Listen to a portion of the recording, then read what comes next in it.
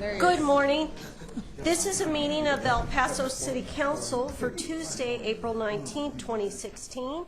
Present, Representative Swarzbein, Mayor Leeser, Mayor Pro Tem No, Representative Ordaz, and Representative Limon. It is 8:04 a.m. We have a request to excuse Representative Romero from this meeting. We're going to begin the meeting with an announcement from our Spanish interpreter, Ms. Maria Douglas. Good morning, Ms. Douglas, and buenos dias. Buenos dias. Buenos dias, good morning. I'm very happy to be here. Maria de Jesus Douglas, certified interpreter. The purpose of my presence here is to interpret for anyone who would like to address the Honorable Mayor, the City Council, and Mr. Gonzalez. And in Spanish, I will be very happy to interpret into English. Buenos días, María de Jesús Douglas. Soy intérprete certificada y con licencia para ejercer en Texas. Mi función aquí es el interpretarle a cualquier persona que quiera dirigirse al cabildo, al señor alcalde, o al señor González, y que no hable inglés. Yo con mucho gusto les interpretaré al inglés lo que ustedes digan en español, o bien si desean escuchar el contenido de esta junta en español, yo tengo el equipo necesario. Gracias. Thank you. Thank you, Ms. Douglas, and gracias. And now would everyone in the audience please rise for the invocation by Rabbi Ben Zeitman, and please turn off your cell phone beepers and Blackberries. Good morning, Rabbi Zeitman. Good morning. Mr. Mayor, honorable members of our City Council. For the Jewish people, this Friday evening, the celebration of Passover begins. Our story is the story of many in this country and this city, facing hardship and a reality in which we were not the masters of our own fate. We found our way to freedom.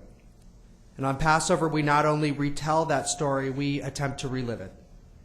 Jewish tradition demands that we do our best year after year to imagine it as if we ourselves were slaves in Egypt. And you can imagine what that does for us. The appreciation it means we have for the fine institutions of our country, our state, and our city, who fight to ensure all those who live here know freedom from tyranny, persecution, injustice, and any form of slavery. The work you do as our City Council touches upon that very freedom for each and every one of us, from the issues which are most mundane that you encounter to the most extraordinary. So we pray to the source of holiness in our world, however defined, for every one of us, that you each be granted the strength and determination to see to the order of business in front of us. May you be blessed with the awareness of how each issue you discuss has a profound impact upon the lives of El Pasoans. May you be inspired individually and collectively to be a source of wisdom, depth, and clarity.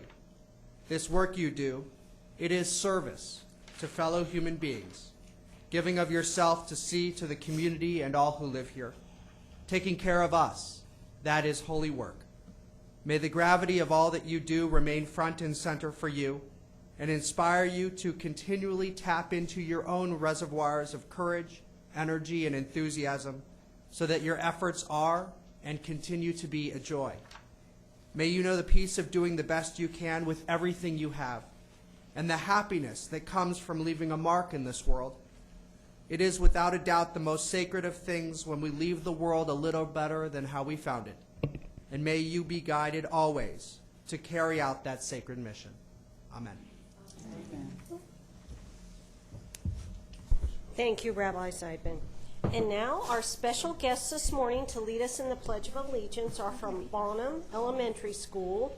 We have London Nugent, Juan Gutierrez, Mackenzie Tork, Devin Dominguez, Clara Saraceres, Eric Castro, Gabriel Rodriguez, Aisha Patel, Surkab Verdi, Ver Gupta, Abram Ramirez, Tommy Chavez, Luis Castro, Amy Hernandez, and Sebastian Torres.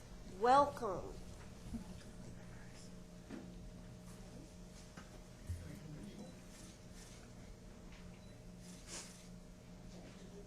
I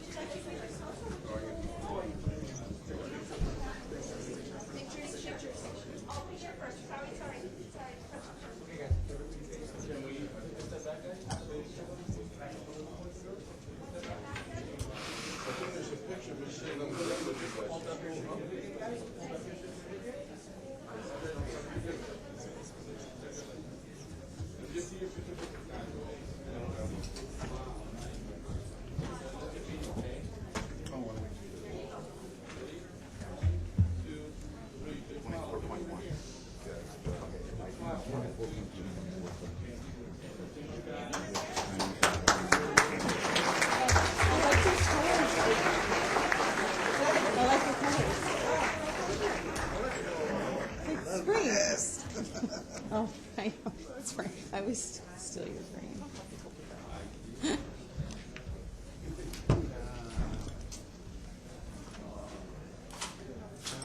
I know. It's so cute.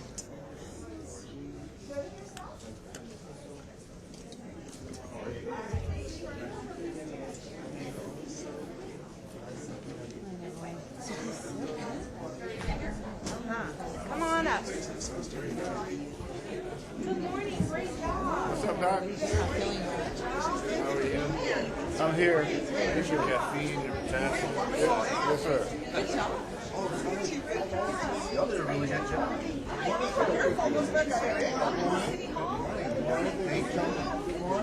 How are you?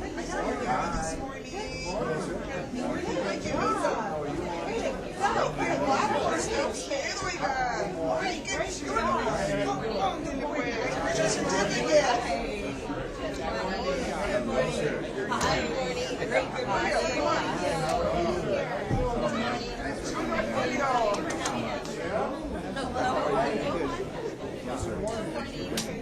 Morning. Thank you for being here. Absolutely. Thank you very much. For bringing the children. Thank you. That's good. She's doing well. She's adjusting. I'll take her. I will. Good morning. How are you? Let me turn it on real quick. Okay. Go ahead, sir. Go ahead. Go ahead. Good morning. My name is Videshwar Prasad Gupta and I am from Bonham Elementary School. It is an honor to be here today with you all. On behalf of my principal, my fellow classmates, our Bonham family, and myself, of course, we appreciate this opportunity of reciting the Pledge of Allegiance at the start of your City Council meeting.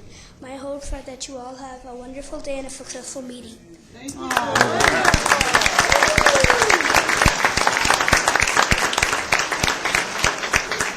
I want to thank you all for coming in today. It's very special for us for you all to come in. I got to visit your school a couple months ago, and that was a special treat for me. So now you guys give us a special treat. So I want to thank you and have a great day.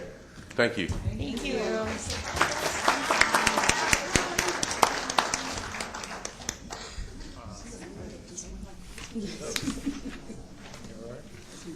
Mayor, we'll now move to the consent agenda. All matters listed under the consent agenda will be considered by City Council to be routine and will be enacted by one motion unless separate discussion is requested by council members. Prior to the vote, members of the audience may ask questions regarding items on the consent agenda. When the vote has been taken, if an item has not been called out for separate discussion, the item has been approved.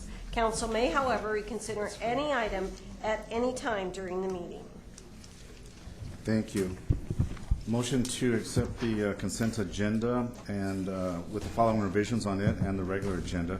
Page 2, item 2, revised per Mayor Leeser and Representative Romero. Yes, that, Mayor Pro Tem, that is to request to excuse Representative Romero. And is it my understanding that council wants to vote on the request to excuses separately? Yes. Is there a motion? So moved. Second. All right. We have a motion and a second to excuse Representative Romero.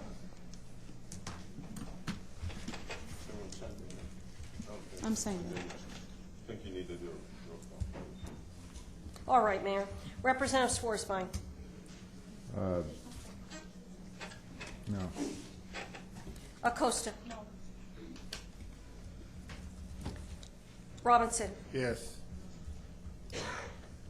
No. No. Ordaz. No. Limon. No. And Nyland. No. So the motion to excuse Representative Romero fails with only one vote for it and the rest of council voting against it. So Representative Romero is not excused from this meeting.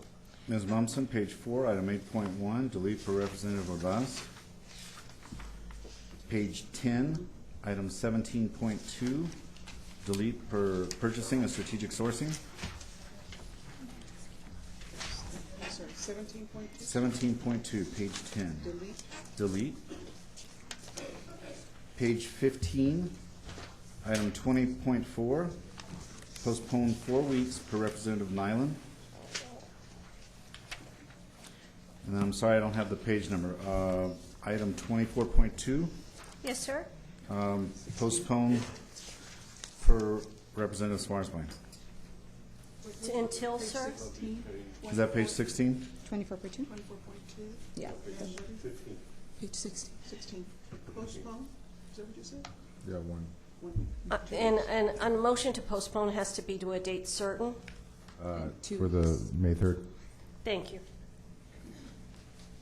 And we did have 6 members of the audience who had signed up to speak on this item, so those of you who are here, the motion on the floor right now is to postpone this item from this meeting. It will not be discussed if the motion passes. Wait, there's 6 people signed up for 24.2? Yes, sir. Do you want to let them speak and then postpone it? Okay. So we're up going to to you. remove the motion to postpone? Do you want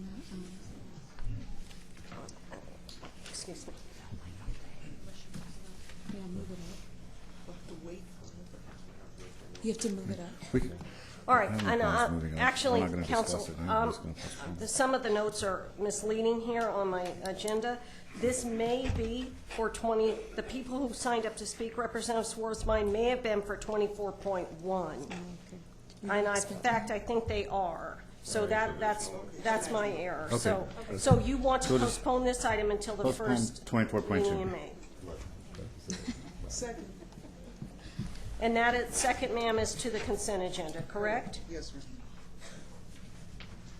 So we have a motion and a second to approve the Can I just add one more? Of course. I am so sorry. Could we move item 7.1 to regular? 7.1. No, that's mine. Yes, sir, and that, we do have 2 members of the audience who had questions on that item, and I was about to say that. So well, actually, just one person had a question on that. Also, we have a person who would like to address item 4.1. And that's Mr. Stephen Chappell. Mr. Chappell, if you'll come forward. This is to notify Stephen Chappell, doing business as Ace Government Services, that the city is terminating contract number 2016-377, general cleaning parks and rec facilities. Good morning, Mr. Chappell. Good morning, sir. Good morning, Mayor. Good morning, representatives. I'm here in regards to the contract that was awarded to me, the general cleaning for parks and recreation facilities. The reason I'm here is because they're terminating the contract due to the fact that I wasn't able to provide payment and performance bond. Now, the payment and performance bond, it's a pretty new requirement. I believe 2 years ago is when it started. And I did a little research on the past solicitations, and the first one where it was required was my first contract that I received for the municipal service centers.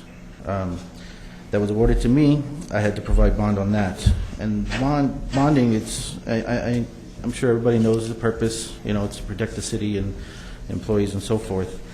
I understand that. And it's very difficult to get bonds. I don't know if everyone's aware, and it's very expensive as well. That bond cost me $5,200 just to be able to service for 1 year. The next contract that was solicited, the janitorial, was also awarded to me. I had to bond on that as well. That cost me another $4,000. The next contract that was solicited was awarded to me as well. That was for the public libraries. That one cost me $9,000.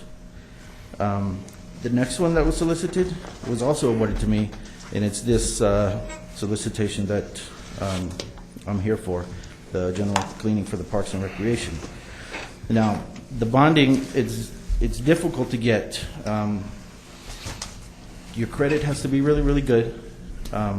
You have to have about 20% of capital or assets, liquid assets, to be able to bond for these types of jobs. Every surety company I've gone to, they didn't decline me. They basically said, why is the city requesting such a high bond for such a simple janitorial job that basically the employees are only getting paid $7.25 an hour? And it's a best value contract, so the profit is not there. So honestly, on the first one, I'm actually barely breaking even on that one.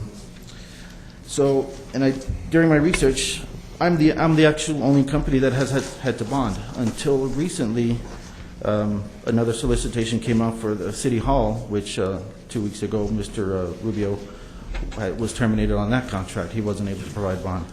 And also, today there's another janitorial contractor here with Total Cleaning, and he wasn't able to provide bond as well. Now, I know the city is trying to promote local small businesses, but with requirements like this, it's very, very difficult for us to get these contracts. And I understand the reason for the bonds, but I'm not asking for them to do away with it. Just maybe reduce the 100%.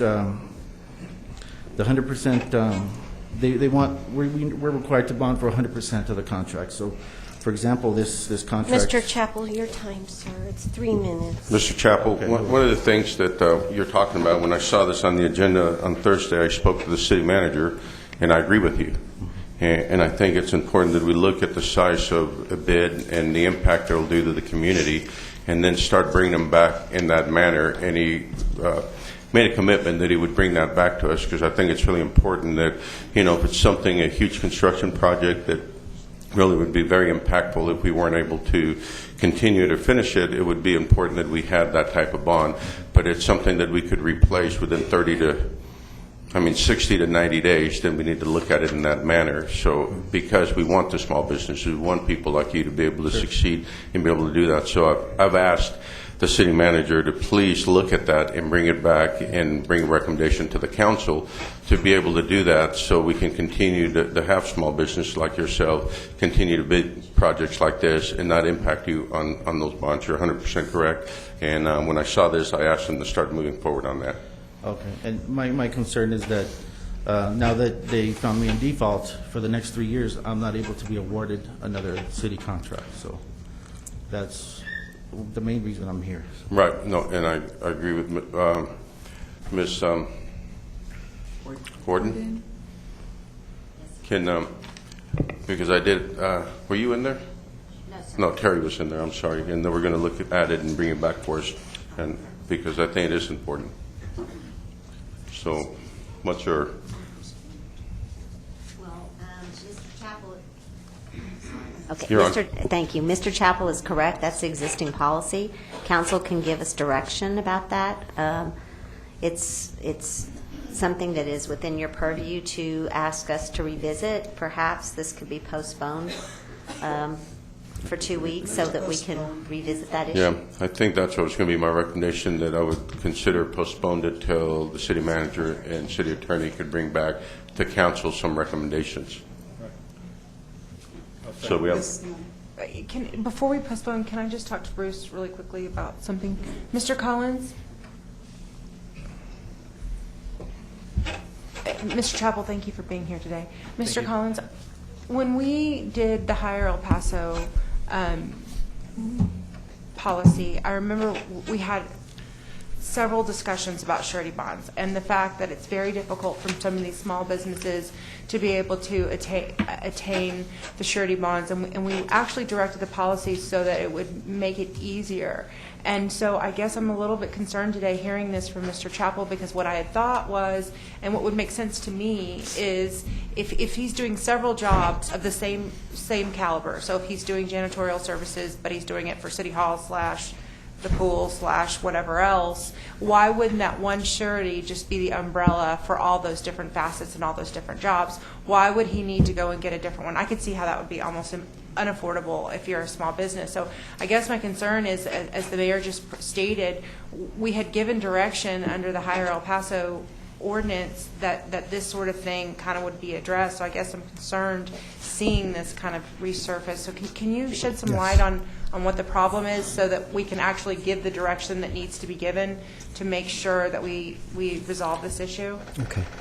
No, Mr. Collins, I understand the question that's being asked, but if I'm not mistaken, you can't do a bond based on an umbrella. It has to be per specific projects. But the question needs to be that we need to look at the severity and the impact of every bid to make sure that we allow the small businesses, and that's what we talked to the city manager. So to Ms. Nyland's question is, I know we can do an umbrella bond, that's bonding companies won't allow it to do, but we do need to make sure we become business friendly and allow small businesses to be able to compete within the community. And the type of bond we're requiring right now is probably a little excessive for the type of job we're asking someone to do, and I think we need to look at it on that type of basis. Mr. Collins, would you mind to answer my question? Bruce Collins, Purchasing Director of the City of El Paso, and representatives and mayor. The bonding for services actually came into place in 2013. It was right after a janitorial company walked off the job and left employees unpaid, suppliers unpaid. So this council directed the purchasing department to put something in place to protect the employees, the suppliers, and the city. And that was when we began requiring payment of performance bonds, because as Representative Lamone and others will remember, there were a substantial number of employees that were left unpaid. And that triggered some discussion about the waste theft.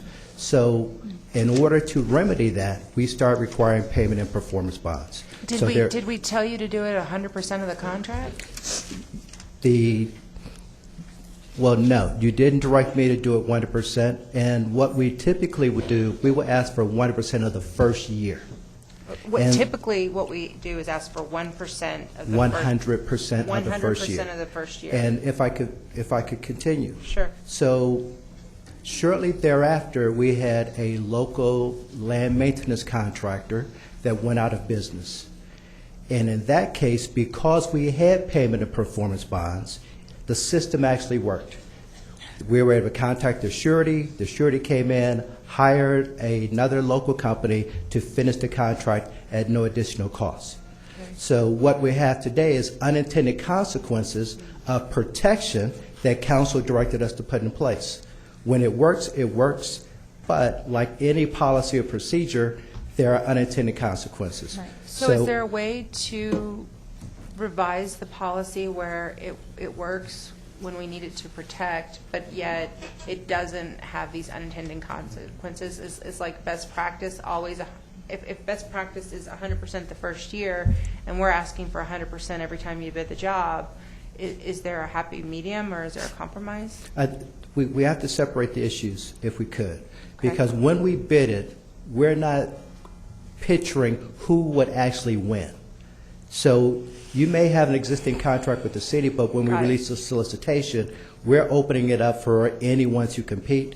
So it's no guarantee that the incumbent may win, where someone with an existing contract will win. Okay. So but in that particular case, but what the mayor's indicated, we provided a presentation. The mayor and the city manager discussed it. I've already been given direction by the city manager to come up with a medium that provides protection, but may not be as, the requirement for 100% may be lower.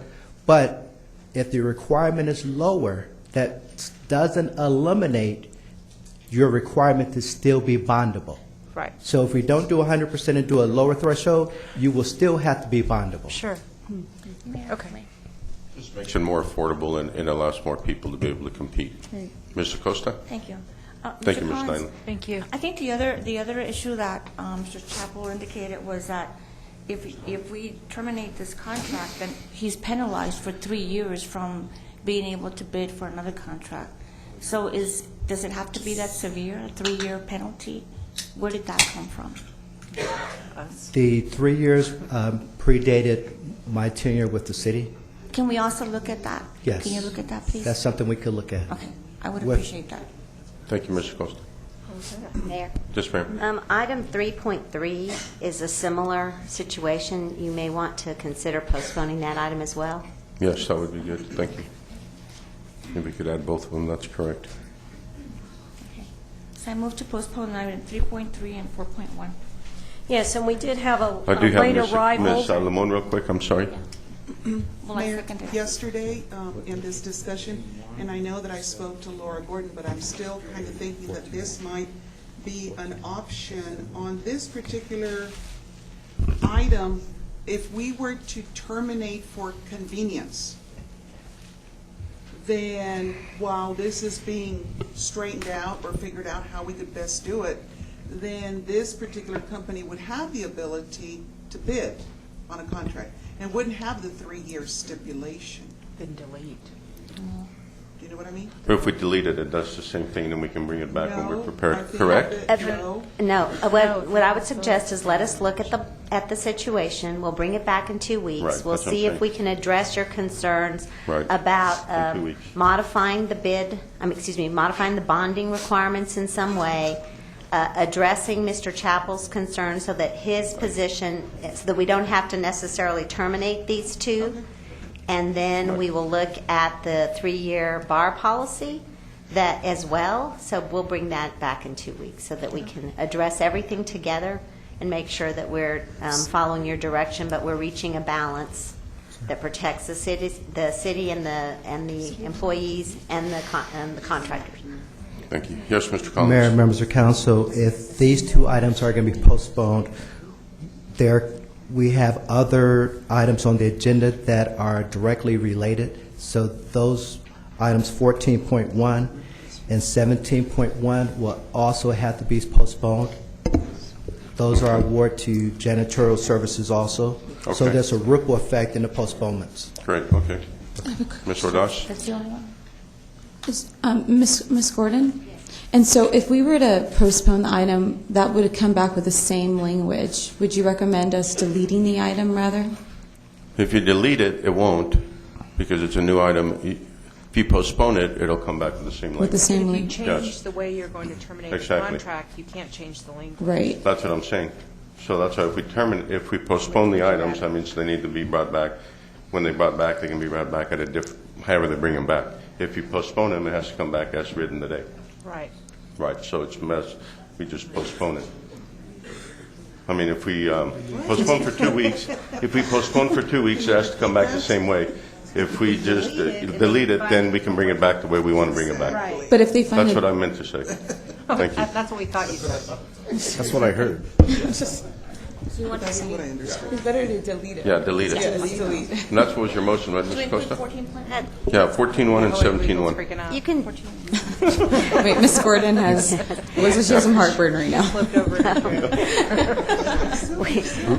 we can, if you choose to delete them, we can bring them back. Right. In whatever form is the best Right. form, so you could do that as. Okay, let's. That's what I said, Ms. Gordon. Yes, sir. Thank you. And the action that we may take today won't cause any interruption in service. That was fun. That's Yeah, my- we're all going to be doing some cleaning. We have temporary stopgap measures in place, so depending upon what happens in 2 weeks, we may have an interruption in services or have to go to a cooperative, which is typically higher for these services. So there is a potential impact. So it needs to get fixed in the next 2 weeks. Right, period. that's correct. If it's fixable. Correct. If it's fixable. Yes. Right. Yes. We have a motion and a second. And Mayor, please, we do have Mr. Raul Torres, a late arrival, who would like to address 3.3, if I can have a suspension of the rules. So moved. We're deleting that All item those also, in I think. favor? Aye. Anyone opposed? All right, Mr. Torres. Morning, sir. And 3.3 is to notify Total Cleaning Services that the city is terminating the contract for the fire facility. And there's a motion to delete this item and bring back in 2 weeks. To fix it. Good morning, City Morning, sir. Council, City Manager, Mayor. I just, like the other contractor, Mace, I've been working for the city for almost over 12 years, and this new bonding system is kind of like crippling my company. I've been working for all the departments for the city, all of them, from health to all the way to the police department, and for some reason I got too much credit, I guess, allocated, and I cannot get bonding. So other companies are asking me to come and reach out to you as well. They will not be able to be available to get any contracts because of the bonding system. And the other thing that I was going to say right now, Bruce was bringing up of another incumbent that defaulted on the contract and actually left the premises from the building.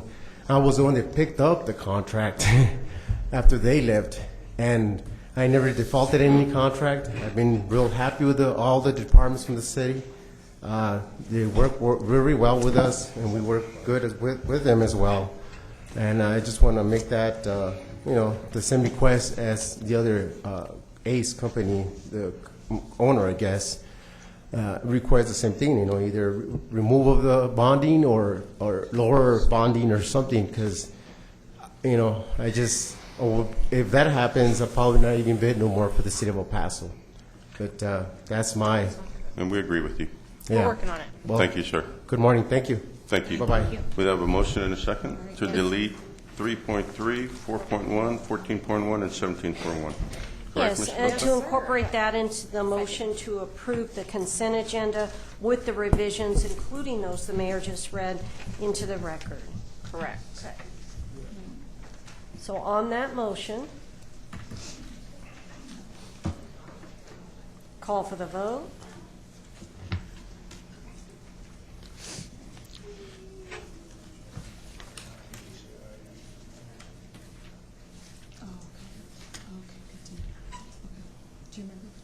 End the voting session, and the motion passes unanimously. At this point, Mayor, would you like me to move to the proclamations and recognitions? Or would you like me to take the item moved from consent to regular? No, I would love for you to go to the proclamations. All right, Mayor. This morning's proclamations, the mayor's proclamations. The first proclamation is Mobilize El Paso to Stop Hepatitis C Month. Thank you, Mayor. Proclamation, City of El Paso. Whereas hepatitis C virus, a viral systemic infection that can have potential devastating outcomes, is affecting approximately 3 to 4 million Americans, with half being unaware of their infection. And whereas the Department of State Health Services estimates that approximately 300,000 Texans are affected by HCV infection, and that the estimated county prevalence of the disease indicates higher rates to be concentrated among the U.S.-Mexico border. And whereas the critical need for early detection necessitates a robust, collaborative response to strengthen the continuum of screening, prevention, detection, and facilitation for access to medical care for treatment.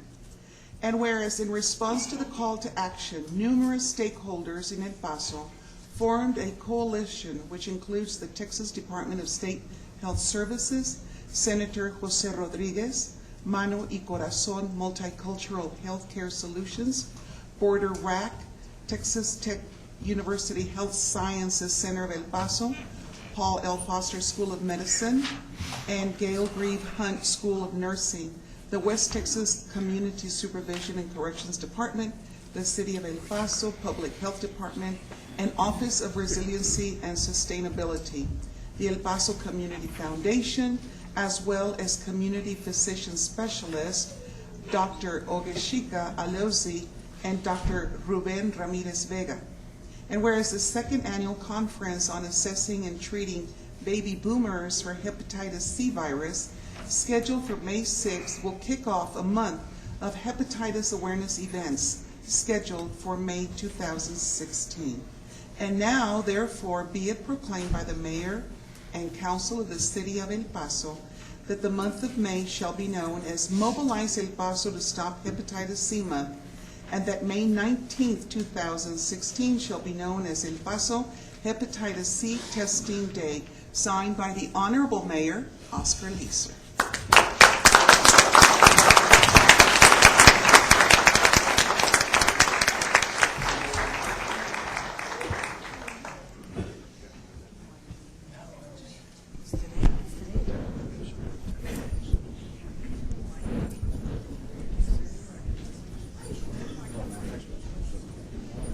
How are you? It's good seeing you. Good morning. Hi, good morning. Nice to see you. Here. Hi. Good morning. Good morning. How are you? Nice to see you. Hey, how's it going? It's been a while. How are you? Good morning. How are you? Hi, Nice to see how are you. you? Thanks for being here. Hi, how are you? Good seeing you. Nice to see you. Thanks for Good being here. morning. How are you? I'm good. Nice to see you. Hello. How are you? Good morning. Nice to see you.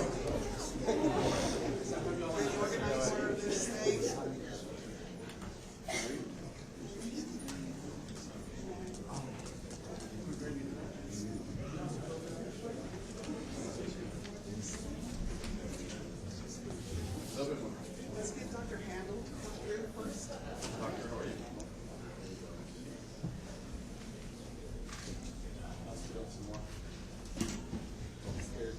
Squeeze in, squeeze in.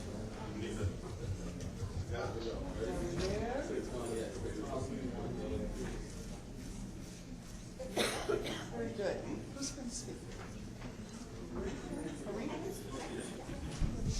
Dr. Handel, it's so good to see you.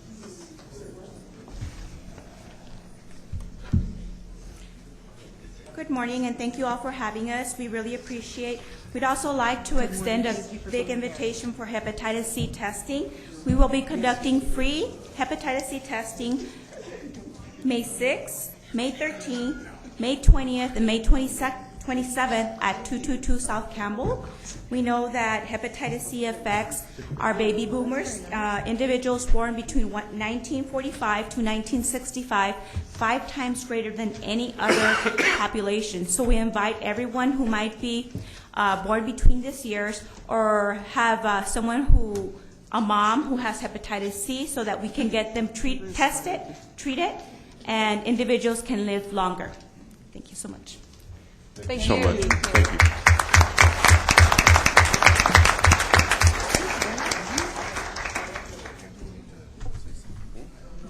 Mayor, our next proclamation is... Hey, Dr. Handel? Doctor, did you want to say something, sir? Yes, he's coming up. He'd asked to make a comment. Thank you so much for giving me the opportunity to invite you, actually. About a year ago, I formed the Consortium for Children of El Paso.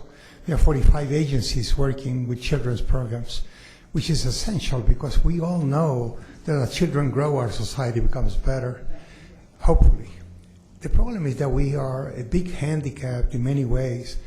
Certainly problem with family constitution, certainly with poverty, and certainly with problems of, we all know the problems we have in El Paso, and if our children don't grow well and healthy, we're going to have problems over and over. So this coalition, which is called the Consortium, El Paso Consortium for Children, decided to have a summit. And the summit will be this Friday, the 22nd, this Friday. And it will be at the convention center at the Viscount Community College campus. And we're going to be from 8 to 3 there. Will be lunch and breakfast served by donation from Providence, actually, Children's Hospital. And we have 3 groups. It's going to be a charrette type presentation. The first group will discuss health and mental health, which really, we have a lot of problems of access to health here. The second one will be education, and after lunch we'll discuss problems with solutions that we're possibly undertaking and develop an agenda for children of El Paso. I think our children deserve the best, and given the gap that we have between our own city's children and children around the country, I think it's about time that we get serious about looking at children's issues in a comprehensive way, and given the fact that we have almost every agency that works with children, schools and healthcare and mental health involved in this consortium, we will bring the problem to surface and hopefully come up with an agenda. I wanted to notify you about this process and what's going on. And if any of you have any suggestions or feel the time to attend to any of our meetings, we'll put you in our mailing list, if you don't mind, because I think it's an essential thing. I know Ms. Libon will attend to the consortium, and I'm looking forward to it. Thank you so much. If there's any question, I'd be glad to answer it. Thank you, Doctor. Thank you, sir. Mr. Robinson? Doctor, before you go, Doctor, can you talk about the information and the education portion of it as far as hepatitis? And the reason I ask that question because I'm a victim. My second tour in Vietnam, I contracted hepatitis, and I was hospitalized. I'm okay now. I mean, that was many, many years ago. But one of the things that how I got it was from contaminated water and food. So many areas in the El Paso region where they may not have the good water, I guess you may say, or best quality of water. So could you talk about briefly in regards to some of the issues that derive from that? There are 7 types of hepatitis, from A, B, C, D, E. So any hepatitis is different. The hepatitis C and B is transmitted only by blood, either direct injection of blood, IV drug users, or transfusion. Sometimes it's transmitted sexually, but not very frequent, or vertically from the mother to the fetus. So really, hepatitis C is what they're discussing here, and hepatitis C is acquired only through blood or blood products that have been given. The hepatitis you acquire is hepatitis A, and thanks to the immunization of hepatitis A, we have no more hepatitis A active in El Paso or in Mexico or anywhere. Hepatitis A is used universally, and that's the vaccine that we're using practically in every baby and every child.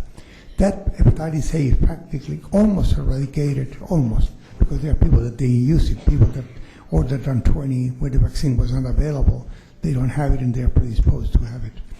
But basically hepatitis A, which is the one who acquired, it's usually self-limited and you do well.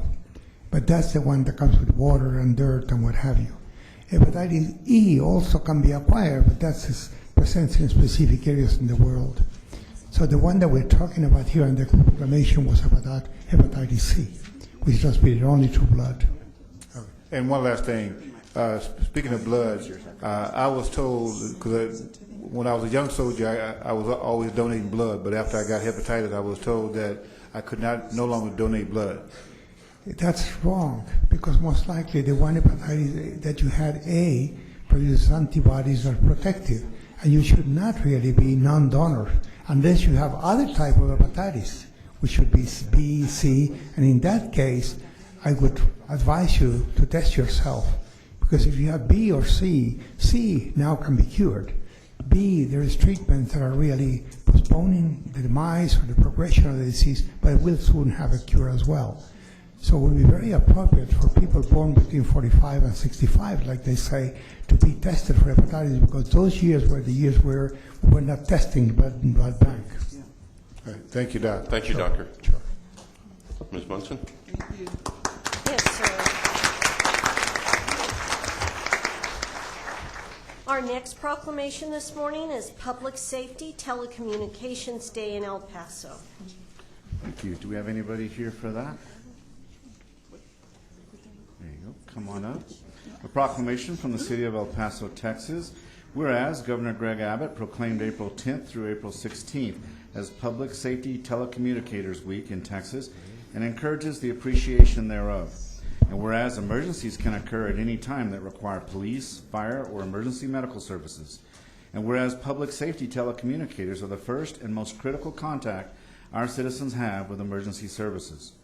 And whereas public safety telecommunicators are the single vital link for our police officers and firefighters when monitoring their activities by radio, providing them information and ensuring their safety.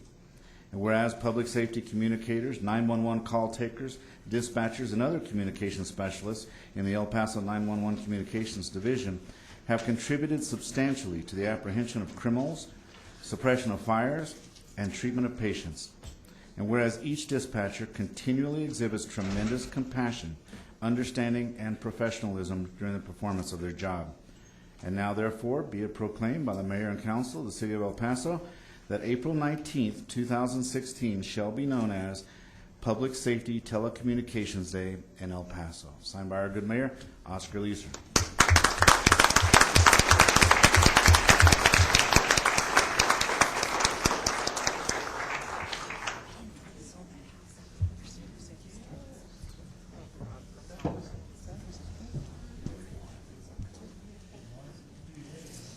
Well, thanks for all that you do.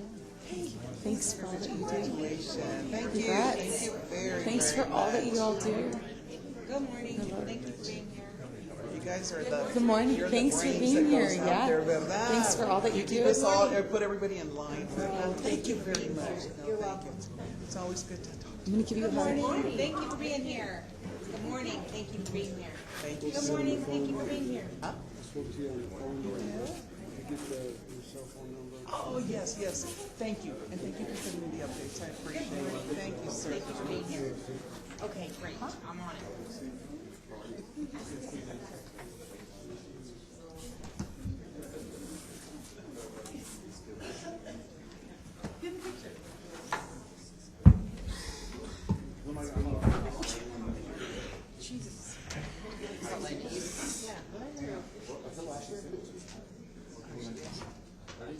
I'll get it to you.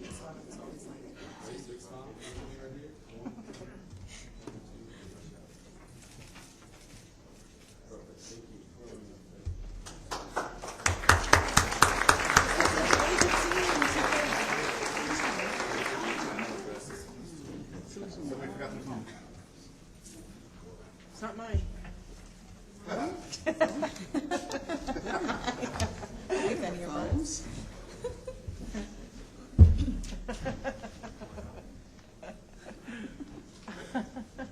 Sucks. It's such a mess.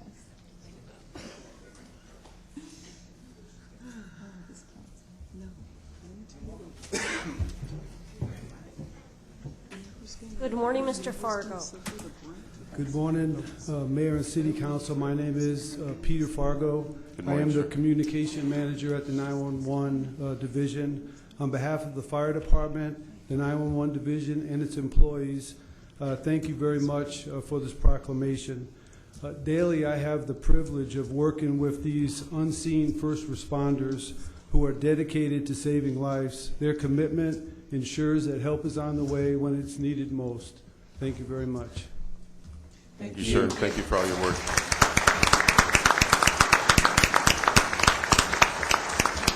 I see a lot of first responders here, and thank you all for all your hard work. Looks like I would say chief, chief, chief, and chief, and chief. I got a lot of chiefs back there, so thank you. The next proclamation this morning is Autism Awareness Month. Oh, that's me. That's me. Sorry. Any Ms. Rodas? individuals in blue? Yes. Any individuals in blue today, please come forward.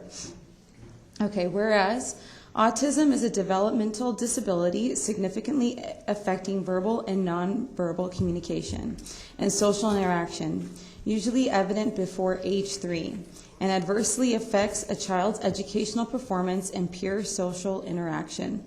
Other characteristics often associated with autism are engagement in repetitive activities and stereotyped movements, resistance to environmental change or change in daily routines, unusual responses to sensory experiences, and hypersensitivity to sound or other sensory information. And whereas there is no cure for an autism spectrum disorder that affects 1 in every 68 children, evidence-based programs such as specialized classrooms, speech and language therapy, occupational therapy, physical therapy, music therapy, parent in-home training, social skills training, and in-class support allow these individuals to have an effective means of communication and interacting with their world. With community awareness and acceptance, individuals with autism will become fully participating members of their community. And whereas the El Norte Heights Elementary School's specialized support communication teachers, staff, and students on behalf of the Isleta Independent School District seek to serve and provide resources to the students affected by autism and their family in El Paso and its surrounding communities. And now, therefore, be it proclaimed by the Mayor and Council of the City of El Paso that the month of April shall be known as Autism Awareness Month, signed by our stellar Mayor, Oscar Lisa.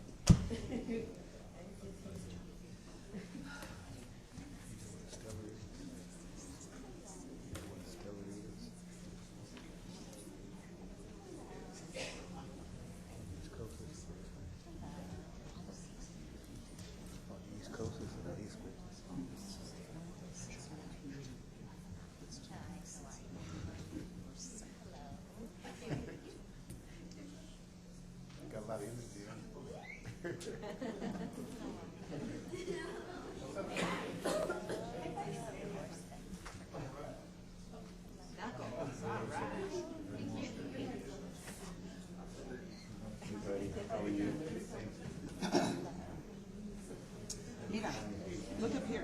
Look up here. Who's that? Can you see you? Are you shy? Hello. How are you?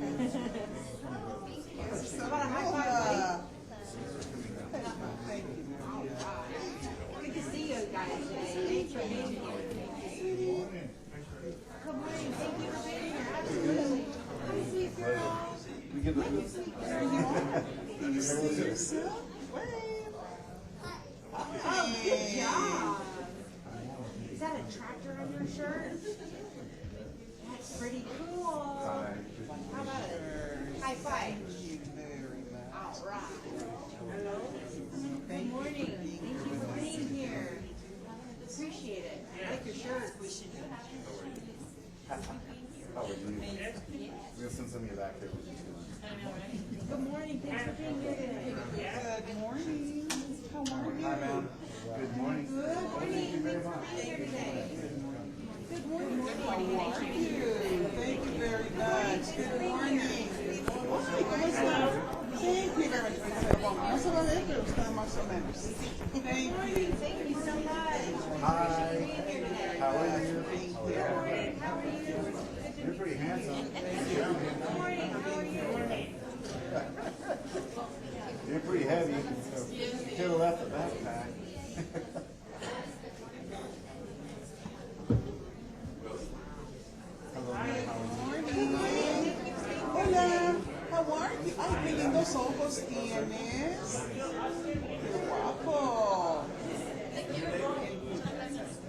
corazón. Ay, qué lindo estás.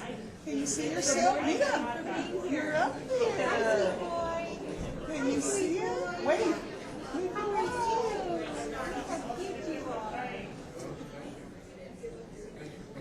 Come and say hello to the mayor. Hi, sweet boy. Ay, qué lindo. Hi, Kitty Patootie. How are you? Thanks for being here today.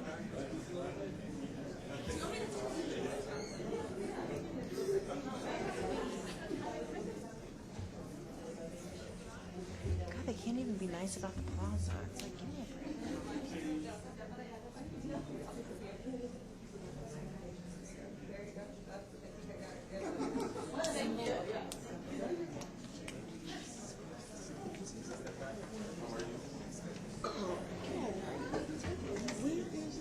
Is it editorial?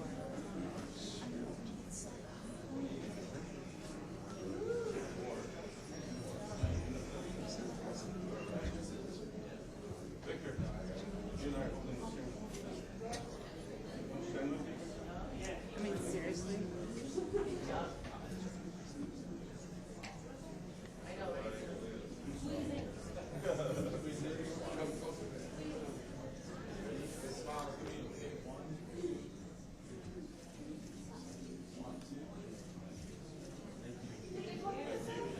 I'm done.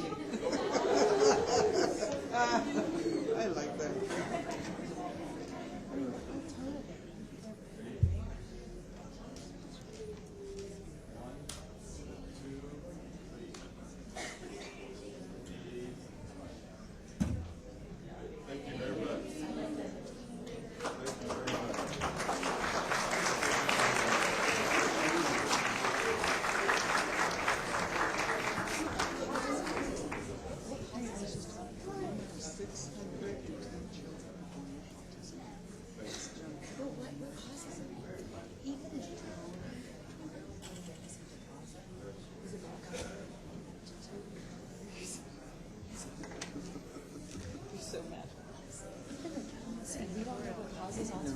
Do you know what causes autism?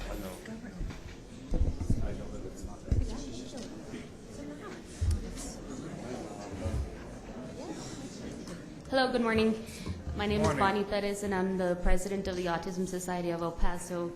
And we would like to sincerely appreciate, this proclamation. It's really important not just to create awareness, but we need to create enough awareness where we create more services.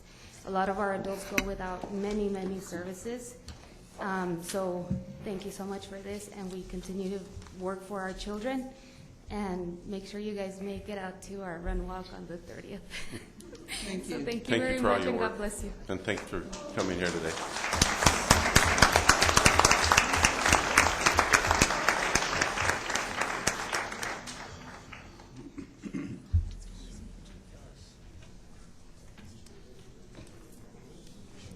The next proclamation this morning is Workers' Memorial Day. Who's, I think, who has that one? Peter, do you have one? Who has the next one? Workers' Memorial Day? Yes, ma'am. I have the honor and pleasure of reading that. Whereas under the Occupational Safety and Health Act, OSHA, of 1970, employers are responsible for providing safe and healthful workplaces for their employees. OSHA's role is to assure these conditions for America's working men and women by setting and enforcing standards and providing training, education, and assistance.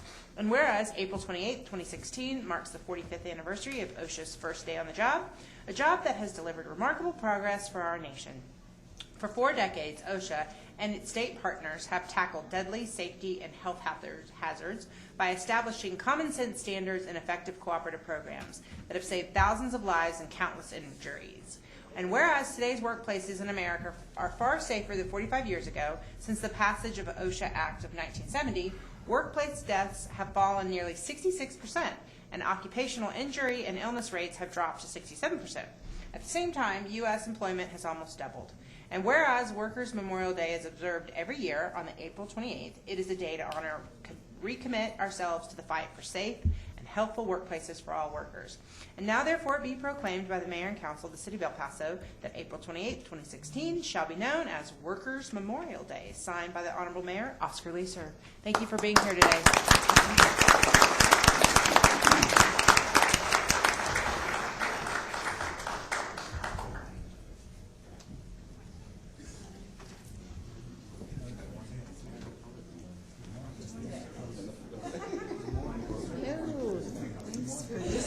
Congratulations.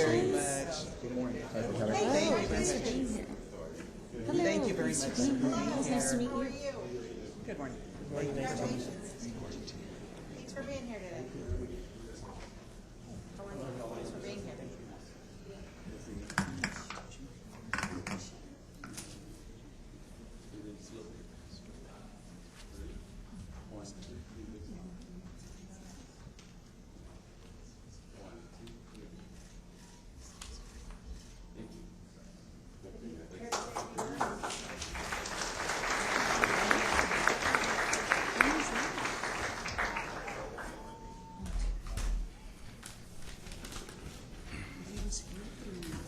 Well, good morning. Thanks for having us.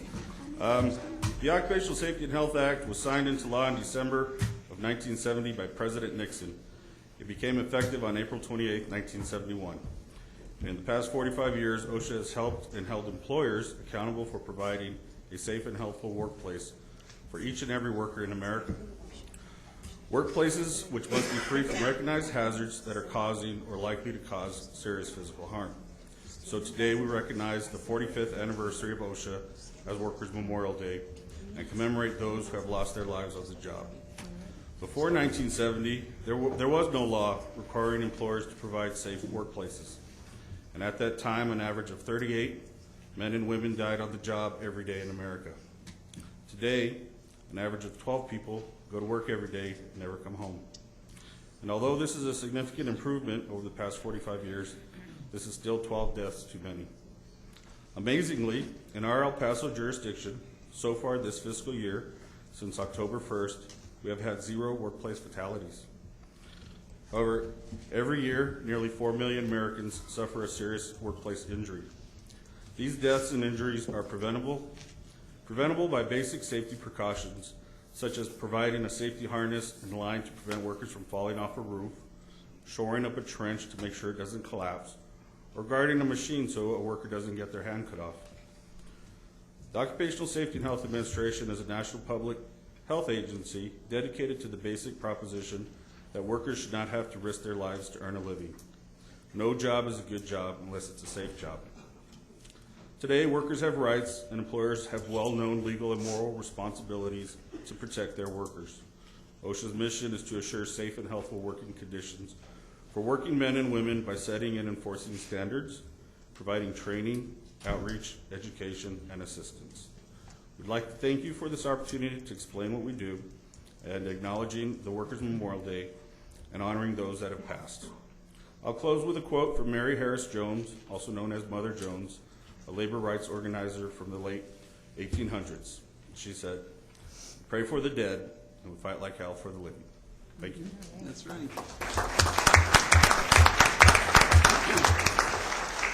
Good morning, City Council and Mayor Leeser. Thank you morning, for sir. bringing attention to this very important topic. My name is Ibrahim Arzola. I work with the OSHA office here in El Paso. I am the Compliance Assistant Specialist. OSHA realizes that the vast majority of employers want to do the right thing and protect their workers from harm on the job. And OSHA is committed to providing them assistance. For those employers who need technical assistance, we provide free on-site consultations to small employers, as well as other compliance assistance, educational materials, and training. We want to make sure that no small business in this country fails to protect its workers simply because it can't afford good safety information or can't understand how to comply with safety and health standards. Last year, we provided assistance to more than 200,000 individuals by phone and an additional 33,000 email requests for help. Thank you very much. Thank you. Thank you. Good morning, Mayor. Good morning, City Council. My name is Sergio Gonzalez. Good morning, sir. I'm the manufacturing manager for International Paper, the El Paso plant. A little bit of history of International Paper. It was founded in 1898, and its corporate offices are in Memphis, Tennessee. IP employs 54,000 employees in 24 countries. And also donates over $10 million in 100 different charities across the nation. The IP El Paso container supply with boxes to local businesses and also growers such as smokers, Coca-Cola, pecan growers, and also the maquila industry across the border in Juarez and Chihuahua. And again, thank you for having us here. And next we have Alfonso. Thank you, sir. Thank you.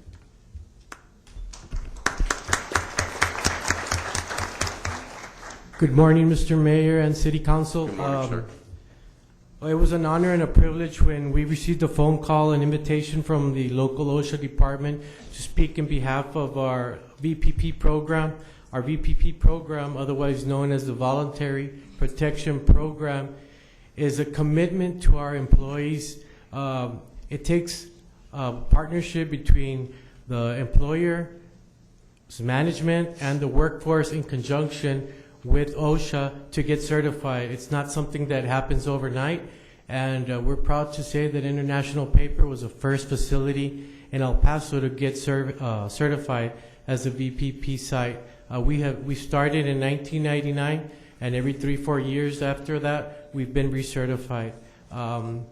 In honor of Workers' Memorial, we understand that people go to work every day for the pursuit of happiness, and they should return home the same way that they went to work. Thank you very much.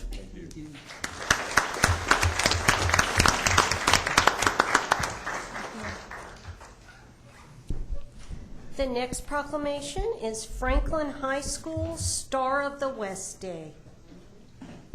Hello. Can everybody from the Franklin High School band family come up?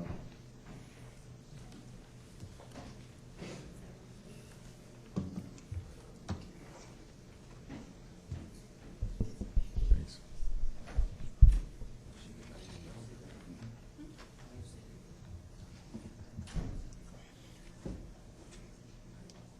Trent, you're going to go up there? So this one's kind of personal for me. My brother actually was in the band way back when he was in high school, and I used to pick him up after Friday night games in his giant tuba case. So, so I'm really, really, really proud and happy to be able to do this today for your school. And special thank you to Drew Tejeria, one of the boosters, who was really instrumental in making this happen, this day happen. So, proclamation from the City of El Paso, Texas. Whereas Franklin High School Star of the West Band from El Paso, Texas is comprised of a diverse group of students that work together to achieve excellence in their musical and marching performances. While each individual student must ensure that he/she meets the necessary academic standards required to have the privilege of participating in the band. And whereas the Sun Bowl Association recognized the Star of the West Band as the best marching band during the 79th edition of the First Light Federal Credit Union Sun Bowl Parade on December 2nd, 2015. This noteworthy achievement highlights many hours of hard work and dedication by the directors and students of the band. And whereas for more than 25 years, the Franklin High School Band program has exemplified the best our community has to offer, and it has been honored with a number of awards and distinctions.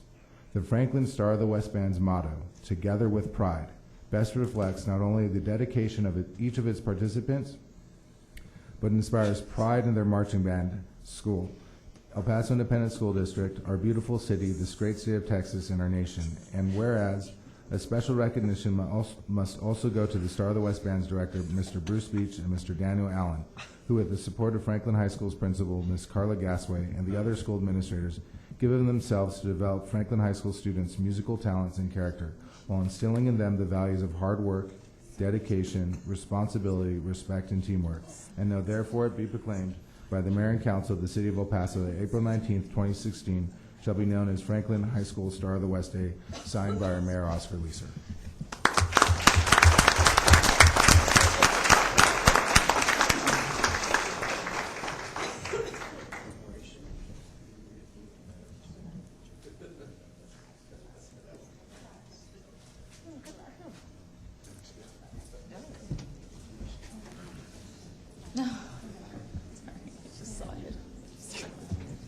Hi, how are you? Thanks for congratulations.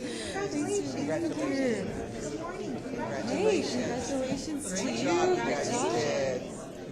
Good job. What grade are you all in? Wow. Great job. What grade are you in? Congratulations. Wow. Where are you going to school next? Congratulations. Oh, wow. Congratulations. Congratulations to you. How about you? Are you a student? Junior. When were you to think about it? Wow. Y'all look so much older and mature. When I was in high school. Thank you. Congratulations on all your work. Yeah. Congratulations. Thank you so much for having us. Congratulations. Congratulations to you. ¿Cómo estás? No pares. Hi. Yes, how are you? Good seeing you. Thank you for being here. Good morning. It's a little chilly, and I'm always cold. Yes, how are you? Good seeing you. Congratulations on all your work. I see you. Good morning. Congratulations on all of your accomplishments. Good morning. Good to see you. Take care. Good morning. Congratulations. Thank you very much. Congrats to you. Absolutely. How are you? They deserve it. Good to see you too. Glad to be here. You guys are doing a great job. Thank you. Mr. Hatch, how are you? Good to see you. Congratulations to you. Absolutely. Good job. That photo was hilarious. What'd you say? Look. I know. That photo. That photo was... I don't know which is worse, that one or the one from a couple years ago where I'm like, oh, I don't think I've seen this one. Oh, there's this one where I just set my hands on my head. I'm like, it looks like I'm about to lose it.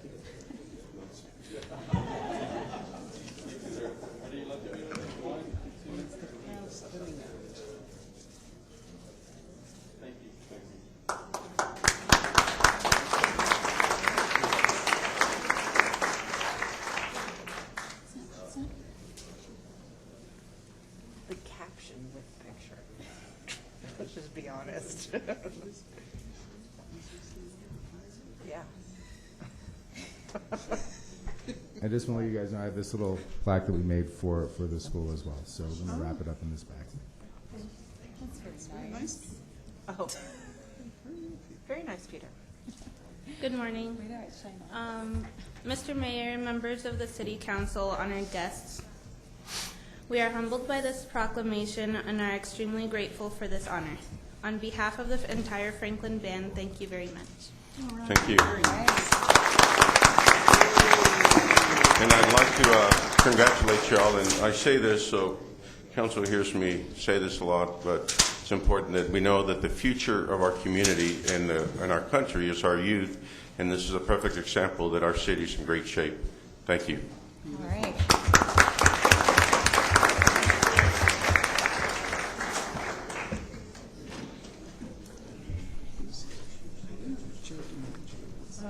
And now, Mayor, we'll move to the recognitions for this morning. The first recognition is Benjamin DiMaggio, Star of the Mountain Award. I got it right here. Good morning. Where's Benjamin? Oh, there he is. Benjamin, come on down.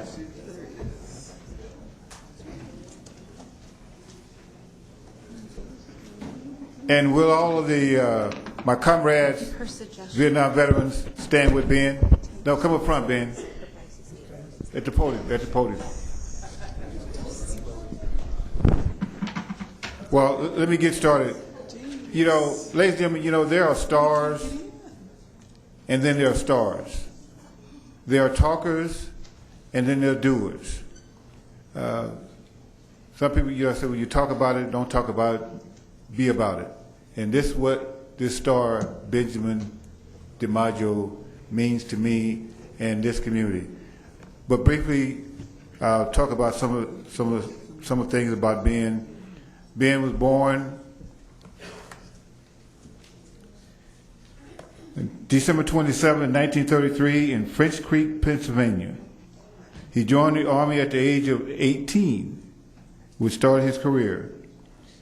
He married his lovely wife in Germany, Gertrude, and has been married for 61 years. Wow.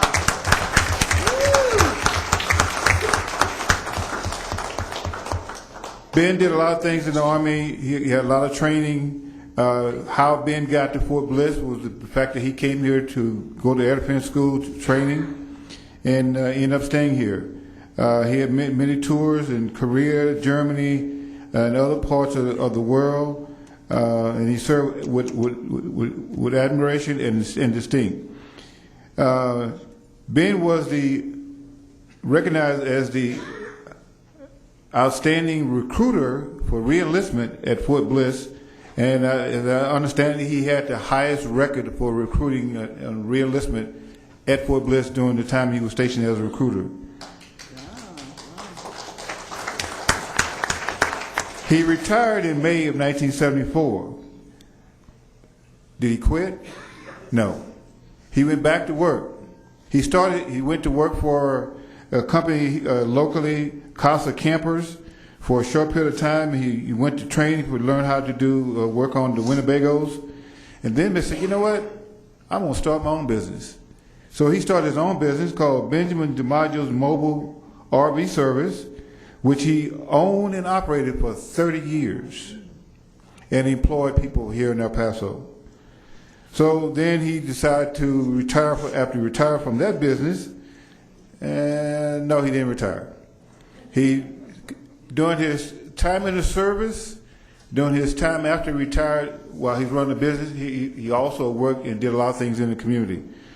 One of the most significant things was when 9/11 hit us, Ben and many of his comrades decided, you know what, we need to do a monument to recognize and commemorate 9/11.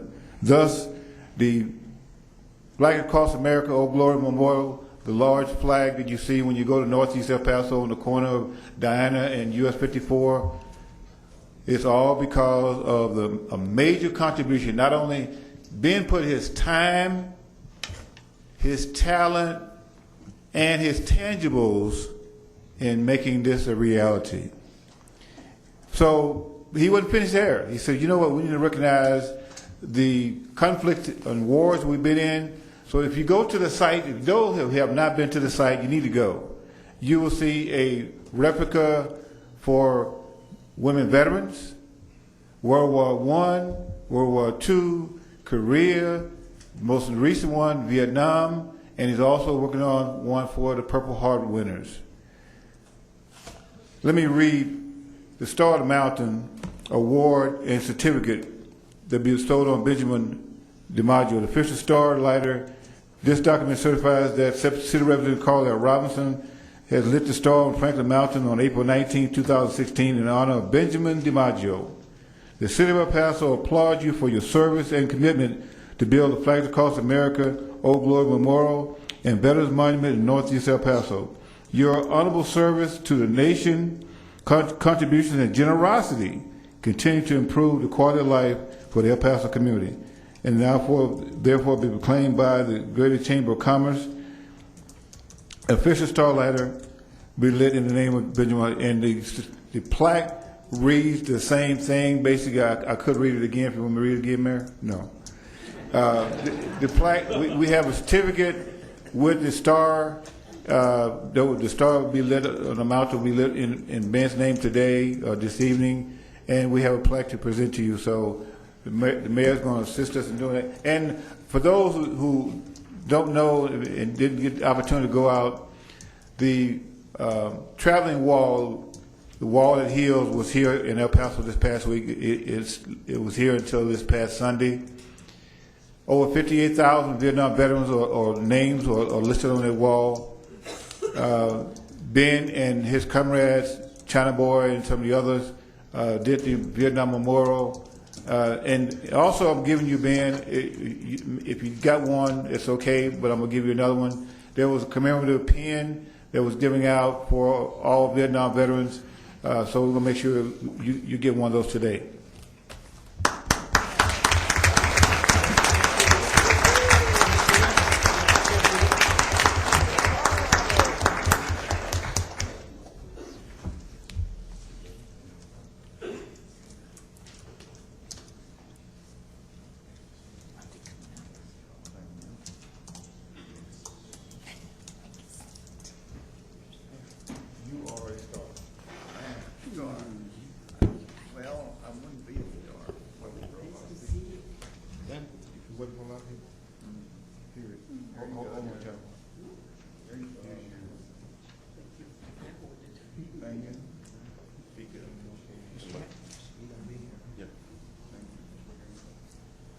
And China Boy has a presentation to make as well. Good morning, Mr. Mayor, ladies and gentlemen of the council. My name is Joe Lopez, better known as China Boy. October of 2014, I designed a model, and I went to Flags Across America looking for a place where I could put it. I got a little leery after they approved my model. Then I started thinking about how am I going to pay for a monument that's going to cost me somewhere around $50,000, $60,000, $100,000. Well, I went ahead and did it by selling little T-shirts, making $10 profit on a T-shirt, $15 on hoodies, and with the help of Ben here, we were able to do everything. Today, ladies and gentlemen, your monument is up there. It's for those who are KIA, MIA. And today, I'm going to give Ben, because he supported me as well as the mayor. The mayor was very instrumental. I present Mr. Imaggio the first brick that will be at our Vietnam Veterans Memorial. He has not seen this yet.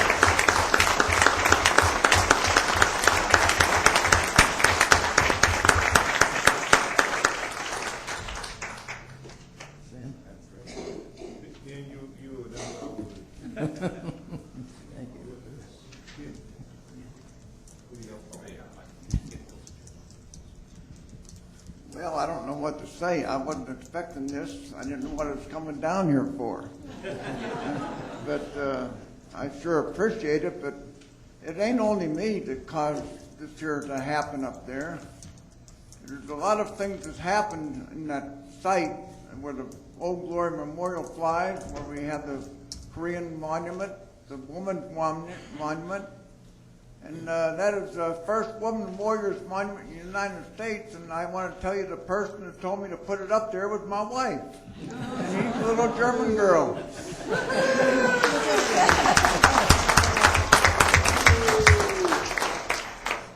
But we wouldn't have none of that up here today if it wasn't for my comrades out there that's in business, like materials, like Job Materials, and contractors like Harvest Contracting and Tropicana Homes and Mambella Contractors. Without them people, this would not exist up here.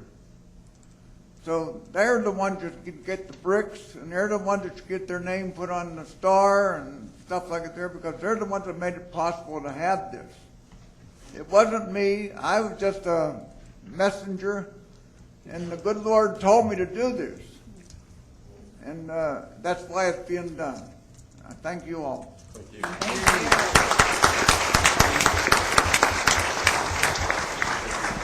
My name is Jimmy Melver. I happen to be president of Flags Across America. And like everyone has said, if it wasn't for Ben, all those monuments and all those things would not be there. It was a dream of 4 people right after 9/11 to put that beautiful flagpole up out in Northeast. And that dream was just to put a flagpole and fly that flag. After that flag was flown, the first month we got a bill for $300. We couldn't do anything for a number of years. Then people like Ben came along and we started having dreams of doing those things. But thanks to Ben, and like Ben says, Stanley Job, he was there from day one. Stanley Job has been a wonderful, wonderful contributor to the Northeast, and also to Mambella, who does all the construction. So thank you all.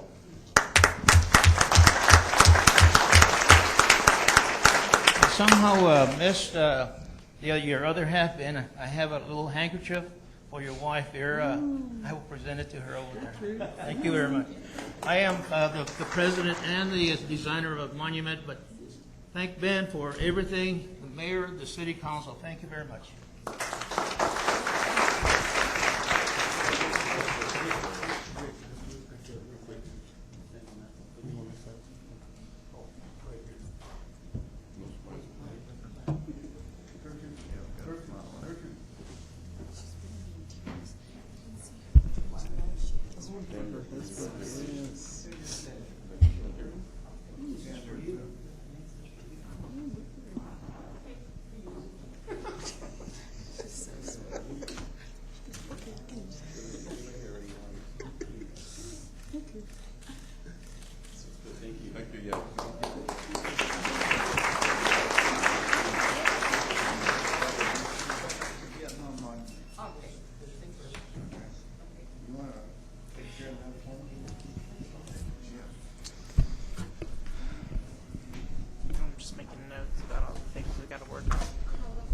That's nice.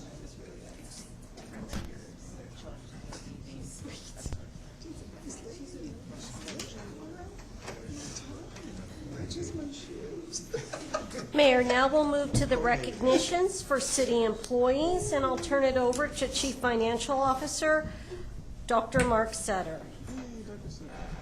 Good morning, Dr. Sutter. Good morning. Mark Sutter, CFO for the city. Good morning, Mayor and Council. Once again, we'll be recognizing the hard work of dedicated city employees who have worked 25 and 30 years here at the city. And it's my pleasure to stand in today and read through these recognitions. The first one is Mr. Carlos Charlie Astorga. If you'll come on up, please.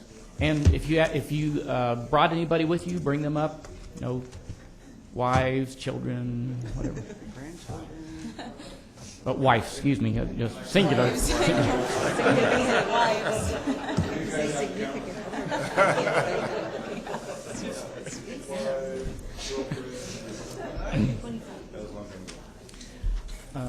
Just a minute, I have to figure out. Somebody told me.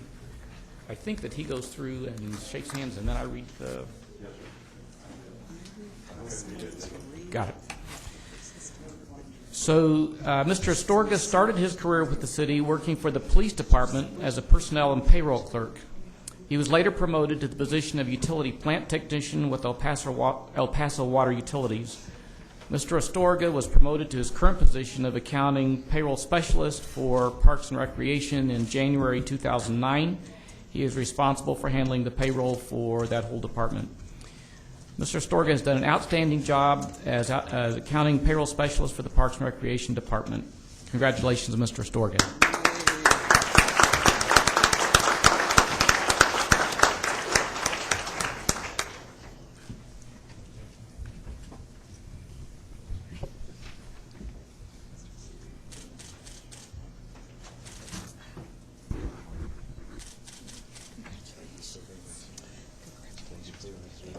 Congratulations. Thank you for your service.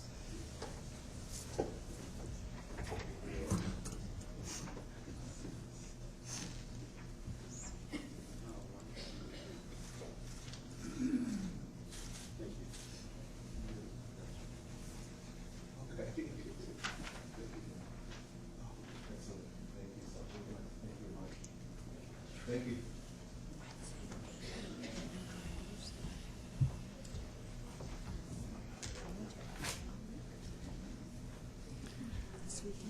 Our next recipient from Public Health is Ms. Maria Lulu Garza.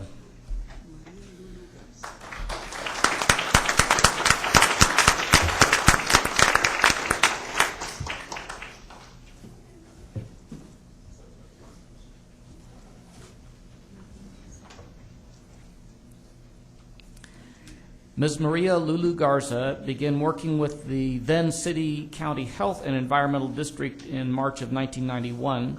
She started her career as a clerk, billing for the Child Health and Maternity Program at the Tillman Health Center. During that time, she gained experience and learned the emerging technology systems being put into place. By 1997, she was promoted to Clerk 2, and a decade later received the title of Clinical Assistant. She is currently in charge of the Public Health and Community Services Immunization Call Center.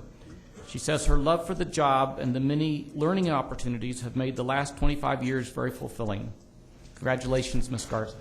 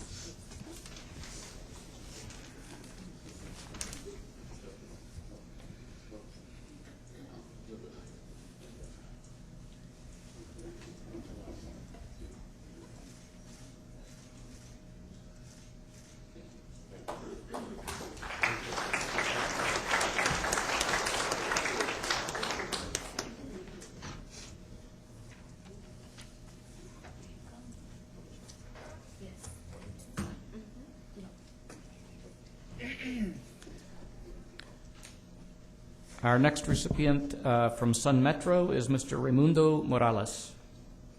Mr. Morales?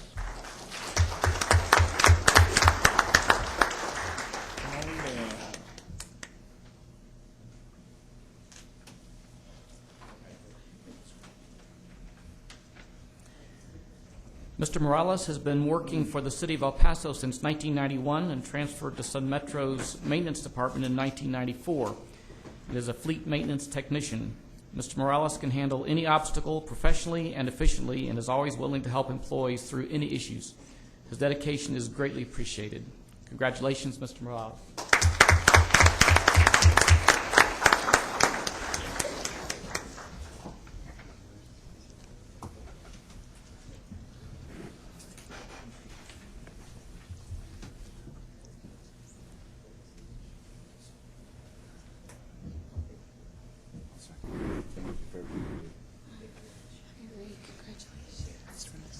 Mil gracias.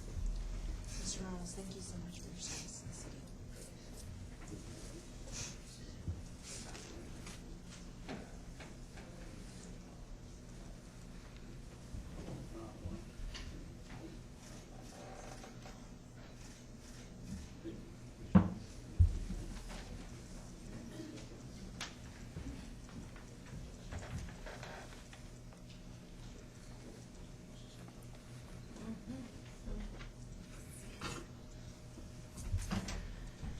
Our second one today from Sun Metro is Mr. Jose Hernandez.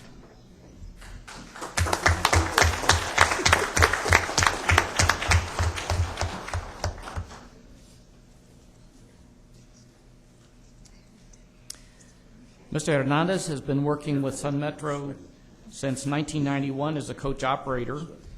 He has only had one accident in 25 years, and that accident occurred over 24 years ago. Mr. Hernandez states that lasting this long in this job has been a reward, and he considers the other drivers like his extended family. And speaking of family, Mr. Hernandez's wife was a passenger on his bus when he met her. Congratulations, Mr. Hernandez.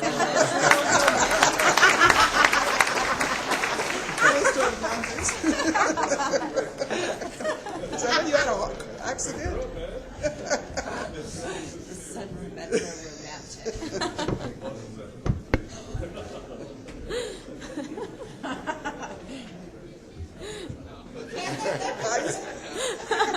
Mira. I know, he called you out. Pero no, ¿verdad? It's not the truth. We're going to call you the Sun Metro romantic. Congratulations to you.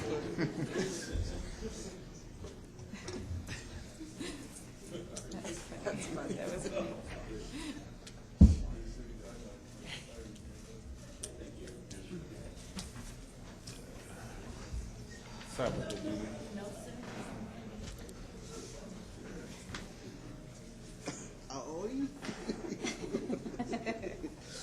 Pointing fingers. Ms. Lamone, did you have a question about that last one?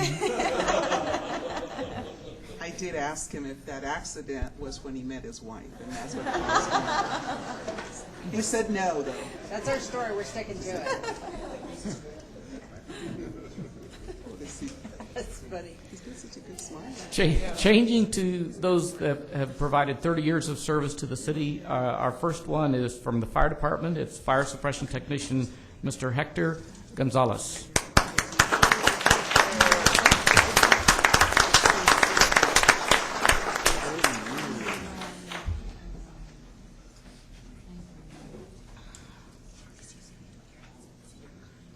Fire suppression technician Hector Gonzalez became a firefighter following in his father's footsteps, Hector Gonzalez Jr., who served 29 years with the El Paso Fire Department. So now he's beat his dad, at least by 1 year.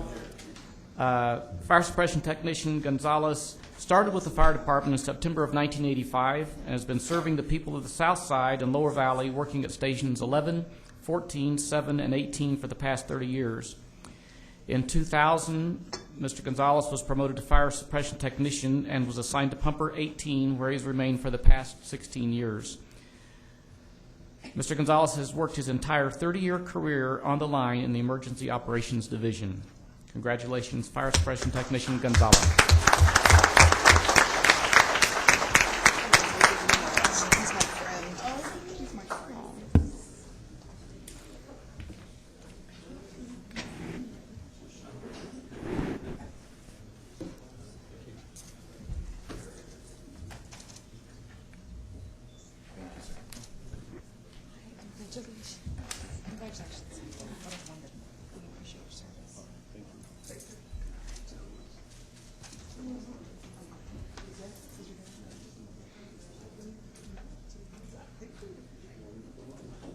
His dad's out there. Yeah, have him come up. Come And up. then get, Come Mr. up. Gonzalez, Yeah, come up. Yes, of sir. course. And his wife.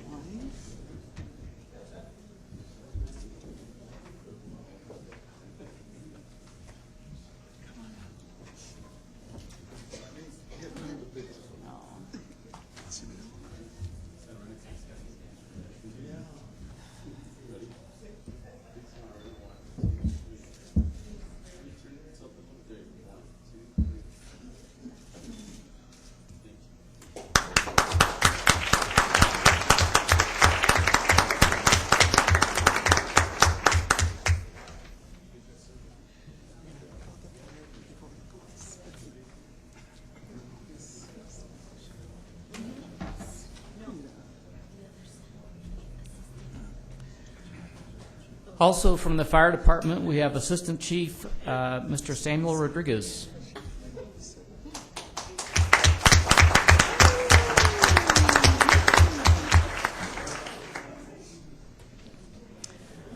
Over 30 years ago, Assistant Fire Chief Samuel Rodriguez witnessed a rollover near his home in northeast El Paso. He and his younger brother assisted the victims of the motor vehicle accident until Pumper 16 of the fire department arrived. As the two young men left the scene, they discussed what a great job it must be to serve as a firefighter, and you can guess the rest of the story, right? Wow, that's great. Spending your life helping others in the community sounded cool. A few months later, trainee Rodriguez sat in the training academy giving the department a shot.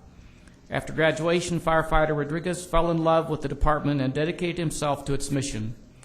30 years later, he holds the rank of Assistant Chief of Operations. He still loves serving the community as a member of one of the greatest fire departments in the country. And his younger brother also became a firefighter and serves as battalion chief in northeast El Paso. Congratulations, Assistant Fire Chief Rodriguez.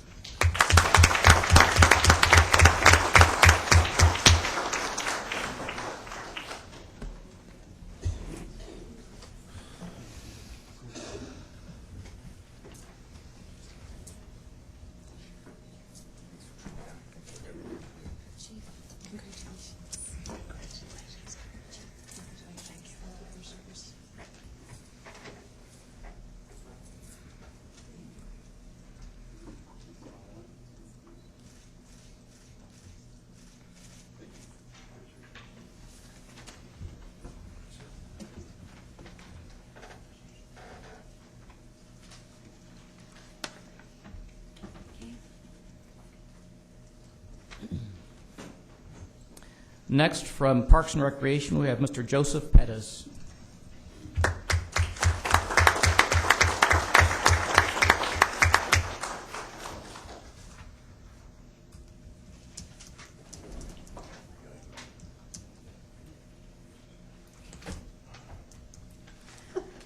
Mr. Pettis was the first professional irrigator hired by the city in 1986. When he started, he was one of only 2 people making irrigation repairs in the city. He worked as an irrigator for nearly 29 years. In 2014, Mr. Pettis was promoted to Park Area Supervisor in charge of the Central Maintenance Corral operating out of the Delta location. He is a licensed irrigator, licensed backflow technician, and certified water auditor. Congratulations, Mr. Pettis.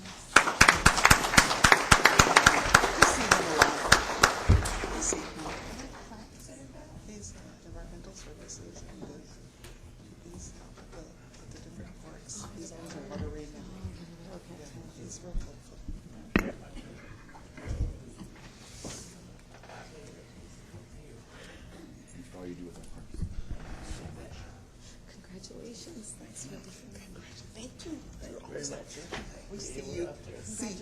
Thank you for your service. I do appreciate it.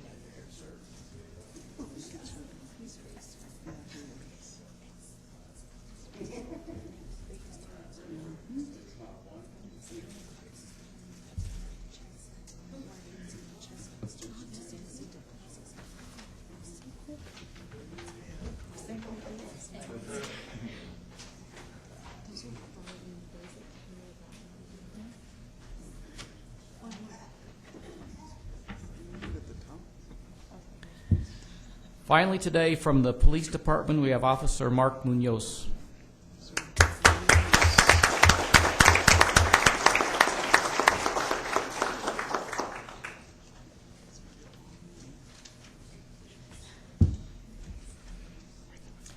Officer Munoz began his career at the Central Regional Command Center in 1986. He's worked as a field training officer, has been assigned to the Undercover Impact Unit, and has been a member of the Special Weapons and Tactics Unit and the Honor Guard. He became a department instructor for firearms and chemical agents and also held a pre-service instructor position at the Police Academy. Officer Munoz was assigned as a gang investigator and the Crash Gang Street Enforcement Unit, as well as an investigator of the newly formed drive-by shooting response team, who received national recognition for the high clearance rate of drive-by shootings and violent crimes in the El Paso area. In 2001, Officer Munoz transferred to the Pebble Hills Regional Command Center, where he currently works as a patrol officer in the streets. Congratulations, Officer Munoz.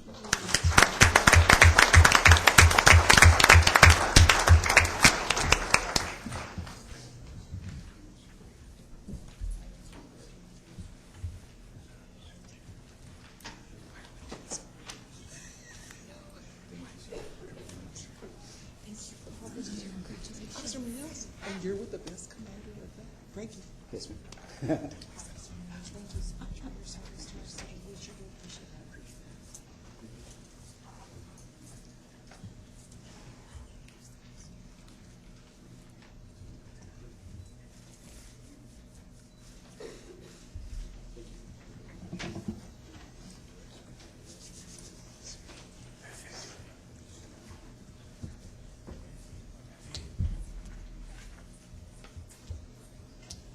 And I said finally, but now we actually have the final finalist. Also from the Street Department, Lieutenant Jaime Velasquez.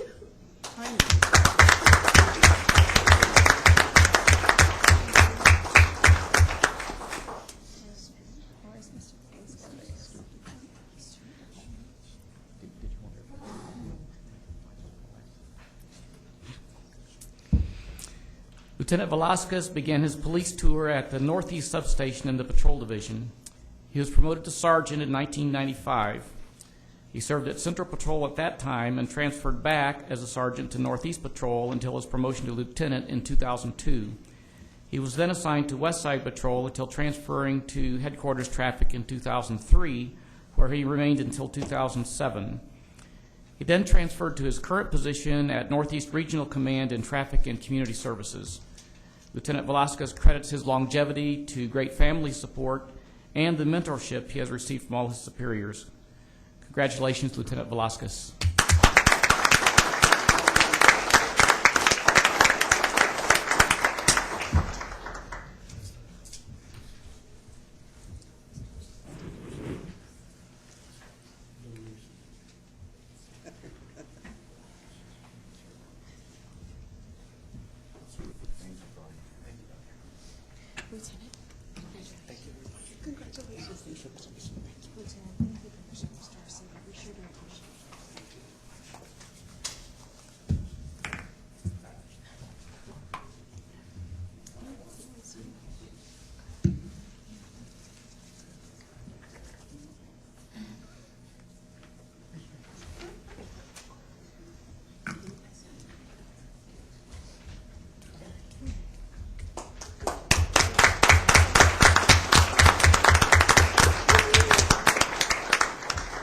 That concludes the recognitions for our 25 and 30-year honorees, and I'd ask you to join in a round of applause for all of them one more time.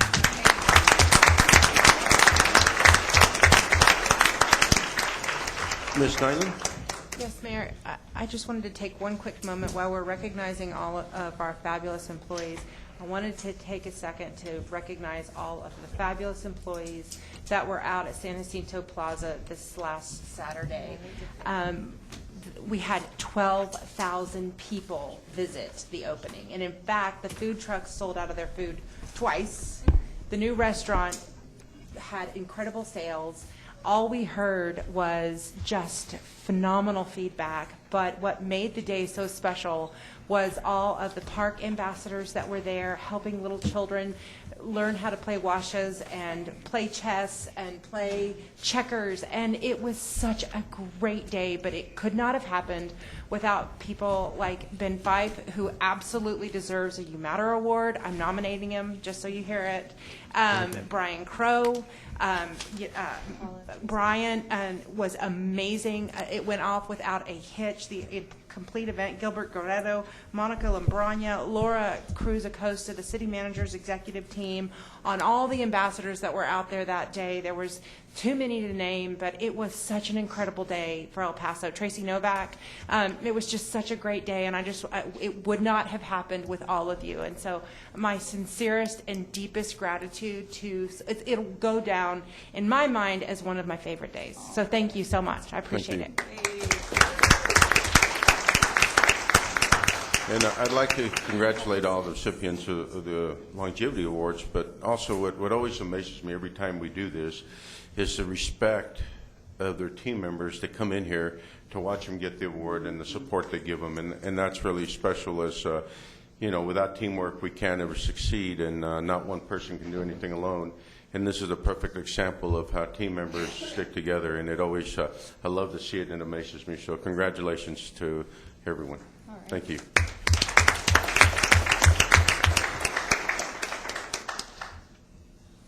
Mayor, we'll now move to call to the public. This morning we have a high number of people who would like to address the council and call to the public. I believe we have 34 members of the audience. The mayor asked me to make sure that I inform everyone that the 3 minutes limit will be strictly enforced. So if I ask you to please stop, that you've reached your 3 minutes, please do stop speaking. But up until then, speak robustly. All right. But, and it's important. I'm always asked to cut it down to 2 minutes when we have a lot of people, because we only have 30 minutes allocated for call to the public. But I feel it's very important to allow everyone to speak and get the 3 minutes, and we're here for you. So we keep it at 3 minutes, but we do appreciate to give everyone an equal opportunity to speak. So thank you again for all 34 members of the public that have taken their time to show up today. Thank you. Mayor, the first speakers on call to the public are a group. We have Allison Falcon, Leilani Uzeta, and Paulina Lopez. And Ellen Smythe and Tammy Fonts will explain why these young women are here this morning. Good morning, Ellen Smythe, Environmental Services Department Director. This is in recognition of our Earth Day. As you know, Earth Day was started in 1970. It's our 46th anniversary. And every year, Environmental Services has an event. This year it's Saturday at noon at the Municipal Service Center, starting at noon till 4 p.m., and it's free, open to the public. As part of that event, we have a contest with the high schools to do a 30-second, good thing I get 3 minutes because they're 30 seconds video. So each one of the first place award winners, I'd like to introduce Allison Falcon. With the category that she did was the general category, and she won first prize. If we could have her video real quick. Allison? Okay.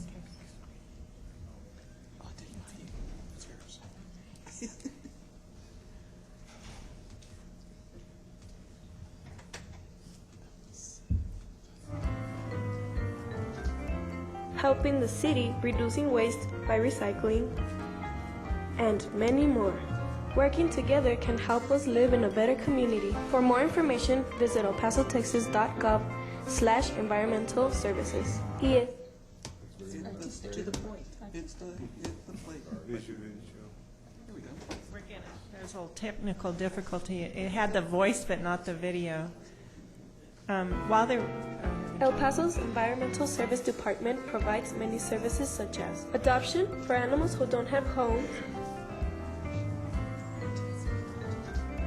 helping the city reducing waste by recycling. Okay, one more time. Oh, you know what? They're touching. They're hitting the first one. It's a conceptual. Yeah, it is. It's very artistic. Yeah.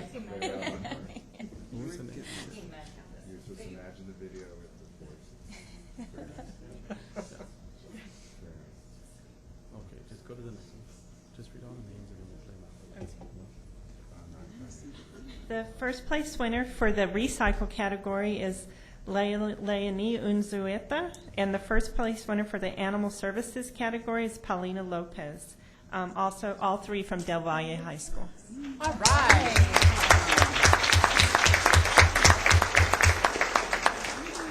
And while they're coming up, I'd like to just go ahead and read the names real quickly of all the other winners. Second prize for general category was Gerardo Jimenez Jr., Del Valle High School. Third place for ESD Works for Me general category, Carlos Sapion from Austin High School. Third place ESD Works for Me general category, Arlene Alvarado, Austin High School. Third place, general category, Samantha Monzon, Austin High School. Second prize, recycle category, Irvin Sanchez, Del Valle High School. Second prize, recycle category, Josh De La Rosa, Del Valle High School. Third prize, recycle category, Christian Pintor, Del Valle High School. Third prize, recycling category, Angel Gandara, Del Valle High School. Second prize, animal services category, Mickey Garcia, Del Valle. Second prize, animal services category, Connie Martinez, Del Valle. Third prize place, animal services category, Jessica Tarin, Del Valle. And third prize, animal services category, Yumaria Herrera, Del Valle. And one other announcement I'd like to make, we had a trash bin decorating contest, and it will be unveiled on Saturday. The trash bin winner will be announced at that time, and as well as the first prize booth contest.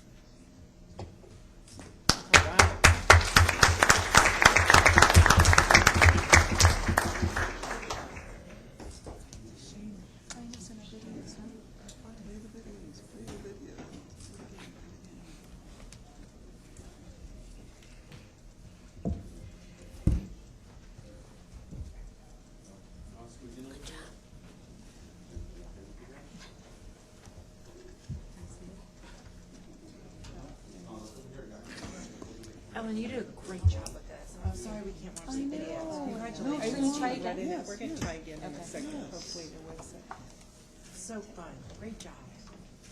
so cute. I know. Are there teachers here? You know, evidently it's one of those two teachers that picked up in this contest.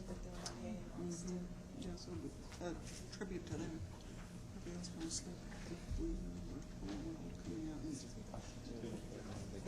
okay, please remember.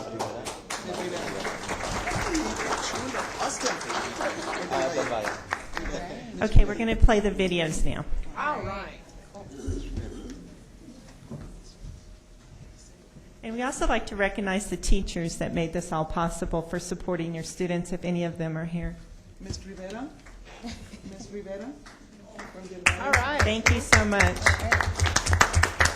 And of course, my staff for all the hard work that they put into this event every year.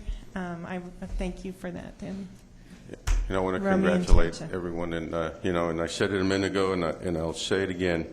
You know, the Services youth such is. as adoption for animals who I'll don't wait till have after homes, this. helping the city reducing waste by recycling, and many more. Working together can help us live in a better community. For more information, visit elpasotexas.gov/environmental services. ESD works for me.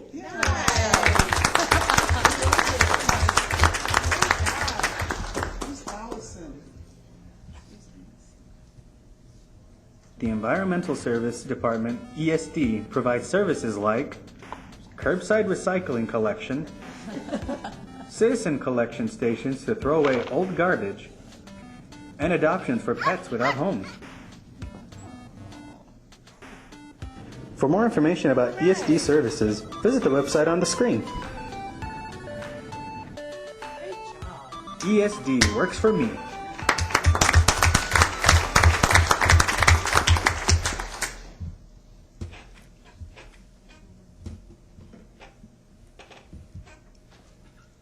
Paso Environmental Services Department, it helped my son and I get a permanent home. Here are some services that ESD provides, such as recycling to keep our community clean and safe, a landfill getting rid of everyday waste, followed by garbage collection, and code compliance to make sure everything is functional in health, safety, and air quality. Finally, there is pet adoption, which helped my family and I find a home. The following listed services are also provided by ESD. ESD works for my family and yours. All right. Great program.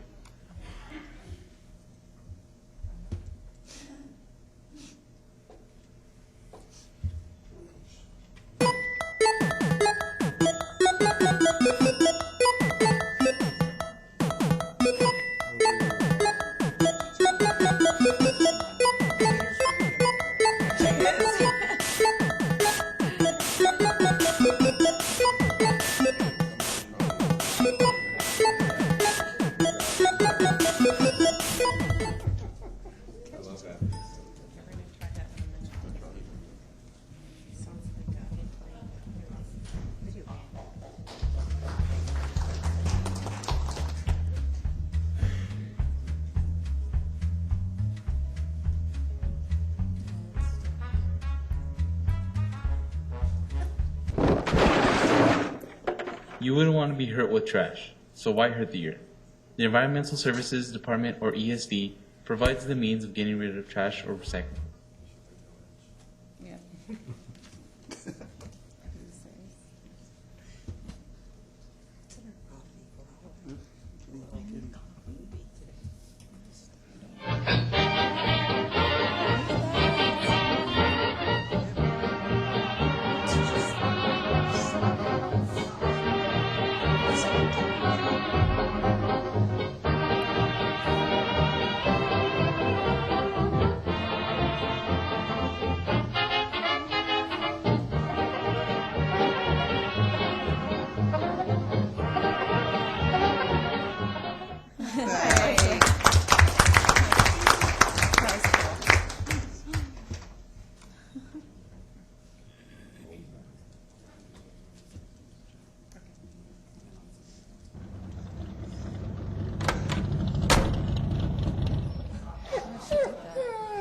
My owners left me alone on the street.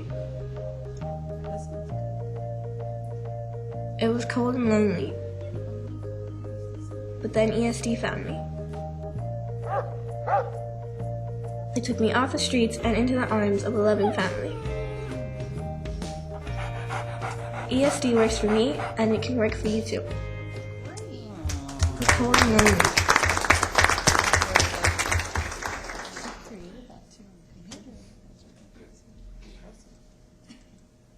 Hi, my name is Java. The day my new family picked me up, I decided the feeling they were the right ones for me. I used to live a rough life.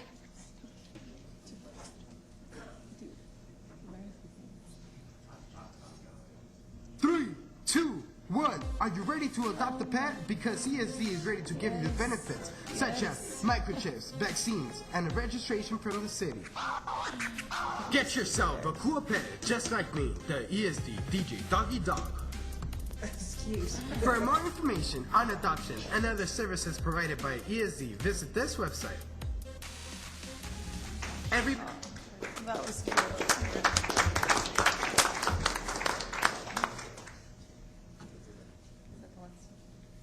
Okay, sorry about some of the technical difficulties, but they're all on the City 15. They'll be running and also on the YouTube page, so y'all can check them out on yours when you have some time. Thank you, and I want to again congratulate all the winners. And like I said earlier, the future of our city is our youth, and I feel very, very fortunate to be living in El Paso with such a great future. So thank you very much and congratulations. Ms. Limon? Mayor, as we've done some congratulations for years of service, we would be remiss in not recognizing. I mentioned it one time at a meeting at the very, very end in the afternoon, but we are very, very privileged and honored to have Ellen Smythe, who is the National Engineer of the Year. And so we really want to thank her for all the work that she does, Mayor. Congratulations. Thank you. Thank you, Ellen. See, Ellen, another perfect example of the youth is our future. There you go. Thank you. Thank you. Thank you, Ellen. All right, the next speaker on call to the public is Mr. Pierre-Andre Uzaraga. Mr. Uzaraga's topic is marijuana legislation, legalization.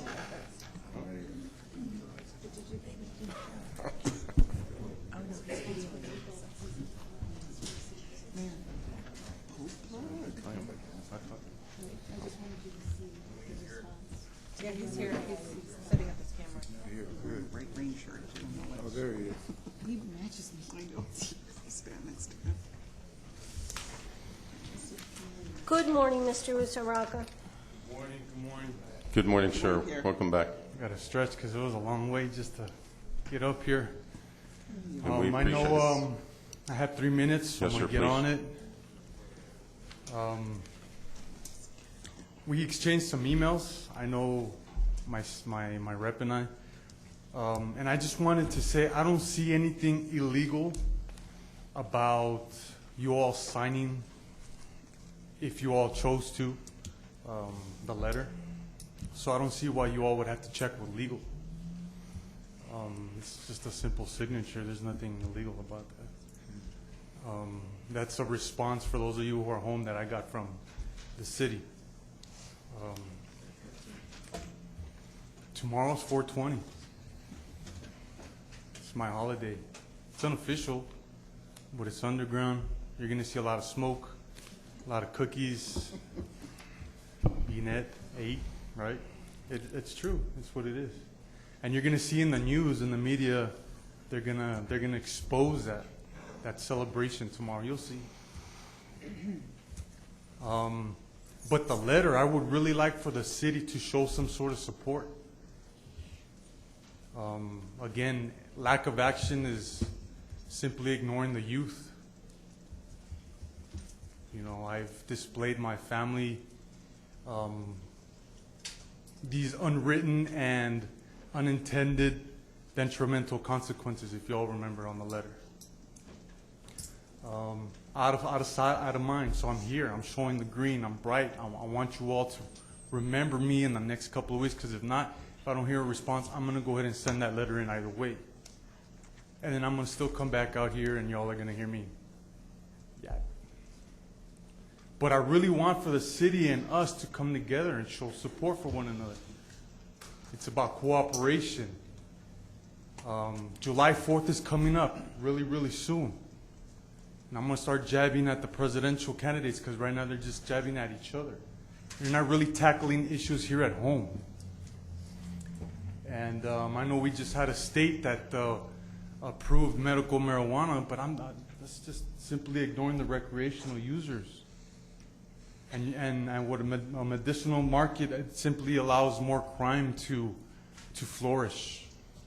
Because believe me, recreational users are going to go after that high-grade marijuana that's meant for the patients. And you'll see that. You see that in New Mexico. That's why Las Cruces only has one dispensary, because they've had issues with that. And we need to generate some tax dollars. It would be good for the country. It would be good for the state of Texas, and it would be good for the city of El Paso. We can generate $100 million every year like clockwork, Mayor. And before I go, I just want to show you something that I found. I don't know if I can get you real quick. I just want to show this. If not, it's okay. Mr. Uzaraga, your 3 minutes are up, sir. Do you remember this, Mayor? When Yes, you sir. were out campaigning, it was sent to my Yeah, home. that's right. Anyway, your 3 minutes are up, and I appreciate that, sir. Thank you very much, and I'll see you in 2 weeks. I hope so. Thank you. Thank you, and I appreciate, like I told you last Tuesday, I appreciate you coming to talk to us. And you have a great day, sir. Thank you. The next speaker is Ms. Veronica Frescas, and Ms. Frescas' topic is El Paso Animal Shelter Euthanasia Policy. By the way, sir, that picture 3 years ago, I looked a lot younger. I don't know what's happened in the last 3 years. Thank you again. Good morning, Ms. Frescas. Good morning. Good morning, Mayor and council members. Good morning. Hi, Thank Ronnie. you for the opportunity to talk to you this morning. I'm here because on March the 22nd, I had an experience with the El Paso Animal Shelter, and on March the 24th, I sent everyone here an email. And the only response I got was from an automatic response from the city manager. So I'm here to talk about the experience of what happened. And it was both fortunate and unfortunate. We saw the wonderful videos that our youth had, and I'm sitting there thinking I'm going to be a Debbie Downer talking about this. But I wanted to bring this back up to discussion because it's a topic that comes, it's an issue that comes up and down on our radar. And the experience I had was I had the unfortunate experience of wanting to adopt an animal that was on death row. And there is a death row on there, and unfortunately from my research I find that animals that are surrendered are usually the ones that are put down first. Now, I'm not here to point fingers or place judgment. I just want to start the conversation or offer a solution to this problem that we do have, and there has to be solutions. This poor dog was put down. I have a picture. Y'all can see this little poodle. This poodle was considered aggressive and considered unadoptable. And when I called, when I called to ask how I can adopt this particular animal, what I discovered was there was a lot of miscommunication. The trainer was not aware that she was not able to see this particular dog, okay? And I know this because I spoke to her personally, because then I had the fortunate experience a few days later of being able to save 2 Chihuahua dogs from death row, okay? So having been there myself and talking to these individuals myself, I saw for myself this severe miscommunication that is going on there and the policies and the procedures that are going on there. And I just wanted to come back up here and address this and bring it to the forefront again on what can be done to make this shelter a no-kill shelter. I understand we can only accommodate 300 dogs. I understand we only have about $4 million compared to the $12 million that cities like San Antonio have to take care of their shelters so that these kind of events, these incidences don't happen again. What was unfortunate about this one was that I had called. I had called way before time that the facility closed. They didn't get back to me. I called the following day, again, stressed my interest. By the time I got there, nobody had an idea as to why this particular dog was put down, and I'm sure it's not the only one. And we've heard the horror stories of family pets being put down, and to some of us, our 4-legged furry babies are our families. And Ms. it's sad Frescas, when you're 3 family minutes, members, ma'am. thank you. Thank you very much. Thank you very much, Ms. Frescas, for coming up. Yes, thank you, Ms. Frescas. The next speaker is Mr. Robert Carlos. Mr. Carlos's topic is recycling. Is Mr. Carlos present? I don't believe so. No? We'll move to Ms. Wally Scheck. Ms. Wally Scheck's topic is every good, honest mayor is a teacher, and you are one. That's her topic. Good morning, Ms. Scheck. Good morning, Ms. Scheck. Good morning.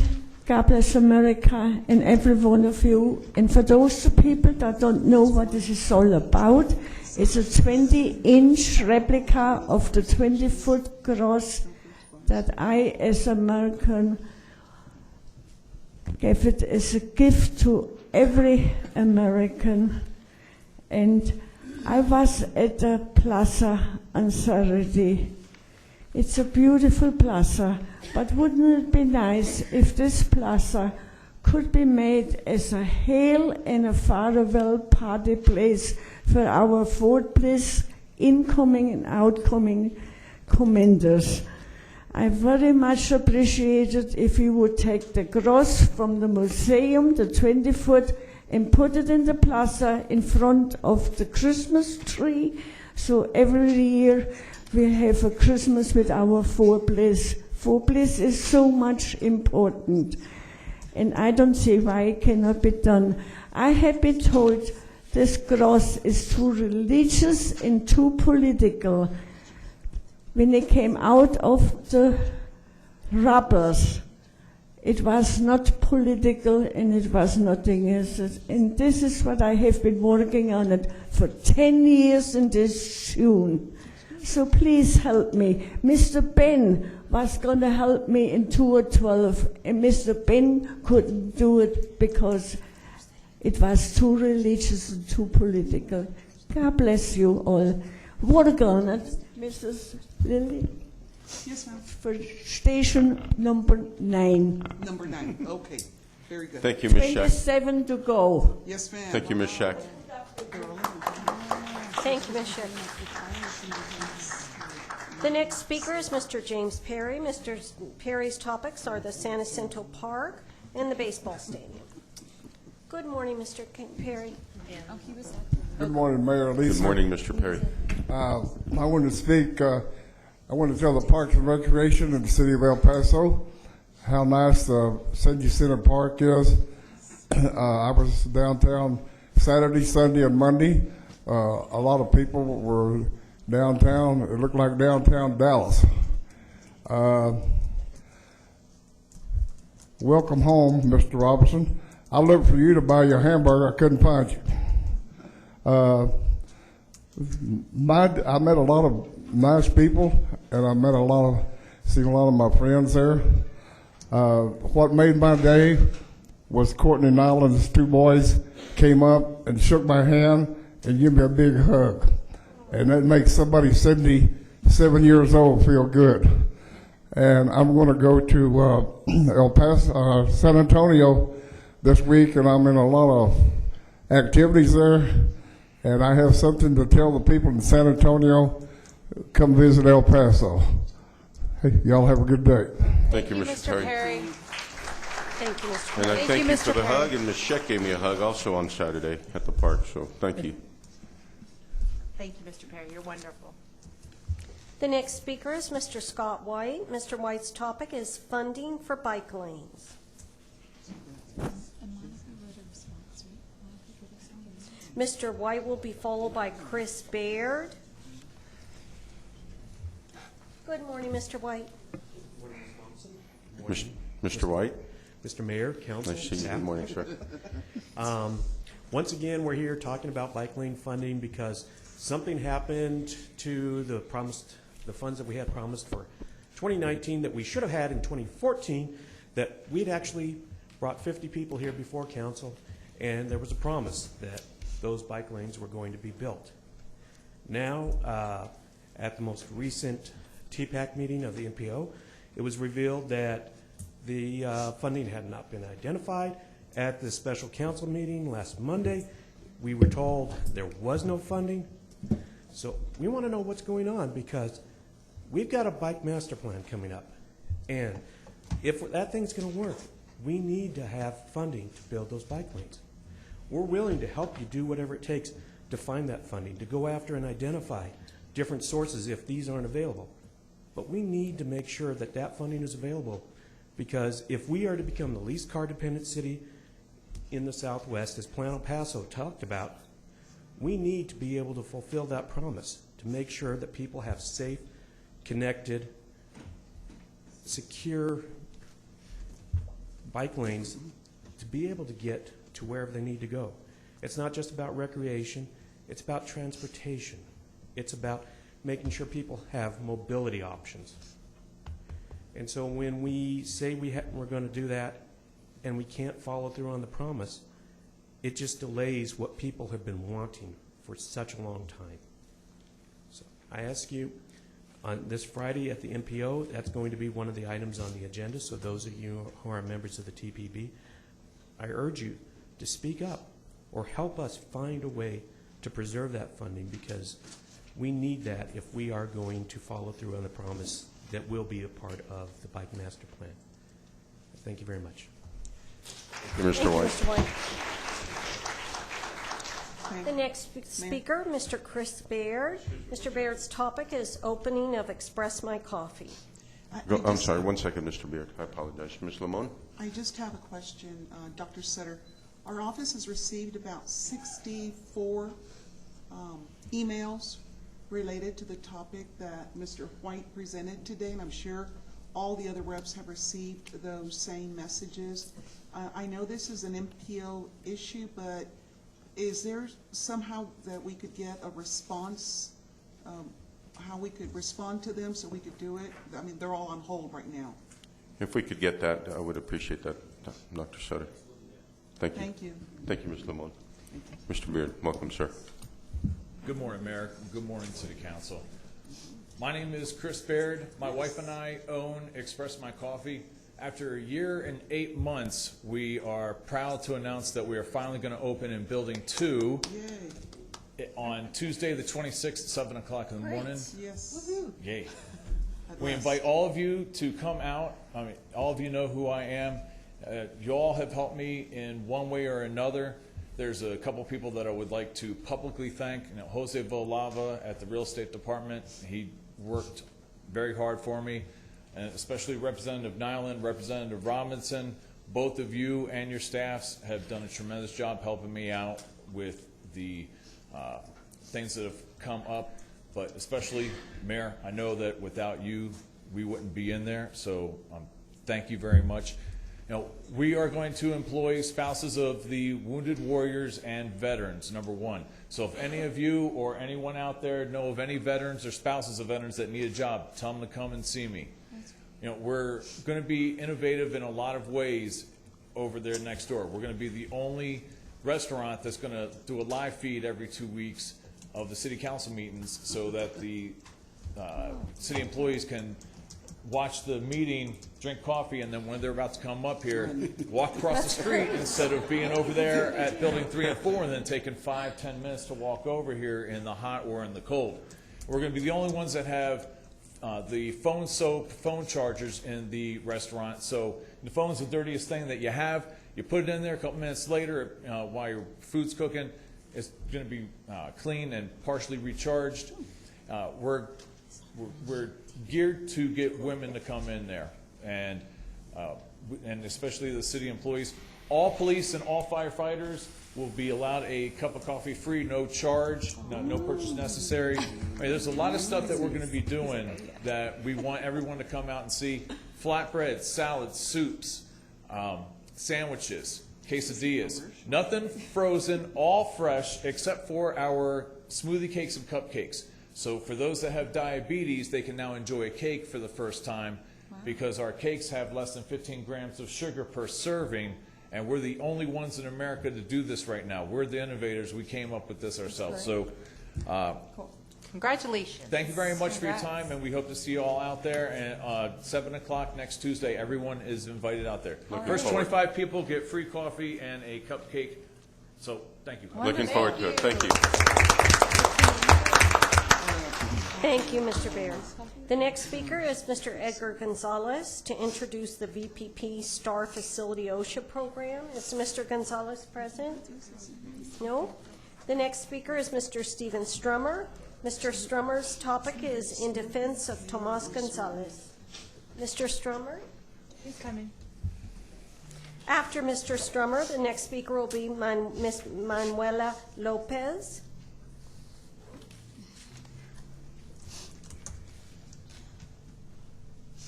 Good morning, Mr. Strummer. Good morning, Ms. Momsen. Good morning, Mr. Strummer.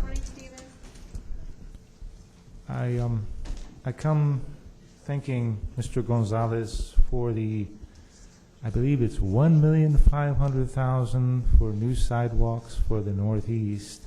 I don't know if that passed or not, but I'm deeply appreciative of that. I feel it will change the Northeast on Dyer quite considerably, medians or whatever.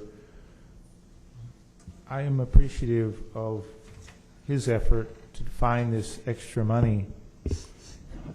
You don't realize, speaking as this gentleman, Mr. White, was speaking about mobility, how important the sidewalk really is.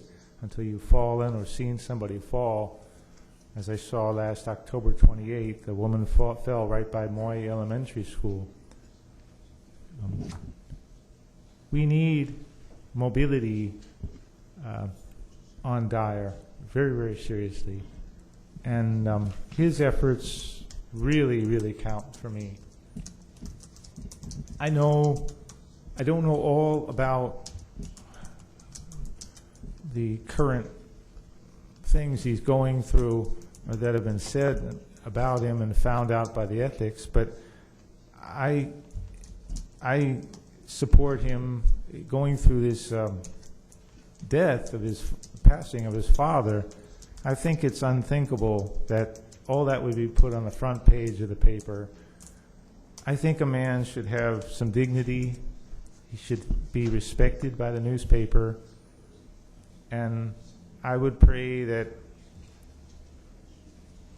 well, anyway, I just defend his actions for us on Dyer Street. It means an enormous amount. And I wish more people would be more positive about our civil servants instead of just crucifying the man piece by piece. I find that unthinkable. And I wonder how visitors think when they look at our newspapers. And I really appreciate those that have voted for this sidewalk business. It means a lot. Thank you for hearing me. Thank you. Mr. Sturman. The next speaker is Ms. Manuela Lopez. Ms. Lopez's topic is Problemas Personas, and Ms. Douglas will assist. Buenos días. Primeramente, buenos días. Y first of all, good morning. Y les doy las gracias porque la otra vez que vine se solucionó el problema un poquito, pero quiero solucionarlo completamente. I want to thank you because the last time I came to talk to you, the problem that I have was solved somewhat, but I would like to see it solved totally. Mi problema es con los trabajadores de Texas. Tengo una propiedad en el 1002 Sur Oregon y ya no está tan sucio, pero todavía se siguen orinando en la puerta que tienen de adorno ahí. My problem is with the workers of Texas on 1009 North Oregon. There's an ornamental door there, and it's not as bad as it was, but they're still using it as a bathroom.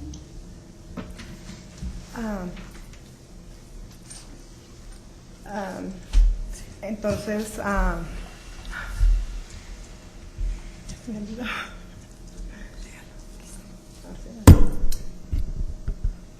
las personas de la casa le ponen agua para lavar la puerta, pero la agua viene saliendo exactamente donde está una puerta de un estudio chiquito que tengo yo ahí.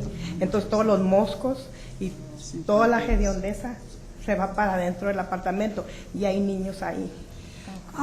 Unfortunately, the sidewalks are being occasionally washed down, but all the trash and all the refuse that is washed down into the street comes into an apartment that I own right next door, where there are children living, and not only the stench, but the amount of flies that it attracts. Sí, también sé que también pusieron un baño allá, pero lo pusieron del otro lado del edificio. Está bien allá, pero nomás lo único que yo quiero solucionar es la pestilencia y yo quiero que por favor, si tienen 1 minuto o 2 minutos, vayan y caminen por la banqueta y no soportan el olor y la gente se puede enfermar. Now, there was a portable bathroom installed on the other side of the street, but they're not using it. And I would really like to invite you to walk by the sidewalk so that you can experience the stench, but unfortunately you're not going to be able to withstand it, so you may have to wear a mask. Tiene la puerta esa supuestamente de adorno, tiene como 10 pies. Mi humilde sugerencia es que le pongan un pedazo de fence ahí, porque como está metido para adentro, a ellos se les hace fácil orinarse y ensuciar ahí ese pedazo, pero apesta. That ornamental door is about 10 feet wide, and my humble suggestion is that there be some kind of a fence installed in there, because since the door is sort of set in, they use it in order to urinate there, and the stench is terrible. En ese espacio que está ahí contra la pared, yo le saqué basura, pantalones, todo lo que a ellos se les ocurría, encajarlo en ese pedacito, y jeringas también. Now, in the spot right there where the wall is, I have picked up clothes and all kinds of trash and syringes and everything that they like to drop in there. Otro problema que tengo es, por ejemplo, que son 3 apartamentitos chiquitos ahí. Desde que trajeron los botes, llevaron nada más 2 grises y me están cobrando 3 botes. Entonces mi esposo ya dejó de trabajar y yo me las veo duras para poder pagar. 3 años tengo con esa propiedad y pues yo quisiera que me quitaran lo del otro bote que ni está ni nunca lo llevaron. Another problem that I'm facing is that we own 3 little apartments, and since we have owned them, we have called several times because we only have 2 trash cans there by way of being charged for 3, and I have called repeatedly for many months. And my husband is already retired. We cannot afford to be paying an extra trash can, which we do not have. Thank you. Muchas gracias. No, muchas gracias a usted por venir. Y Ms. Nyland? Yeah. Señora, lo siento mucho para sus problemas. I'm very sorry for your problem. Dr. Sutter, we have worked tirelessly, and I'm glad Ellen was still here. Oh, you are. I was like, wait a second, I was glad you were still here. We have worked tirelessly with the center that is there to kind of resolve this problem. In fact, my office has paid for, out of my discretionary funds, a porta potty to try and resolve some of these issues. But Mr. Gonzalez is very well aware of this problem.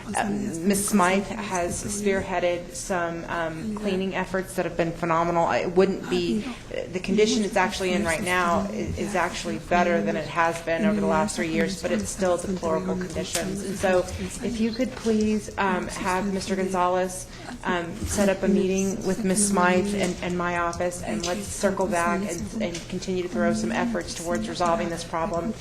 And lo siento mucho para sus problemas, pero en la futura yo trabajo con la city manager para arreglar. Okay, muchas Gracias para venimos. Muchas gracias por venir. Thank you for your time. Thank you. Thank you, Ms. Lopez, and thank you, Ms. Douglas, for interpreting. And now the next 23 speakers all share a common topic. That is Ms. Mitza Overstreet. Ms. Overstreet's topic is saving 600 acres of the Franklins from development.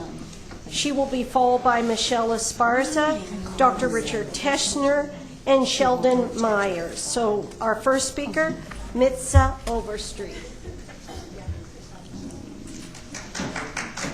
Mitsu.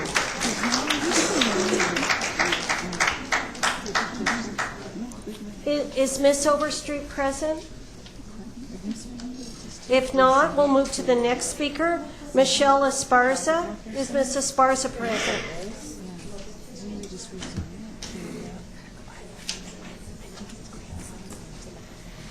Good morning, ma'am. Would you state your name, please? Yes, my name is Marsha Carl, and I'm speaking on behalf of Michelle Esparza. Good morning. Good morning. I'm sorry to you, City Council and Mayor. She was here, I believe, but had to leave for an appointment. And she had sent, it looks like an email to you, and so I was just going to read it again to express her concerns regarding the preservation of our wonderful Franklin Mountains, and particularly some of the issues, as you all are aware of, that are going on here in the Northeast, on the Northeast side, with some of the construction and such. She says, "Thank you for your time today. My husband and I moved to El Paso from San Antonio and are frequently asked, why El Paso? I smile and reply, our Spanish missions are older than theirs. We have a river, we have a sports team, we have a military base, and now I can include that we have a lovely place to gather downtown. The bigger question is what makes us unique compared to other Texas cities? That is simple, our people and our mountains. It should not be a race to see who has more homes. It's about quality of life. That creates a need for those who are willing to take a different and harder path in leaving the mountains alone.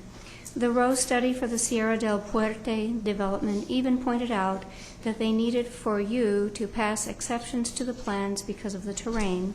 That alone says a lot. It's because we should not be building there. Please be strong and help us preserve what is unique to El Paso, our underdeveloped mountain wilderness areas. I am proud to call myself an El Pasan and to make El Paso my home. Thank you.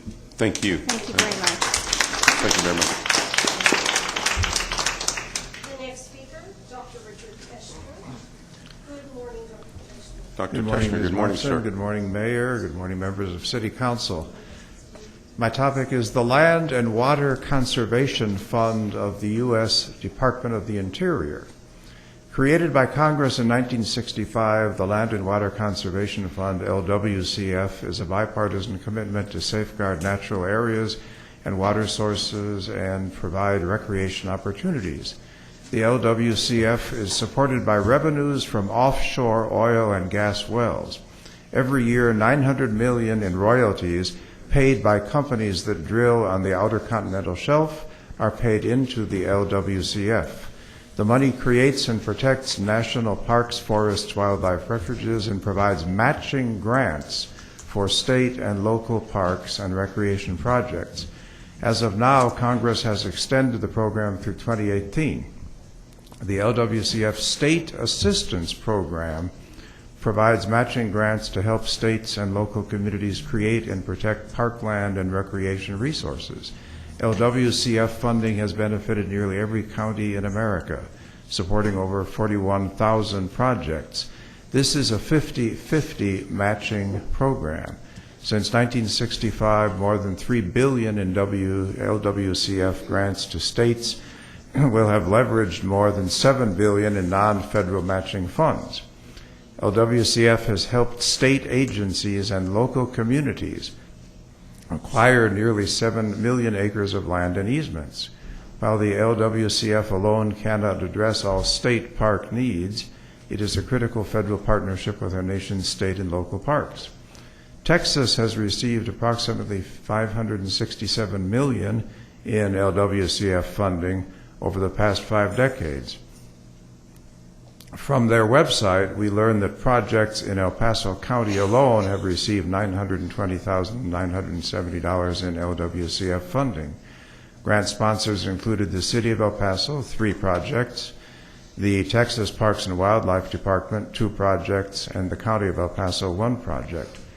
According to information I received from Brent Leisure, State Parks Director, Texas Parks and Wildlife, the state's 50% can include land donated by its owners, as well as funding that municipalities designate for open space land acquisition. I would like to pass out a somewhat longer version of my remarks to members of City Council and the Mayor, and I will give the sheets of paper to our City Clerk. Thank you very much for your time. Thank you, Dr. Teschner. Thanks for everything, Owen. Thank you, Dr. Teschner. The next speaker, Mr. Sheldon Myers. Mr. Myers has a similar topic. He'll be followed by Ms. Marilyn Guida and Mr. Joseph Betasso. Good morning, sir. Good morning, Mr. Myers. Good morning, everyone. I am here on the same topic primarily, but I'm really not here to talk about Northeast El Paso. I want to talk about all of El Paso. This isn't just a Northeast thing. The question is to develop the Franklin Mountains further or not. We have a family, owns property there. They're entitled to do what they want with the property. I understand that. We respect that. On the other hand, we have all of El Paso. We have people like people here. We have the entire city and the city's future. Then what we have to do is decide soon, now or soon, where the future is going to go. The city has the power, or the city council has the power to say, not now, at least not now, maybe later. Let's look at this first. The neighborhood has a long history going back to the 50s. I don't know anything about architecture, but somebody mentioned the name of Frank Lloyd Wright. I said, I know that name. He's a famous architect. And he was brought in to help design this neighborhood in that area. And he suggested to have no houses going higher up than where they're at. There are no streetlights in that neighborhood to this day. I know because I live there. He thought the starry night should be enjoyed. We can look at the west side of El Paso and ask ourselves, do we want to do this to the east side? New Mexico has cities with ordinances restricting building on mountains to keep mountains as mountains. Maybe we should wait a bit and let things develop as far as they've gone already and then answer some questions. And I say develop as far as they've gone already because there are already some developments being put up out there. Could the city strike a deal with the landowners to buy the land and leave it as open space? Can we get outside funding, as just previously discussed, to contribute to that purchase? What does the Open Space Advisory Board have to say about this? The board appointed by you all, would you listen to them if they said, we recommend purchasing that land? The board is specifically for that purpose, if they were to say, we think the city should buy that land and keep it as open space, would the city council listen? That's going to be up to you. Will I be able to walk with my grandchildren in those mountains someday? This isn't about me and my grandchildren. It's about the entire city. And think about what an outsider sees. Let's say some company was going to say, let's see, El Paso, Albuquerque, Tucson. Where should we put our plant? Well, El Paso's got these beautiful mountains. Or El Paso doesn't have these beautiful mountains anymore. They had them. They're gone now. It's just a pile of houses. Is there a need to build more houses in this area? I had a realtor friend check it out. He sent me an email. And I opened it up and said, showing listings of 1 through 18 of 193 houses for sale right now in that area. There's no need for houses. We've got some pictures here. I don't know if I can work this thing properly. Mr. Myers, your 3 minutes, sir, is up. Thank you. Thank you very much. If you could hand them out to us, I would appreciate it. And thank you for coming here, sir.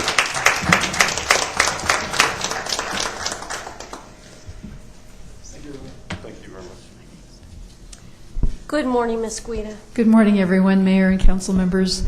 I'm a member of Sierra's group as well, and I wanted to say that some of us attended the Open Space Advisory Board meeting last week, and we were very happy to see the board get involved in a motion. So they're going to be sending you a communication soon, and they made a point of saying that this property that we're asking for the city to purchase actually has been #1 on their priority list for quite a long time, predating this recent development. So we're, as you know, watching and hoping that there will be progress and we will be able to see that land acquired for the residents of El Paso. Thank you.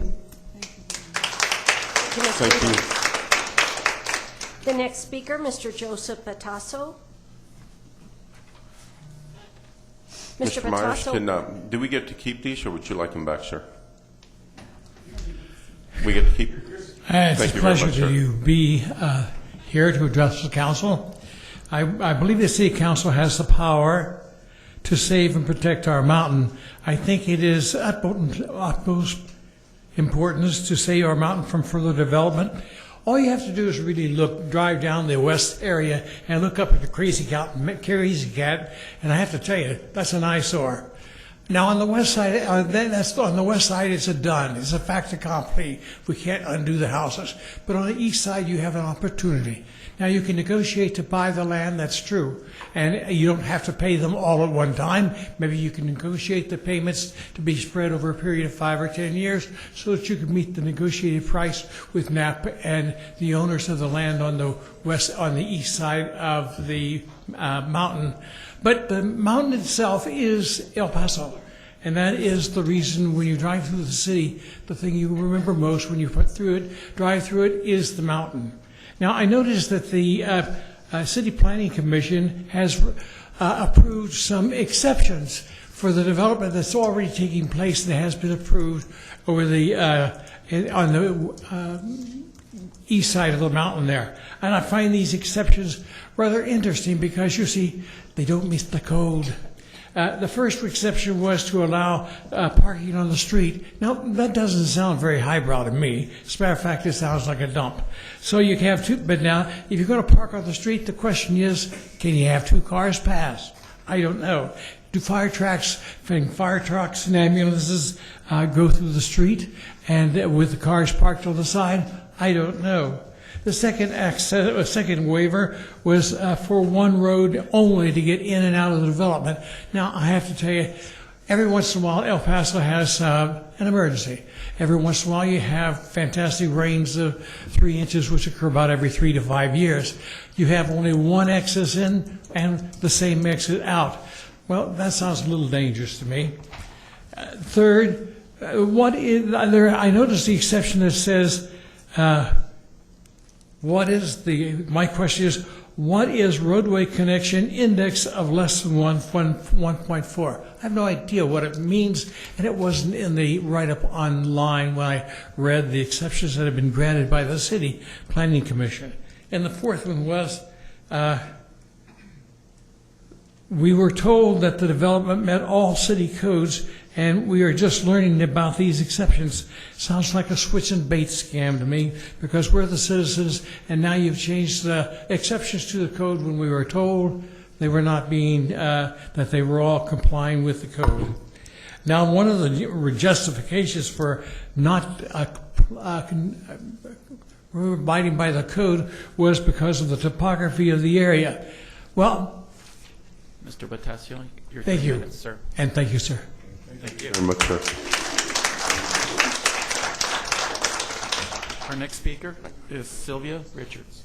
I have them. Thank you. Ms. Richards? I'm just letting you know I have your pictures. Thank you, sir. All right, we'll move to the next speaker, Miss Angie Myers. Ms. Myers will be followed by Miss Rosario Rivera. Good morning, Miss Myers. Hi, good Good morning. morning, Ms. Myers. Good morning. My husband's going to assist me. He did some research, and we're going to try to speed this up so we can get everything said that we want to say. But we actually live in Mountain Park. It was established in 1955, and if you look at those pictures, I actually took those pictures yesterday, and it's absolutely beautiful in that area. And nobody has mentioned the animals that live there. I mean, at dusk every day, you can count on hearing the coyotes and their babies. We've got a family of quail that run across the street. We've got road runners. We've got deer that we feed. Okay, thank you. But it would absolutely be a tragedy to destroy that. Please keep it the way it is. And then if IT will turn on the Elmo, thank you. And the reason we brought these pictures is Unfortunately, you can't come back up. Your 3 minutes are up, so if Ms. Myers would like to take her 3 minutes, I would appreciate that, sir. What am I saying? Everybody knows who Winton Homes is. He says, and I quote, he's the VP of Winton Homes. His name is Scott Winton. He's a large developer. He even knows that there is overdevelopment, and he says it's very bad for everyone, including the developers. So think of your children, your grandchildren, and anybody who wants to look at the beautiful scenery up there. You should just go up there and take a drive. It's at the top of Titanic, and just drive around there so you can see what we see. Okay? Thank you, Ms. Myers. Thank you, Mr. Myers, for your time. Thank you, Ms. Myers. This is a gift to Mr. Mayor Leeser.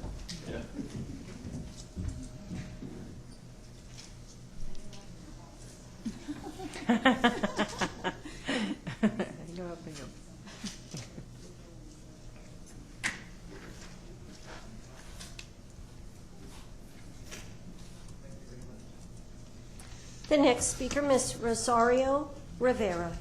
Is Ms. Rivera present? No? Then we'll move to the next speaker, Miss Beverly Clevenger. Is Miss Clevenger present? No. Miss Melissa Kirkham. Good morning, Miss Kirkham. Good morning.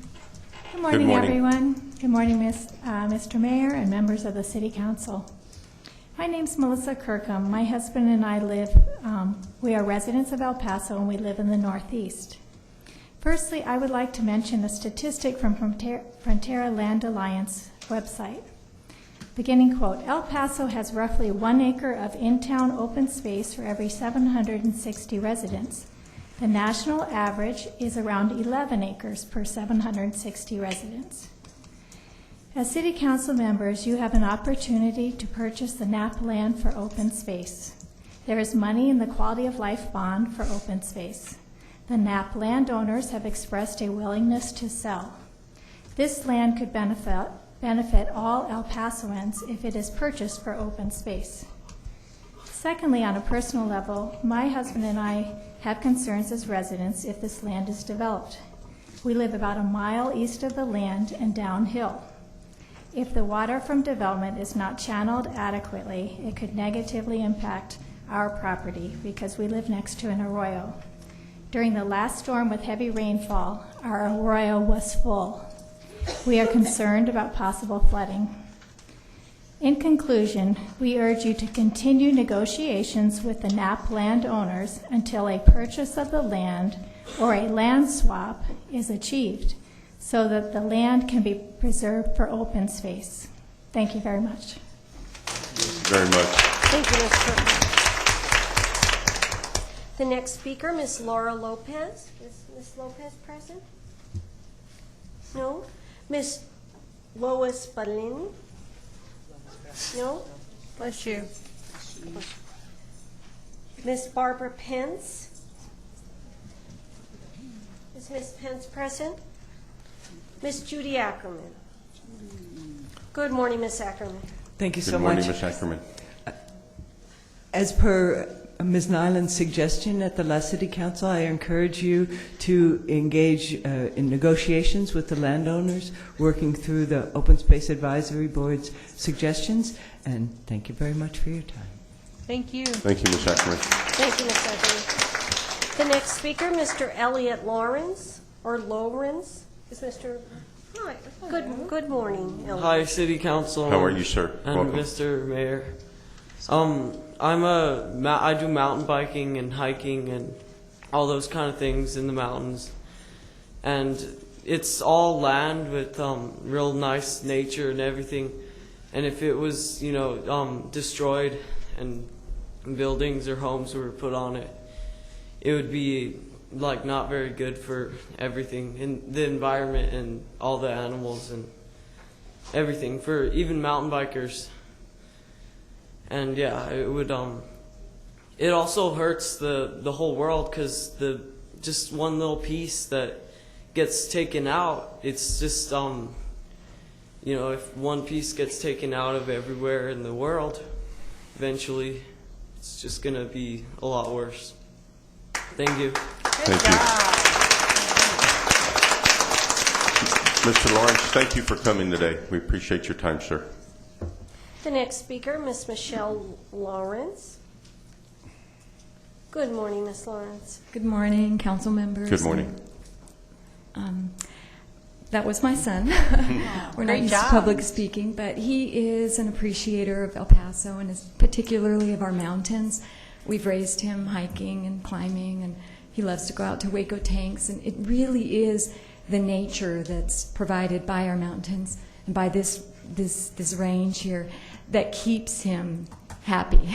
He's a very much an outdoor person, and as much as I am not, I was raised hiking up in the mountains with my parents. We used to go to Cottonwood Springs, and really it is the most beautiful thing about this city to me, other than the people. So I do hope that it does become a strong consideration that land is protected. Thank you. Have a good day. Thank you very much. Thank you for being here. Thank you, Ms. Lawrence. The next speaker, Mr. Hans Sassenfeld. Good morning, Mr. Sassenfeld. Good morning. Good morning, sir. Council Mayor. I live on the east side of town, far east, over by Marty Robbins Park. So I want to show you that it's not just people that live in northeast or west side by the mountains. What the mountain means to me. My family, my dad and mom moved us to El Paso in the early 1970s. And I came from California. When we left California, they had all the flowers blooming, it was green, everything was beautiful. We land in El Paso and look out the aircraft window, and there's a dust storm going on, one of our famous dust storms. So I look at my dad and I'm like, what did you bring us into? And then I guess kind of make matters worse, he had a hotel at the Hawaiian on Dyer. And so we're going down Dyer Street, and you can barely see the stuff, and you see the bars, you see the pawn shops, and I'm like, oh my gosh, this is El Paso? So we get to the hotel, and then the next morning, I was so surprised. We looked up at the mountains, and the sun was rising, and it was beautiful. And it was just like, wow, I just love this place. And within a week, me and my brother, we said, oh, we're going to climb to the top of the mountain. It can't be that hard. And we didn't take, it would have helped if we had taken some water. So we made it, almost up there, but, we're from California. We're not that smart. So, but that's what the mountains mean to me. We've got to preserve it for our kids.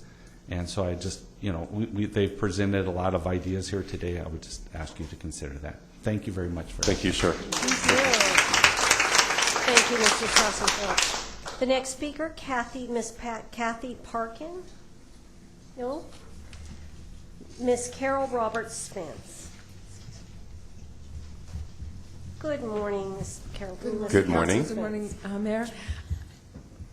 Mostly everything has been said, but I came here a long time ago as the military issue dependent, and my parents retired here, and whenever I go away and come back, the first thing I see, whether it be by car or by plane, is our mountain. And I want it to remain the same for my kids and my future families, for everyone. And I have family all over the world. I've been fortunate enough to travel the world, and we have something that is so incredible, and I hope that you keep it that way. Thank you. Thank you very much. Thank you. The next speaker is Mr. Jay Molinar. Good morning, Mr. Molinar. Good morning to you, Good Ms. morning, Thompson, sir. Mayor Leeser, members of City Council, Dr. Nutter. My name is Joe Molinar, and I'm a citizen of the country, I am also a voter and a taxpayer. And besides that, I serve as the president of the Kasner Heights Neighborhood Association in glorious Northeast El Paso. Many things have been said already to you, so we don't need to reiterate that, but in respect to the Knapp family, they do own that property, rightfully so, and we're not here to take it away from them. We're just here to negotiate a fair settlement. As you heard earlier, Dr. Teschner presented possible solution, possible options, so that's great. But we do need collectively to form a body. We need to enter into positive negotiations with this family so that they get compensated at a fair rate. With that being said, earlier today, we honored Mr. Ben DiMaggio with a Star of the Mountain Award. We did not honor him with a Star of the Developed Mountain Award. Think about that. You've had young people come up here to this podium. The mayor, you've said it like 3 times today. You addressed Ms. Smythe that how young people are here. They're doing good things. They're doing positive things for this community, for El Paso. We need to continue that. Once that mountain is scarred, it's scarred. You can't bring it back. We need to continue that. And I thank you for your time. Thank you, Mr. Molina. And the final speaker this morning on Call to the Public is Mr. John Justice. Is Mr. Justice present? Yes. Good morning, Mr. Justice. Good morning, Mr. Justice. Mayor and City Council representatives, thank you for giving me the opportunity to speak. I've lived in Northeast El Paso for over 40 years. In the 1960s, I drove from East El Paso to the Northeast to see my current wife. I've had my car stalled out by waters. I've had my car float down and be carried by flood waters down Maxwell Street. I was almost drowned in the Diana Street Canal because the water was floating my car. Anyway, to make a long story short, water runoff is a dangerous situation. It can be very dangerous in northeast El Paso.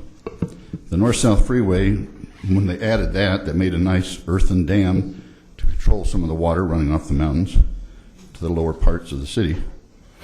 And they did some nice things with the infrastructure. But Diana Drive is still open to allow a car to be washed into it because they haven't finished the railing on one side of it.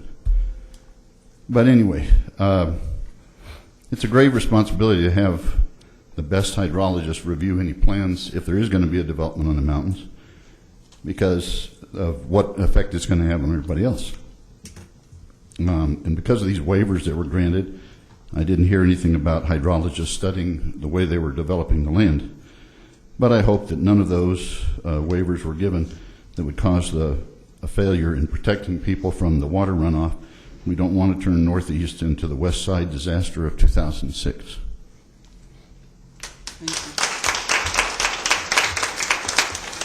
Thank you, Mr. Justice. Mr. And thank you to all Robinson? the speakers. Thank you, Mayor. Yes, sir. Ladies and gentlemen, many of you I have spoken with individually, personally, in regards to the issue we're talking about today. What you said today has been heard. Now, for some of you, maybe it's not moving as fast as you like it to move, but I would express to you, but those who have not heard me say this, we have had some discussions internally with the staff and other personnel. We are working towards coming up with some options. As one of the gentlemen said, that we can't just go take the people's land. Please understand that. But we are working on coming with some options that we pose to the owners of the property at the appropriate time. We are working on it now, and we have been working on it. I'm delighted to see or to hear that the Open Space Advisory Board had on their hit list. Well, this is the first I've heard. This is the first action that has been taken by the Open Space Advisory Board, so which is good. But I just want to reiterate that we are working on it. We have been working on it, and at the appropriate time, everything that we can do legally, we're going to do that. And now, those of you know that we have taken initiative to preserve land in northeast El Paso as far as our mountains. Those living in the North Hills area, we preserved that land. We supported numerous times the effort to preserve Caston Range, the portion that belongs to Fort Bliss, as well as the land that's owned by the Naps. We are working, maybe I like to say, you don't see it, but everyone I've talked with, I've told them that we are working on it, and we'll continue to be working on it, and hopefully we'll be able to come forward with a solution in the very near future. But we are working on it. In fact, my last meeting with the city manager was about a week ago on that very subject, and he's working as well as not only the staff here for the city, but also with the water utilities. We've been working with them, and they've been part of the discussion that we've had in that regard. So we're looking at all options. So be prepared at the appropriate time when we have those options. We're going to present them to you in the appropriate form. Thank you, Mr. Robinson. And with that, I want to thank every one of y'all. I know your time is very important, and we appreciate you sharing it with us. And like Mr. Robinson said, we're listening, and we appreciate you coming here and spending really most of the morning because it's almost noon. So we want to thank you all for being here, and look forward to talking to every one of you all again. Thank you.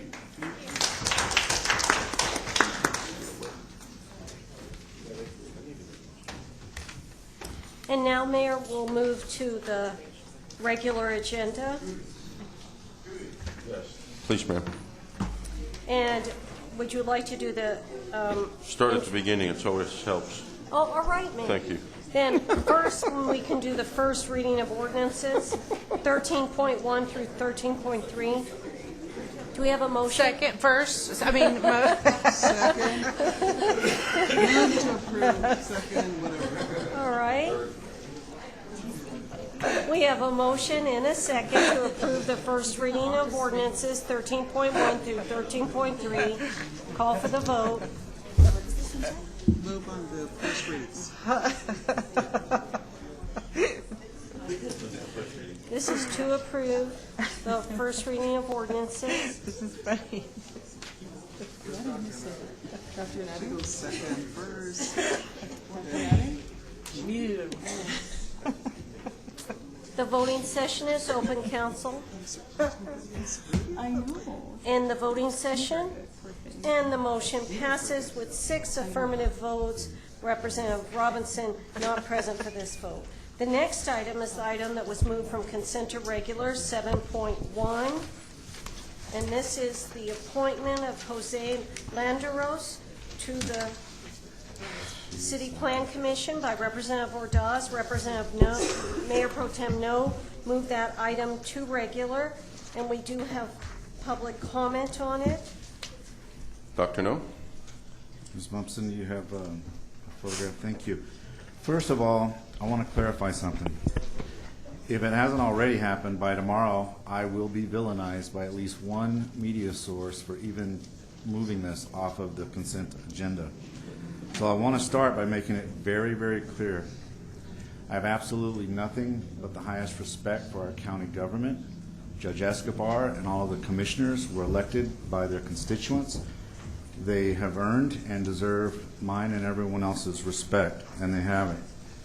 There is reason, however, that our government is formed in the way it is, giving local areas a voice in their own destiny. Our nation began because of a refusal to be governed by others.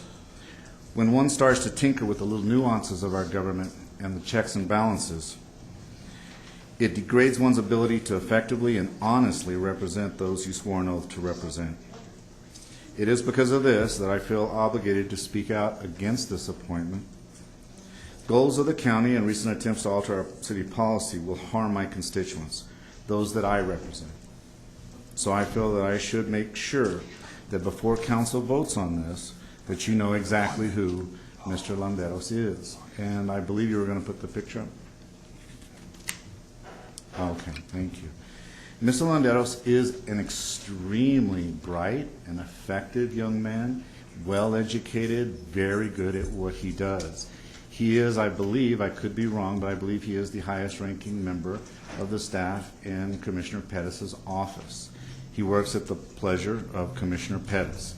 He is the county, and this is a city planning commission. I have an issue with that because in the past, he has been known to, at his own direction or at direction of others, it'll never be known that for sure, to try to alter decisions made on city council and city decisions. He was the one that was sitting in our chambers texting one of our representatives and trying to alter the public's view of the city representation of the MPO, and in fact alter the very representation of the MPO. So I can't honestly feel that as good as he is and as bright as he is, that he can be unbiased on that commission. He serves at the pleasure of a county commissioner, and I believe will take direction from that county commissioner. There was several other reasons, but I don't want to try to bring this down into some kind of petty political thing. But there is the fact that he and County Commissioner Pettis do have a company or unofficial company. They work campaigns, and they're extremely effective at it. They're very good at it. Campaigns, as all campaigns in America, unfortunately, run on money. The milk of politics in America, unfortunately, is contributions. It's a very bad way to run it, but that's our system. And so you rely on big contributors, and big contributors are the kind of people who do developments, things like that. A lot of the people that are going to come before this group that we're considering putting him on could potentially be large contributors to political office that group may be managing, and through which the funds will then go to them as a fee. And that would be another potential, and I think very real bias, to having somebody who runs campaigns sit on a committee where large contributors are asking them to make decisions on very important things to the city. So I believe that the rest of council needs to be aware of this and take this into account before we appoint him. If we don't put people who are completely unbiased and have nothing but the city's interest on these commissions, then you're doing your constituents a disfavor. And so I just wanted to point that out and publicly state that I cannot support his appointment. Thank you, Dr. No. Ms. Ordaz, and then we do have public comment. Thank you.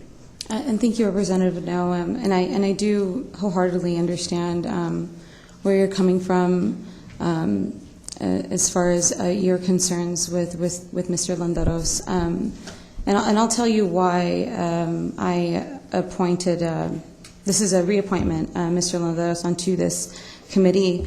Yes, he certainly has a wealth of knowledge, and he's certainly a good friend of mine. He always has the best interests, especially of the Lower Valley. He's from the Lower Valley, so and he was really instrumental in helping us with the zoning case right off of Zaragoza and I-10. His experience is in planning, and he's an expert in transportation. And you know, the photo that you had shown, you know, Mr. Landeros was the one who. It was a late night the night before when we were going over the presentation, and it felt like college all over again, trying to cram MPO stuff. As you all know who sit on MPO, it's very complex. So it felt like college all over again. And Mr. Landeros was really instrumental, and it was just disturbing the information that I had learned about us losing millions and millions of dollars. So I think he actually provided a service in educating me on that and understanding that, you know, we had lost close to $60 million in federal funding, and we exposed that. And now, today, we are much better for it. You know, the city has gotten we've certainly gotten our act together, and we're doing our best to make sure that we can compete and not let the past haunt us anymore, and y'all are doing a great job who sit on MPO, who are doing that for us. But, you know, Mr. Landeros, I trust him wholeheartedly. Like I said, he's a very intelligent guy when it comes to transportation, especially in planning as well, and he's really provided a lot of knowledge to the CPC. But I do see your concerns as far as the campaign. He did work on your campaign as well. And so but I do see that there could be some, give you some heartburn lately. So I completely respect that 100%. But just so you all know why I have no reservations at all about appointing Mr. Landeros, and I mean I do things for the right reasons, and in my heart and my gut says it's the right reason. So I do appreciate you, though, being honest and bringing that forth, and I hope we can continue having this type of dialogue without. I'm sure the mayor feels so much better right now that we're not arguing, and so You're reading my mind. Right, and so I think it's good. I think it's good that we have to have these types of dialogues and honest and bring them forthcoming and open to the public. So I appreciate that, and I respect where you're coming from. Thank you, Ms. Ordaz. Ms. Acosta, please. Thank you, Mayor. Two things. One, The Planning Commission kind of is a quasi-governmental, I guess, body.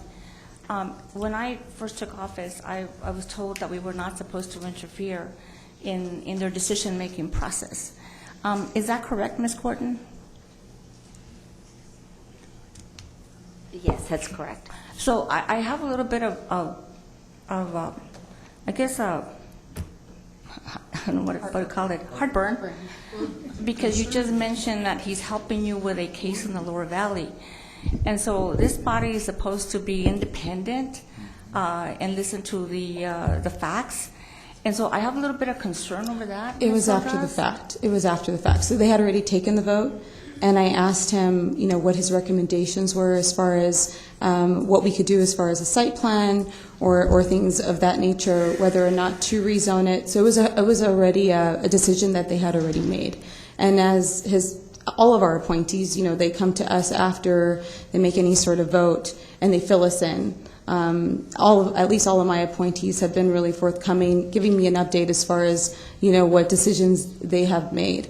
And he's really been instrumental in really helping me understand zoning. That's also a very complex issue, in understanding that. So no way have I interfered. I understand that I cannot. Even yesterday I was talking to a constituent. She wanted me to get involved on a CPC issue that's coming up on Thursday. I'm like, I'm not allowed to get involved. There's a process, and then it will come to council at some point, but it has to go through this process, and you need to go to the CPC and so on and so forth. So I understand the process. It was after the fact and really trying to understand what type of zoning we're working with. It was all very in the beginning, I didn't even know what R4 and C4 were. So it was all been a pretty much a learning curve when I first started. That would be my only concern, Ms. Ordaz, that, and obviously, you're very close to Mr. Landeros, and I agree he is very smart. As far as what I've seen, he's very intelligent. Now, the other issue that I wanted to ask was, you just mentioned that he worked on Dr. No's campaign. Now, as a board member, he is supposed to file a financial disclosure form. And did he indicate that he has a political consulting, or does he disclose that? I believe it was on his resume. I think Ms. Gordon can answer that. I don't know. I can't answer. You don't know? It was on his resume that he ran Vince's campaign. He was a campaign manager.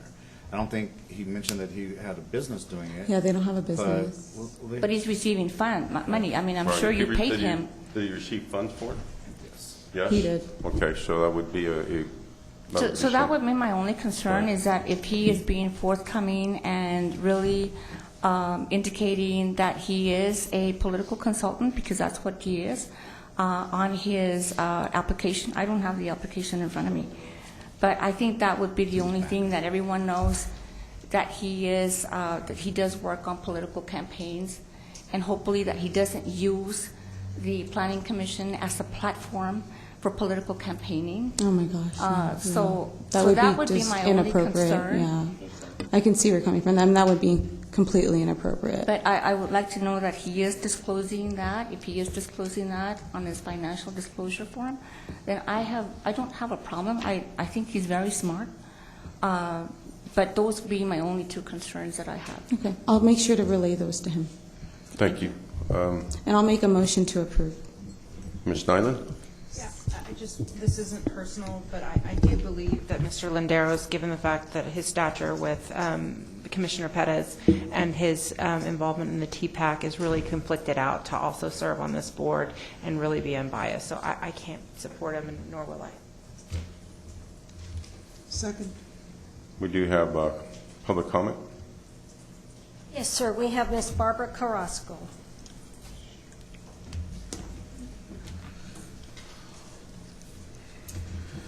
Good morning, Ms. Carrasco. Good morning. Good morning, Council and Mayor. I addressed Council in January regarding an approximate 5-hour marathon between Ordaz and Landeros, which revealed Landeros coaching Ordaz what to say, when to say it, who to say it to, what to ask, and who to ask. They revealed Landeros telling Ordaz what to withhold from Council until she spoke to the media for greater effect. When she did not know what a speaker was saying, Landeros was there to explain the essence of her conversations. and the day couldn't end without drama, he told her to, and I quote, "Drop the," and you fill the blanks, "mic when you get up to leave." I provide copies of these texts to each of you in January.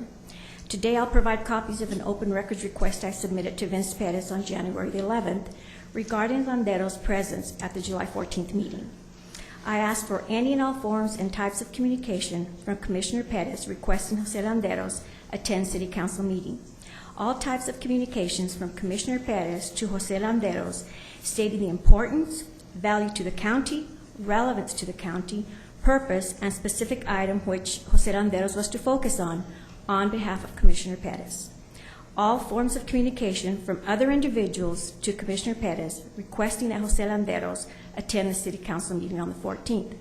Finally, I asked for any forms of communication from Jose Landeros regarding feedback, observations, conclusions, or recommendations on said specific item agenda of July 14th.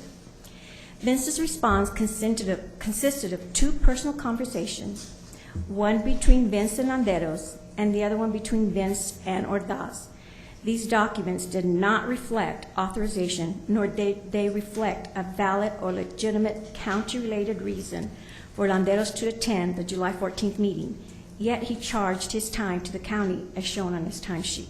I'll submit that too.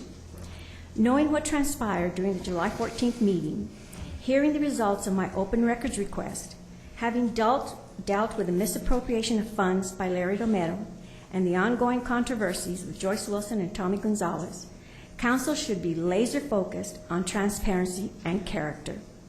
The message from Council to the public should be that you're listening and that transparency as well as character matters, and that appointments to boards, committees, or commissions will not be bundled and automatically approved without discussion and due diligence. Appointees should be vetted. Our standards for appointees should be high. I'm here to oppose the reappointment of Landeros to the City Plan Commission based on the facts that I've submitted to Council and based on the facts that I've spoken of today. Thank you. Thank you. Thank you. Ms. Limon? Mayor, as representatives, we have the opportunity or the decision to vote for or against. I find it really offensive when an appointment is taken out and then we have these discussions and then the name of this person is smeared. It happened to me once with one of my appointments where 20 minutes had to sit here and listen to all of this horrible things about a man who served and served well on Civil Service Commission. So I would simply ask that if we want to move it to regular, that's fine, but smearing people in a public setting, I think that's very inappropriate. We make these decisions. We don't all agree with everyone else's appointments, and the choice that we have is real simple. Vote no, but don't smear people's names. And I think, to your point, Ms. Limon, thank you, that Ms. Ordaz kind of addressed that it was done in a very professional manner, and everybody, to your point, we have the right to not call to the public, and I think that's what you're referring to, the public has the right to address the City Council. And Mayor, I agree. The call to the public is very, very appropriate, but for us council representatives to smear the name or smear an appointee, many times we simply vote yes. We may not be changing the course, but we have respect for the appointees. Yes, that's all. And Thank not you. for Ms. Carrasco. No, I praise the fact that people will come up and stand up. Okay. I value that Thank very you for much, that. Ms. Carrasco. Ms.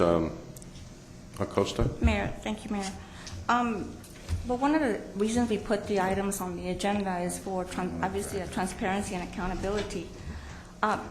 Today, Ms. Ordaz, unless you postpone this, I won't be able to support it because I don't know what his financial disclosure form says. I don't know whether he has actually made notice or that he does have political consulting as one of his,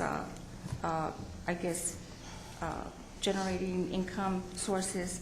So I can't support it for those reasons. I do believe he's very intelligent. He's very smart and very intelligent. But for that reason, I can't support it today.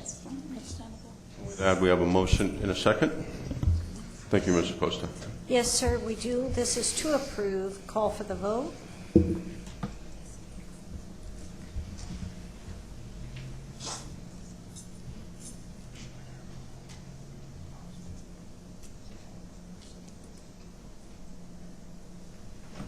And the voting session. And the motion to approve fails 2-5. Voting for the motion, Representatives Ordaz and Limon, the rest of council voting against it. Thank you. So and the with that, motion we go does to. All right, and now we'll move to item 15.1. This is authorizing the purchasing director that the city is terminating the contract for the lease of unmarked police vehicles pursuant to the provisions and requirements as listed on the agenda. Good morning, Paula. Good morning. Hi, good morning. Paula Beer from Purchasing and Strategic Sourcing. This item 15.1 and 15.2 are companion items. This is, the 15.1 was a temporary agreement until a new contract was awarded. So for 15.1, we recommend that the purchasing director is authorized to notify Enterprise Holdings, Inc., DBA EAN Holding, LLC, that the city is terminating for convenience. Move to approve. Second. We have a motion and a second to approve. Call for the vote. And the voting session. And the motion passes unanimously. The next item is 15.2. It's the award of solicitation number 2016-513, lease of unmarked police vehicles to Acme Auto Leasing. Again, Paula Beer from Purchasing and Strategic Sourcing. The strategic goal for this item is number 2, set the standard for a safe and secure city. Solicitation number 2016-513. This is a best value procurement for lease of unmarked police vehicles. 14 vendors were solicited. 12 were local vendors. 2 bids were received, which none were local. And also an inadequate competition survey was conducted. Purchasing and Strategic Sourcing and the Police Department recommend to award Acme Auto Leasing LLC, the bidder offering the best value bid. Move to approve. Second. We have a motion and a second to approve. Call for the vote.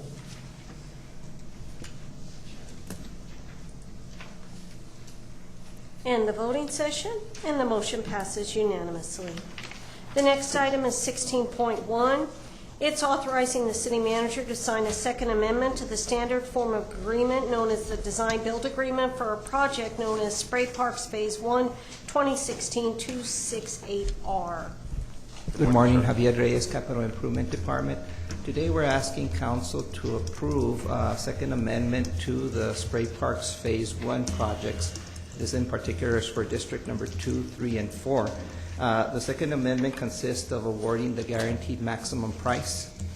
Again, the strategic plan goal is to promote the visual image of El Paso and enhance the quality of life through recreational, cultural, and educational environments. The project manager is Carlos Adame. The districts are District 2, 3, and 4. The approved budget for these 3 particular sites are community development block grants, Suyang Park, Grandview, and also Hidden Valley Park. We've done these presentations before, so this is more of a follow-up. This is Suyang Park in District Number 4, the aerial as well as Grandview Park. These are the themes that are basically going to go into the Suyang Park as well as Grandview Park. and our Parks Department has been coordinating with the different city representatives. This is Hidden Valley Park, the location, and also the theme for the Western Desert Theme Park. This is part of the design, the proposed landscape park for the Suyang site plan, the Grandview site plan, as well as the Hidden Valley Park site plan. The scope of work for Suyang Park includes the installation of 25 spray park amenities, includes the concrete pad, the filtration system, as well as the spray controller station, the installation of a decorative non-slip coating, installation of benches, trash receptacles, picnic units, and canopies, as well as the installation of some trees and new sod in the affected areas. For Grandview Park, we're installing 29 spray park features, installation of the concrete pad, filtration system, as well as spray controller stations, the decorative non-slip coating, installation of trees, and of course replacing the sod where it's been damaged because of the construction. Hidden Valley includes the installation of 24 spray park features, the concrete pad, filtration system, and spray controller stations, installation of decorative non-slip coating, installation of trees, and also the sod where it's been impacted because of construction. This was the spray park schedule that we presented back when we went for the original contract. We are meeting our deadlines up to date. We're not behind. This is the general overall schedule. They are working right now on the infrastructure work, which includes installing the water lines, the sewer lines, and doing the rough grading at the sites. This also was presented back in March 8th when we went for the First Amendment. If you notice, the project highlights includes our expectation of when the parks will be open for use by the public. Suyang is August 24th, Grandview is September 1st, Hidden Valley is October 20th, and Pavo Real is December 1st. The Second Amendment consists of a guaranteed maximum price. What is the guaranteed maximum price? Basically, it is the equipment. It's the spray park features and any other work that's remaining that was not included in the infrastructure work. When we're dealing with design build, we basically go in phases. We ask council to award the design first, then we go with possibly the infrastructure, and then we go with the last remaining items, which is the spray park features. The contractor is Black Stallion. Now, what you see here in completion dates might seem in conflict with what was shown previously, but completion dates are closeout. That's when we pay completely the contractor, when we go ahead and basically close the project out. Our goal is to basically finish these projects 1 month before that July 15th day for Suyang, so it would be June 15th. Grandview would be September 3rd, and Hidden Valley would be October 11th. With respect to Pavo Real, and courtesy to Representative Ordaz, we're still working on park amenities. We've been meeting with her, and we hope to come back, or we will come back in May for the guaranteed maximum price, and that will be the Third Amendment. And I hope my suggestion is... Yes, we are looking at it enthusiastically in that case. I know that gave you guys Mr. Robinson? a little bit. Move to approve. Second? Mr. Robinson? Yeah, yes, thank you, Mayor. This is not the total amount for those three. This is the action. You said this is for the amenities. For the guaranteed maximum price. Exactly. Guaranteed amount. We can provide you the budget breakdown for what was the design, the infrastructure, and also the guaranteed maximum price, which basically will total your total budget. Okay. Could you give me the breakdown for not now, okay, but later? Yes. I said this once before, and I say it again. You know, this is a very aggressive endeavor, and but I certainly appreciate it because it looks, you know, it's a good amenity for El Paso, and it'd be great to see. Well, city manager's not here, and city attorney's not here, but I want to make sure that we have Ms. Labranya, Ms. Reyes, Mr. Reyes, and Dr. Sutter, the mayor, when we have the grand opening, that you come dressed appropriately. Thank you. Tie. That would be a coat and tie, Mr. Robinson. No. Well, if you want to wear a coat and tie, it's okay. But I would consider it be appropriate attire for that occasion. Thank you. Because you will get wet. With that, we have a motion and a second. Thank you, Mr. Reyes. Thank you. Thank you, Mr. Thank you, Robinson. Dr. Nutter. Yes, sir. Call for the vote. That was funny.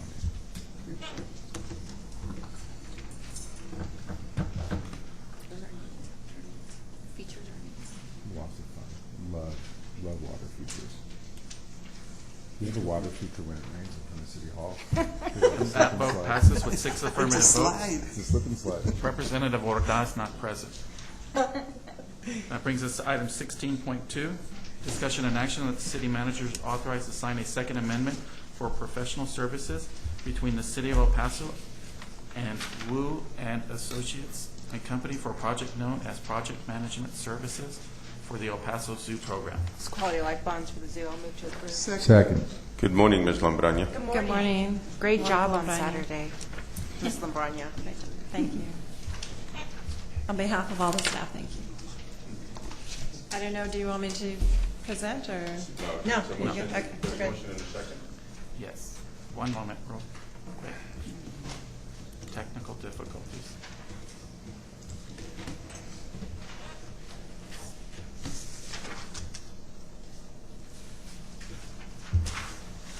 Call for the vote.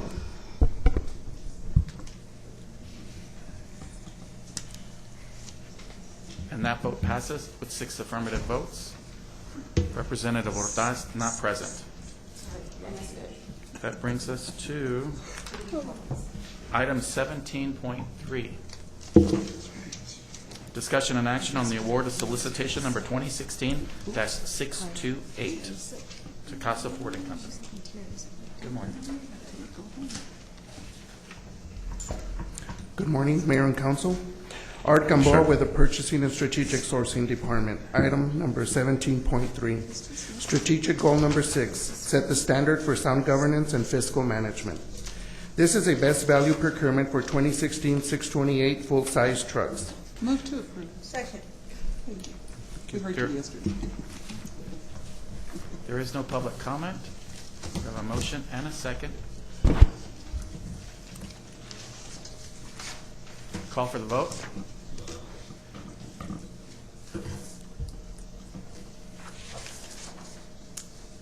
And that vote passes unanimously.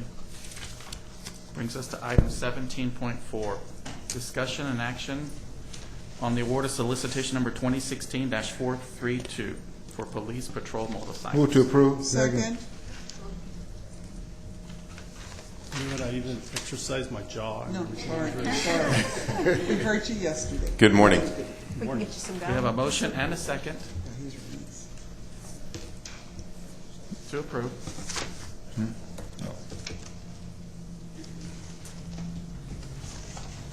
And that motion passes unanimously. Brings us to item 17.5, discussion and action on the request that the Director of Purchasing and Strategic Sourcing be authorized to exercise the city's option to extend current contract number 2013-151. Move to approve. Second. We have a motion and a second. There is no public comment to approve. Call for the vote.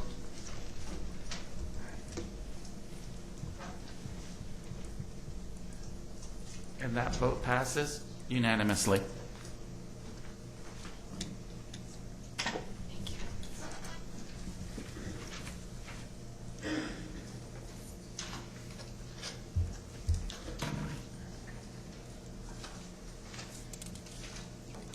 The next item is 18.1. This is authorizing the city manager to sign the professional services agreement between the city and Kimley Horn and Associates for a project known as El Paso International Airport reconstruction of runway 422. Move to approve. Second. We have a motion and a second to approve. Dr. Sutter, when we were voting, we had asked that we get an update on the rental facility at the airport. If you could just remind the city manager that we had asked for that update, I'd appreciate it. Thank you. We do have a motion and a second to approve. Call for the vote. End the voting session. And the motion passes unanimously. The next item, 18.2, is authorizing the city manager to sign an agreement for professional services between the city and Meridian Green Works for a project known as El Paso International Airport Terminal Architectural and Landscape Enhancements. Move to approve. Second. We have a motion and a second to approve. Call for the vote.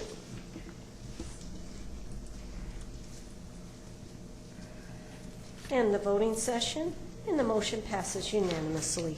The next item is 19.1. This is an ordinance amending Title 14, Aircraft and Airports of the City Code to add a new subsection 1416.16.1E, customer facility charge, to set forth expenses which may be paid with customer facility charges. Good morning, Ms. Lambrana.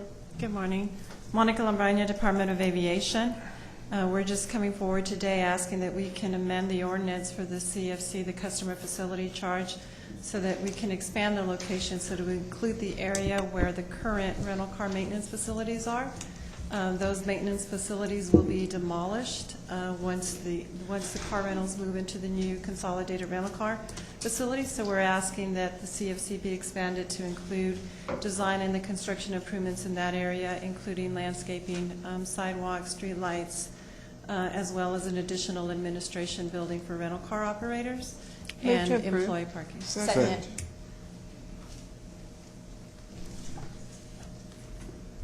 We have a motion and a second to approve. Call for the vote.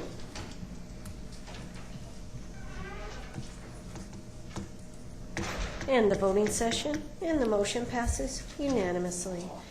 19.2 is an ordinance granting the special privilege license to CC Restaurant LP doing business as Cafe Central, permitting a surface encroachment of a license area into a portion of public right-of-way fronting property at 10-9, in other words, 109 North Oregon Street. Move to approve. Second. Good morning. Morning. Thank you, Elizabeth. Thank you. We have a motion and a second to approve. Call for the vote. And the voting session, and the motion passes unanimously. The next item is 20.1. It's an ordinance granting a special permit to allow for infill development and reduce cumulative front and rear yard setbacks and parking reduction on the property at 1024 East River Avenue. Ms. Forsythe, is there any opposition? No, ma'am. And CPC recommended approval? Unanimously, yes. Happy to approve. Second. We have Good a morning. motion and a second to approve the ordinance. There is no public comment. Call for the vote.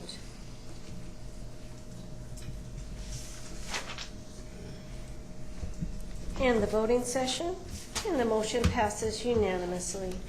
The next item, 20.2, is an ordinance granting a special permit to allow for infill development with reduced lot area, lot width, side yard setback, and parking reduction on the property at 9339 Carranza Drive. Move to approve. Second. We have a motion and a second to approve the ordinance. There is no public comment. Call for the vote.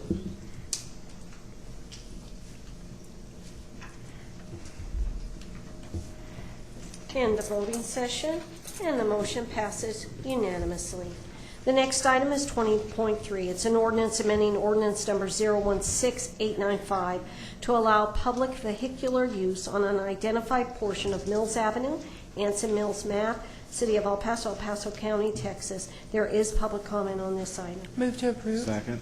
Dr. Sutter, the other issue in regards to this is, I believe there's an ordinance that's prohibitive of skateboarding downtown, And there are a tremendous amount, I'm not quite sure, Mr. Gonzalez said he was going to look into this, but there's been a tremendous amount of investment in planters. I mean, there's tens of thousands of dollars at the new ones in front of Mills, and some of the investments that we made at San Jacinto Plaza and actually the Arts Festival Plaza that's being damaged. And so I don't know if it's a lack of enforcement. I don't know if it actually exists, but I had asked Mr. Gonzalez to please look into that.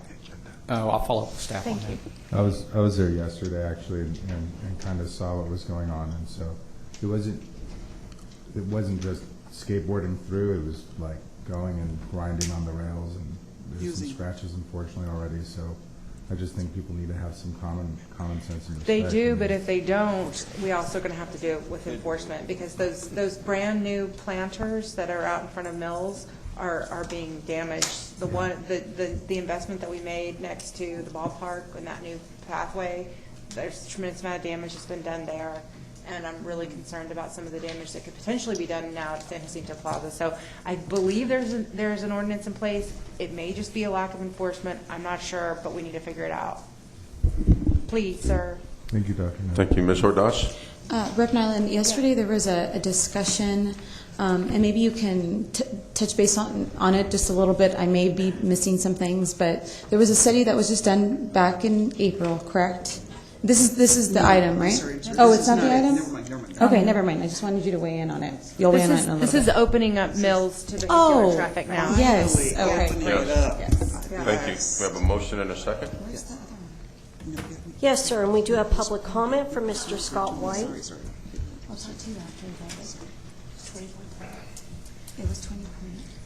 Well, Mr. White's coming up. I know that we're going to put ballards up there when we are going to close the street down for public events and street events, but during the day for the business community can move around and be able to utilize the street. But in the evenings, on any given evening where we do have some type of event that needs to close for public safety, we have the ability, because we'll have the lit ballards up there. Mr. White? Good morning again, Mr. Mayor, Ms. Momsen, council, staff. Scott White with El Paso Bicycle Pedestrian Coalition. Howdy. We passed a Plan El Paso that said we were going to become the least car-dependent city in the Southwest. Here we have the first opportunity to take advantage of something like that by saying we don't need to open up a road that's been closed for so long. We've survived without it being open. I know certain businesses say we need that. They've survived without it. Why is it we are doing this now when we haven't even taken the time to explore what we could really do with that as a place for people, especially now that the Placita is opened? We've got that space in front of the Mills building. We've got that space south on Mills, south of the Placita. Those are great opportunities to really create pedestrian plazas that really create a different atmosphere and a different sense. We've talked about this before, and you've heard me say it before. If we want to revitalize downtown El Paso, we have to bring people here. And to do that, we have to give them a place to congregate, to walk, to move from place to place. So at the first opportunity, we're taking that opportunity away from them and giving it back to people who think they have to drive everywhere. I think we need to be rethinking some of these priorities. There are other communities that have seen the value in giving these public spaces, because our roadways are our biggest public spaces. There are other communities that have seen that opportunity, and they've taken advantage of it to do some really special things that extend our already great public places. And so I know what's going on. I know that the work's already been done there. I'm just asking, why are we doing this now when we could take the opportunity to do something really special and set the model for something for the future? Do we always have to have our roads for cars, or can we have our roads for people, for us, for each and every one of you? Thank you. Thank you. Thank you, Mr. White. And I think you'll see that what we're trying to do is make sure that we have the best of both worlds, where we have the ability not to affect the business people that have invested in the community, and then the business people that have invested, they want to do evening events, sidewalk events, that will be able to close that. And so we're basically getting best of both worlds and continue to become business friendly, but also make it pedestrian-friendly in the evenings and make sure it's safe, but we do have large gatherings. So when we do have large gatherings, we'll be able to do that. So I thank you for coming up, sir. Ms. Limon? Yes, thank you, Mayor. It's almost going to be 3 years that we've been in office, and that was one of the first things that I questioned. Why was the street closed if construction had been completed? And we waited and waited and waited. Unfortunately, not everyone, or most everyone, drives a vehicle. If you go to an event at the Plaza Theater, if you go to the convention center, if you go to the Camino Real, and that street being open really allows for traffic to just move out of there in a very quick form.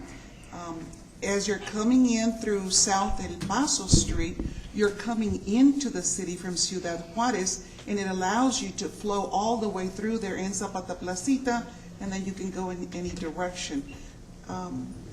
I believe it really needs to be open. I can understand for some special events, and I think, Mayor, I heard you say it'll be open during the day but closed at night, and that's not necessarily true. That's correct, yeah. If there's daily events, you're correct about that. That we'll close it during any time we have large gatherings for pedestrians that we feel for safety that we need to open it. So you're correct on that, Ms. Limon. And that would be very beautiful. So I think it's really a compromise because we're taking care of that traffic flow that we need to get people out of there and people in there. Because really, to get to the Camino Real, you've got to make that loop and come in through South El Paso Street. So I hope that, I'm hoping it's going to be the best of both worlds.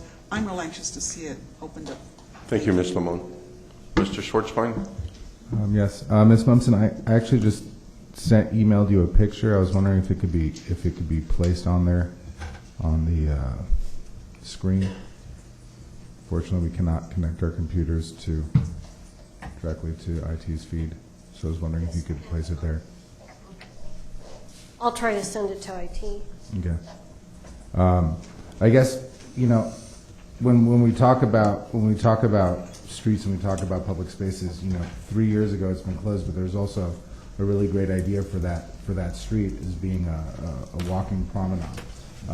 And unfortunately, it wasn't able to be there. But I think that Mr. White has a lot of credence that when you look at different areas, our streets shouldn't necessarily be in a situation where ease of use for vehicles is the most premier fashion. I actually think if you look at El Paso Street, I would think limiting traffic in some situations would actually create a better sense of space than merely just having a 3-lane road to get people from the bridge out into other parts.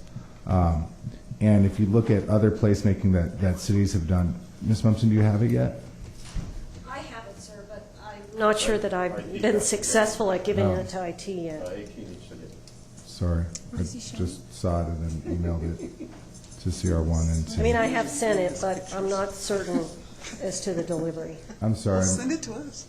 I can't. That would be a violation of the of so many meetings and records. And Oh, is that it? Yeah, that's it. Dr. Nutter would get crazy on me. I'm sorry. Sorry. I'm so I had to sorry. throw that in there. I just sorry. Did Sorry, you it's call too- him? Yes. No. Gentleman. Excuse me, let's All right. So let's move on. here's a picture of Times Square. And granted, on Saturday the Placita looked close to this. I think, but It looks better. But what you can see there is that they went and vacated the road because New York, and I understand El Paso is not New York, I get that, but they decided there was more value in limiting traffic in certain areas than there was in having traffic there. And so you have an area where people congregate, which creates more of a sense of place, which creates more of a sense of density in an area around downtown. And yes, cars can still get through downtown. But when you go and build roads for only cars are comfortable there. And in an area around the Plaza Theater, around the Placita de los Lagartos, people should take priority over cars. Doesn't mean we close off all the streets all the time, but it means that we should be looking at alternatives. So I would like to think that if there was an ability to go and revisit this, I understand that, you know, there's a necessity for a balance, but I think that we should look at ways to vacate that street permanently and add street Yeah, we furniture. do have a and motion in a second. If I could just explain really quickly. This is a compromise. This does exactly what Representative Swartzwein just said with the removable bollards and allows us to expand the scope of the events downtown. But during the day and during other events, just like Representative Lamone said, Representative Lamone, that's her name. No, Representative Lamone. Yeah. It's respect. Yeah. Yes. Representative Lamone just said, for certain events at the plaza and at the convention center, the street functions better with vehicular traffic. Now, to Mr. White, unfortunately, you aren't correct when you say that the businesses have survived. They have not. And in fact, several of them have respectfully requested that we open this vehicular traffic so that passerbyers, there's a new yogurt shop right there, there's a coffee shop right there, there is a brand new restaurant right there, and they need that vehicular traffic to survive sometimes. Yes, they do, and I'm sorry you disagree with me, but I'm not here to argue with you. I'm here to tell you what they're asking us to do. And we are respectfully trying to work with all different parties. And when those businesses who have decided to invest in downtown are struggling, it's our job as policymakers to try and work with them. But by still keeping the ability to shut the street off, it then satisfies your group as well. So this is a compromise. It's got to move. We've got a motion and a second. I respectfully ask everyone to let everyone who's weighed in on this know that this is a compromise on all parties. And please, let's try to move forward. Thank you. And with that, we have a motion and a second. Yes, sir, this is to approve. Call for the vote. Get it done? Get her done. Get her done. Get her done. Get her done. Done.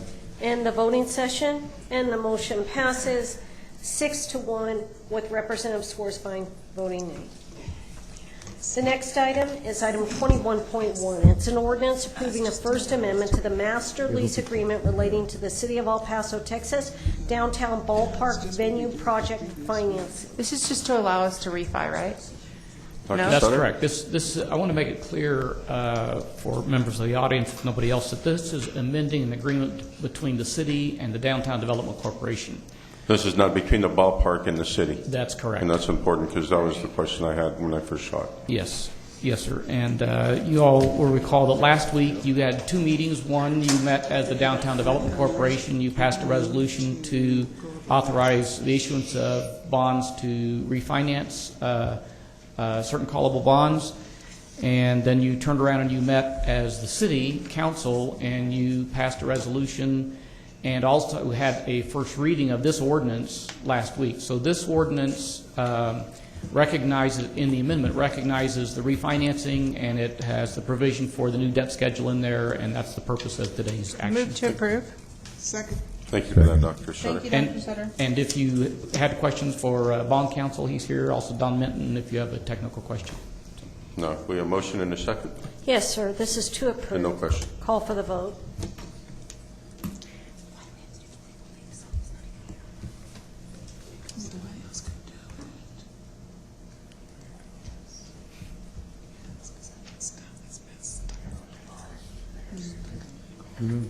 And the voting session?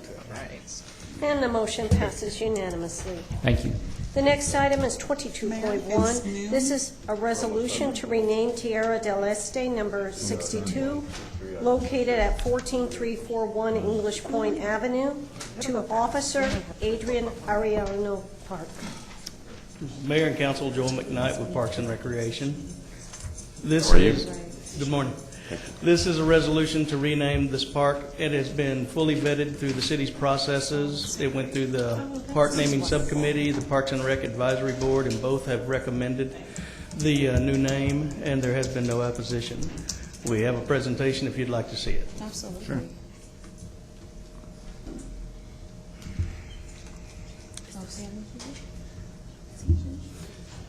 Of course, this is to rename this park Officer Adrian Arellano Park. It's located in the far east in District 5 on English Point Avenue. It's east of Rich Beam and north of Montwood. And here's just an overhead.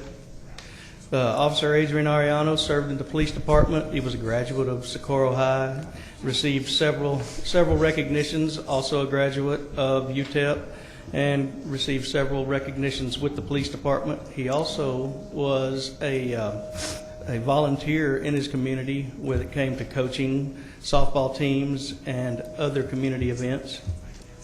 Here's just some pictures of the park, just to give you a better idea. It's one that's used quite a lot. It has a playground, open field area, and a picture of Officer Ariano. Just a reminder to everyone, Officer Ariano was killed about a year ago when he was working a funeral escort. Council, Officer Ariano died in uniform and in the line of duty, and I think that this is the least we can do to remember and honor him. And I ask for your support in renaming this park. This is the park that's near their home that he and his family would visit. Wow. Wonderful job, Representative Now. Yeah, what a wonderful tribute. Yeah, this is great. I'll move to approve. Second. Great job. Thank you for bringing that forward, Dr. No.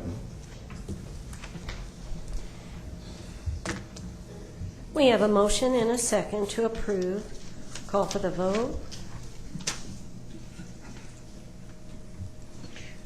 And the voting session, and the motion passes unanimously. Thank you for that. Thank you. Thank you. Ms. Munson, 23.1, I'd actually like to make a motion to take that into executive session when we Which go one? into. Second. Would you like to do that now? Or No, when we get let's to finish, and then executive when we session? go into All right. executive session. So we'll hopscotch over to Right. 24.1. This is discussion and action to direct the city attorney's office to research and implement a civil social host ordinance to protect the public health and safety and reduce underage drinking. And this is both the Mayor Pro Tem's item and Representative Nyland's item. Thank And we you. do have 7 people who signed up to speak on this item. If I could get the PowerPoint up for this one. There we go. I didn't do it. Like, It's probably. I don't have those skills. All right, so let me tell you what this is and what it's not. First off, I just want to clarify one thing. You know, in our society, as a parent, you have a lot of leeway in how you raise your child, and you even have the ability, if you choose, through your parental wisdom, to serve your child alcohol. You can actually do that. What you don't have, though, as a parent, is the ability to serve my child alcohol. So there are laws in place to protect minors from being able to acquire alcohol, but there are loopholes in it that I think that we can address, and several cities in Texas are now looking at this. We're not the only one. I believe there's a total of 7 who are vetting it right now because they too see the issues that are involved and a potential solution, and this is a potential solution. So if I could go through these. Why do we need a social host ordinance in El Paso? We know that we know from the science that to reduce underage and binge drinking, we have to first understand what youth are drinking, how alcohol is marketed to them, how cheap and readily available it is, and where the problem drinking is happening. Social access to alcohol, specifically house parties, is a problem that communities are facing. House parties are typically places where young people have access to a large quantity of alcohol and where risky drinking behaviors do take place. And if you survey the youth, among those who drank in the last 30 days, 75% usually drank at my house or another person's home. You see in social media there too, where they advertise these, bring your own bottle or pitch, $3. So they actually charge to get into these house parties to help supply the alcohol. What it doesn't say is who's actually buying it, and that's the problem. It's hard to prove who's actually buying it. A local high school student, and this is a local high school student, tweeting about a party that evening. Finally, another party tonight I'm going to get, and I don't know what happened. He messed up his text or something. This is an Instagram. Who's trying to make some cash? Need a house to throw a party in this weekend? Please let me know. DM me ASAP. It's a direct message. Even I know that. You don't have kids at tax. I got 12-year-olds. Party at my house at 10, bring your own bottle, message me for the address. Then they get mad when they get drunk and wake up finding out they slept around, I got naked at a party. What do you expect? We're talking about when youth get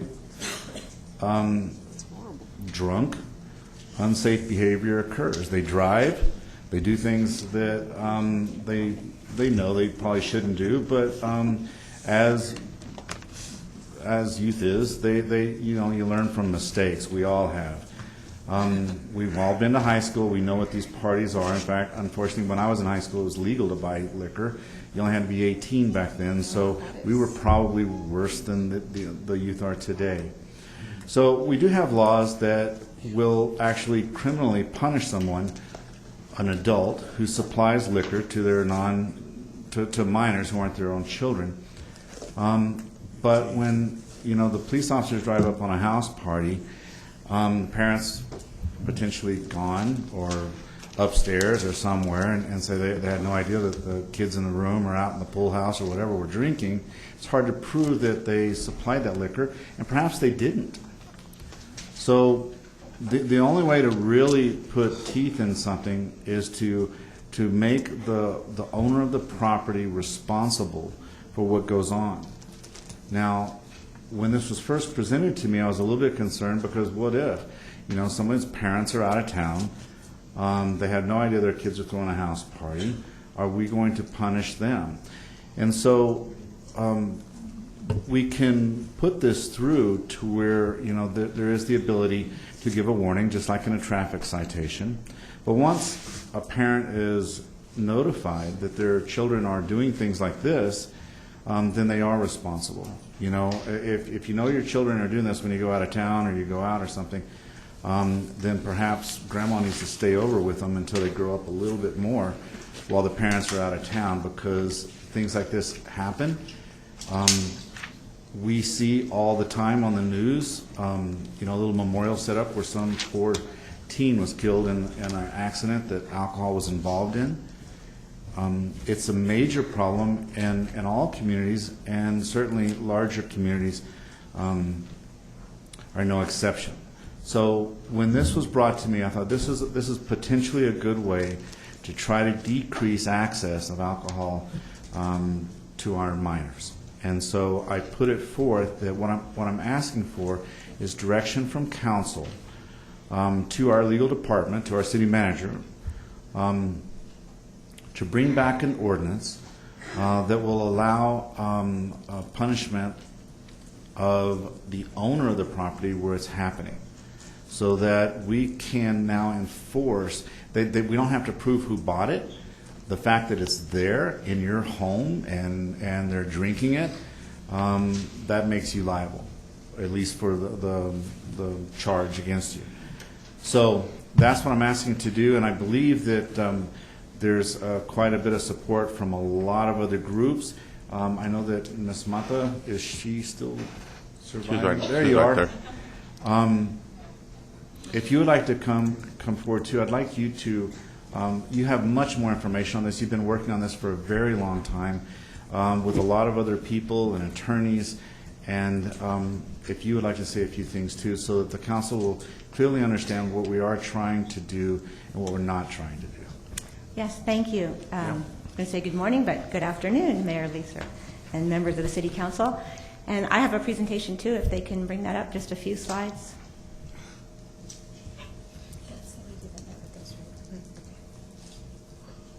Thank you. I'm Dr. Holly Mata, and I'm with the YMCA of El Paso. I'm also a UTEP faculty member, but I'm here today representing a regional network of people and organizations who have been working together to reduce underage drinking, especially underage drinking at house parties. And we care about house parties so much because they're high risk for binge drinking. Alcohol is usually provided free or at low cost. They're usually unsupervised. And of course, these large parties increase the risk for DWI, sexual assault, violence, injuries, and many other negative consequences. I'm going to have to figure out the technology here too. Oh, there we go. Okay, great. In response, communities across the country are adopting local, civil,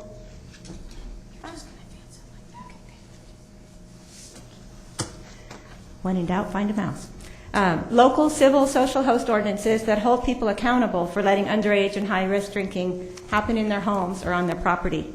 These measures are like laws against speeding. They set a standard to which everyone's expected to adhere, and they usually involve a civil, not criminal, penalty for those who don't.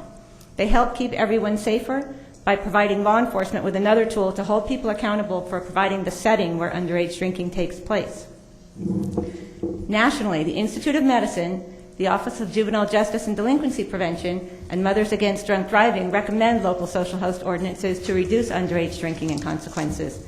Locally, we've had the support of leadership at the Police Department and the Department of Public Health because these ordinances focus on improving public health and safety. Other organizations and people from across the city have signed resolutions like the one you see here in support of El Paso establishing an ordinance. For many years in Texas, municipalities have thought that state law was enough to hold people accountable for the kinds of underage drinking parties that put people at risk. But like hundreds of communities across the country, we now realize there's a gap in state law that these local social host ordinances can fill. Recent legal analyses, both at the state and local level, confirm that home rule cities like El Paso can adopt local policies to hold people accountable for the hosting of the party or for parties that happen in their homes or properties. Research has shown in communities with social host ordinances, law enforcement agencies find them useful. There's fewer calls for service over time, fewer underage drinking parties, and fewer underage youth who drink at large parties compared to youth in communities that don't have these ordinances. One thing I want to make very clear is that our police department has supported the concept of these policies, not any specific ordinance. In fact, we've been getting some great input from them, and we really look forward to developing the best policy for our community based on what we know is best practice and on local input from you and from law enforcement and the legal team here in El Paso. We've spent a year and a half working with 30 different organizations, people from a wide variety of organizations in El Paso, Doñana, Luna, and Otero counties. We've come together for a full day of training once a month, and specifically what we've been learning is what kinds of policies communities can do to fill these gaps in state law. Right now, focusing on social access because that's where most kids get their alcohol. And so we've really become educated on the topic. We work with a team of folks who are alcohol policy specialists, and this is what they do. They help communities figure out, depending, of course, on the state laws and depending on the type of municipality they are, what types of steps they can take to keep their community safe and to improve public policy to make it easier for law enforcement and for parents who are trying to do the right thing and just keep our kids in our neighborhood safe. So we're happy to answer any other questions you have. We have some other supporters speaking from different voices today on the topic. And we just know that when communities send a unified message that underage drinking is unsafe and unacceptable, everybody benefits. And that's what we're trying to do with this local social host ordinance. Thank you very much for your consideration and your presentation. service. Thank you, ma'am. I appreciate your time and all the hard work, and look forward to supporting you. Thank you, Representative Nyland. I know you and Dr. No brought this forward, and I want to thank you for that. Now, your turn. Thank you, Mayor. Thank you. And Dr. No, thank you so much for your comments, and thank you for the great presentation. I'm so grateful that you brought this forward. As policymakers, one of our top priorities must be the health and safety of our citizens. And so with that in mind, when you're approached by, the Paso del Norte Health Foundation, the YWCA, significant stakeholders and agencies in our community that have identified a real problem, but then have worked and done their due diligence to bring forward a suggestion and policy recommendation to policyholders that can really make a difference in our community, that's when I think government really works its best. And so to you all that have worked so hard and so diligently over the last the 7 of you who worked so diligently over the last year, kudos to you, because this is how great policy is established. As a mother of 2 young teenagers, I know firsthand that this sort of activity is ongoing every single day and every single weekend. And so when there is a policy that we can put forward that can help protect these young, as the mayor said, the future of this community, we must be compelled to act. And so, just to give you a couple statistics, in 2014, the El Paso Police Department received 9,443 calls for service for loud music, loud parties. These parties often involved underage and binge drinking, and they're often promoted through social media. In a recent survey of ninth graders in El Paso, 1 in 5 youth reported binge drinking more than 5 drinks on one occasion in the past month, and 1 in 20 reported extreme binge drinking, 10 or more, in the past month. And so I think what, as Representative No eloquently put it, as a parent, absolutely you have the prerogative to decide what you think is in the best interest of your children. What you don't, and I loved how Representative No said this, is to decide on behalf of mine. And so I'm really excited about this today. It's another one of those days where it's great policy coming out of a community, and it's policyholders, policymakers listening to those voices and actually doing something that can make a real difference in our community, which I just think is really beautiful. And so thank you to you all. And Representative No, I'm happy to second your motion. Thank you. And Dr. No and Ms. Nyland, thank you again for bringing this forward. And of course, I look forward to continuing to support this and working together with the community and also council to change how we can change to make sure that our city continues to be safe. Ms. Ordaz, and then I think we have public comment. Yes. Thank you. I just had a couple of questions. Ms. Mata, and I think we had met before, and I was trying to recall the meeting that we had, and it's really informative information. I'm trying to think back when I was in high school and how this would work. I mean, I remember that there were parties often, but sometimes, and I think Dr. New alluded to that sometimes the parents don't even know what's going on. So how would we go about doing that? So that's a great question, and that's one of the things that we spent so much time learning about is what are other communities doing, what are considered model ordinances. There's been more than a decade now of communities having these ordinances, communities as big as San Diego, Baltimore just passed one this summer. Mothers Against Drunk Driving nationally used to maintain a registry of local municipalities that had these ordinances, and they had to stop in 2011 because it was too time consuming and they didn't have the staffing to maintain it. So many communities across the country and so many states are adopting these. And so there are a lot of different types of ordinances. What we know coming out of a decade now is that the best practice is that civil ones are easier to enforce because they serve as a better deterrent. It's pretty quick if you get a citation rather than the criminal charges, which are often difficult to prove. And in fact, the civil ordinances evolved because law enforcement in cities that adopted criminal ordinances said, wait a minute, we need civil ordinances because the burden of proof is so high with some of the criminal ordinances. But in this case, it's much like we have red light, the traffic cameras. It's a civil citation. And that's what we would be recommending.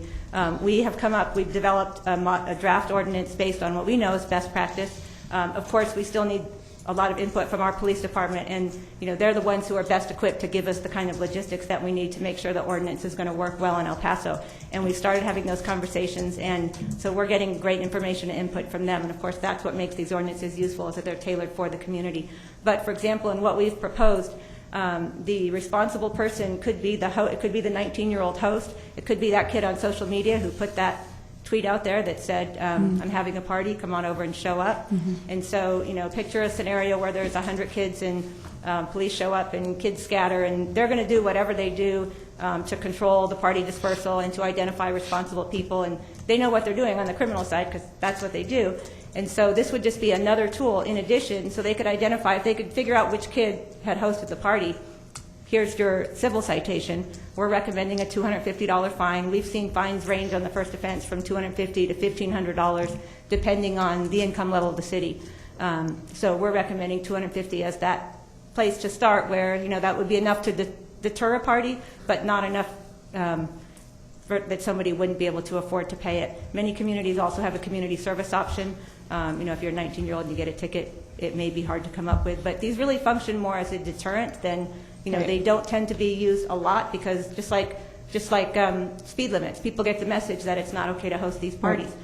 So if you cited the host of that party, you could then in turn, let's say the parent was out of town, you could mail a citation. There's plenty of evidence that the party happened, because it's likely that a party like that, there would be some type of citations, whether it was for minors in possession, or maybe somebody got a DWI leaving the party, or there was an assault that resulted in police activity. So there would be documentation that a party happened. Since it's civil, literally it's a notice in the mail to the homeowner. We would recommend, based on the input we've got from community members, that if you're an absentee parent, if you're out of town, give them a pass that first time. So the kid would get, the 19-year-old or the 25-year-old, whoever was hosting the party, would get cited. The property owner would get a notice that said, an underage drinking party happened at your home.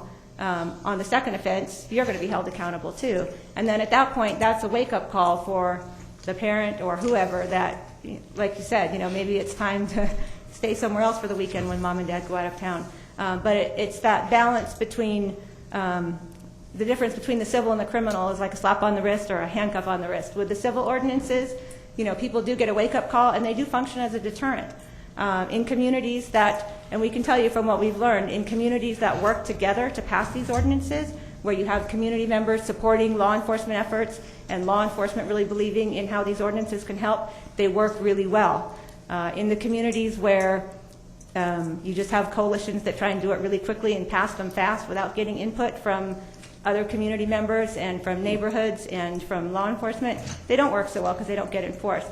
So I really like how, I like the excitement that's been generated around this among council members and among community members, because people are really excited that, hey, we can do something about this, and we can do it in a way that doesn't necessarily end up in somebody going to jail, or that doesn't necessarily end up being very difficult to prove. And that's some of the gaps in the state laws are, the criminal side of providing alcohol to a minor is often very difficult to prove. But people, whether you're a homeowner or you're a parent, you have a responsibility just to make sure that your home doesn't get used in manners that put our kids and our neighborhoods at risk. And so, there's a lot of leeway in terms of what the logistics of the ordinance could look like. But typically, that first offense is a low-level fine. On the second offense, there's often a cost recovery component, and we're recommending that also. Almost all communities that have these, that have passed them recently in the last few years, have developed basically a fee schedule, for if you tie up 2 officers responding at a party for 2 hours, then the burden to the city and to law enforcement is whatever number they decide is the reasonable cost of responding to the party. And that wouldn't kick in until the second offense. And again, if you're a repeat offender, and a lot of these parties, I think, as we know from social media and law enforcement knows, if you live in a neighborhood where you see these parties over and over again, there's the party houses. And they tie up resources. They're a huge drain on law enforcement, and they don't, they're not safe and healthy places to live. And right. So that's what these really help do, is encourage responsibility. And I'm sure the neighbors will be happy. I remember going to Maltwood and parents always complaining about the trash around the areas where certain places, certain homes were having parties. So I'm sure people will be happy about the trash aspect of it. And I think I had mentioned this too, and maybe this can evolve in the future. And as far as when this was before the violence, unfortunately, in our sister city, Juarez. But a lot of students were going over to Juarez. I mean, that was just the way of life.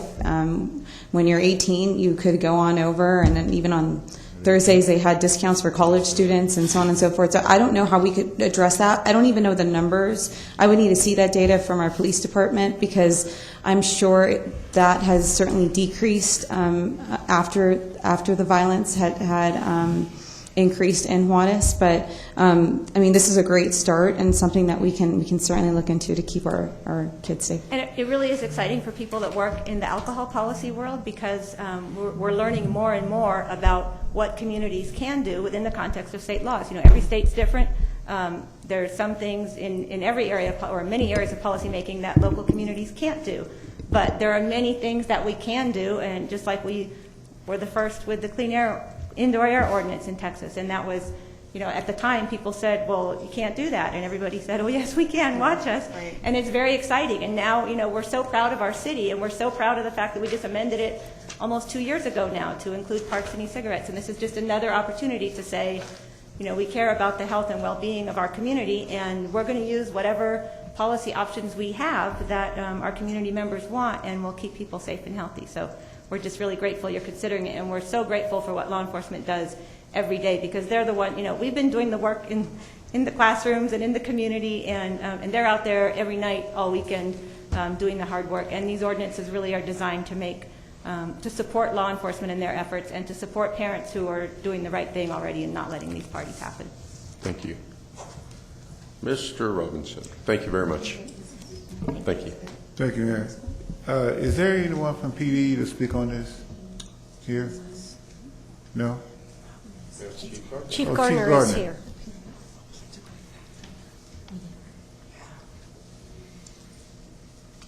While she's coming, Good morning, Chief Gardner. Good morning. This is a good initiative, but at the same time, we should look at the pros and cons of doing this. One of the statements that Dr. made was about drain on law enforcement, which, now, first of all, the question is, legal, don't we have laws already on the book for domestic disturbances and noise and things of that nature? Yes. In the comment that the doctor made about drain on law enforcement, Chief, speak to that issue in regards to calls for service, as far as the part. I guess what I'm trying to get at, as far as what the laws that we have on the books already, and how they are applied, and we add another thing to the books, another thing that the law enforcement have to deal with, as far as the effectiveness of it, based on what we have on the books now. Your calls for service, where does a call like that rank on the list? Michelle Gardner, Police Department. It would vary depending on the specifics of the incident. So depending on the size of the party, depending on the activities that are or are not happening at the party, would dictate what priority level of call it is. So it could fall anywhere in maybe 4 or 5 different priority levels. You have how many? Right now we have 9. You have 9. So it would fall probably somewhere in the middle in most cases, but it could be to the upper priorities, which are the more serious types, depending on the circumstances of each individual incident. Well, you say it would depend on the circumstances based on the call that you get, as far as if there's a fight. Right. If it comes in just as there's a party and I think minors are consuming alcohol, that would probably be a lower priority than if they're reporting fights or assaults or that it's spilling out into the street or it's very large, getting insightful. It just varies. Other than making the parents or the adults who owns the property that the party is happening at, other than making it criminal, we say the proposal is to make it a civil citation as opposed to a criminal citation. What would change? In reading the draft proposal, it appears that it would be a civil violation notice to the property owner, or it would have to be somebody with responsibility over the property. There's also a proposal that there would be a cost reimbursement for the resources involved in addressing the party.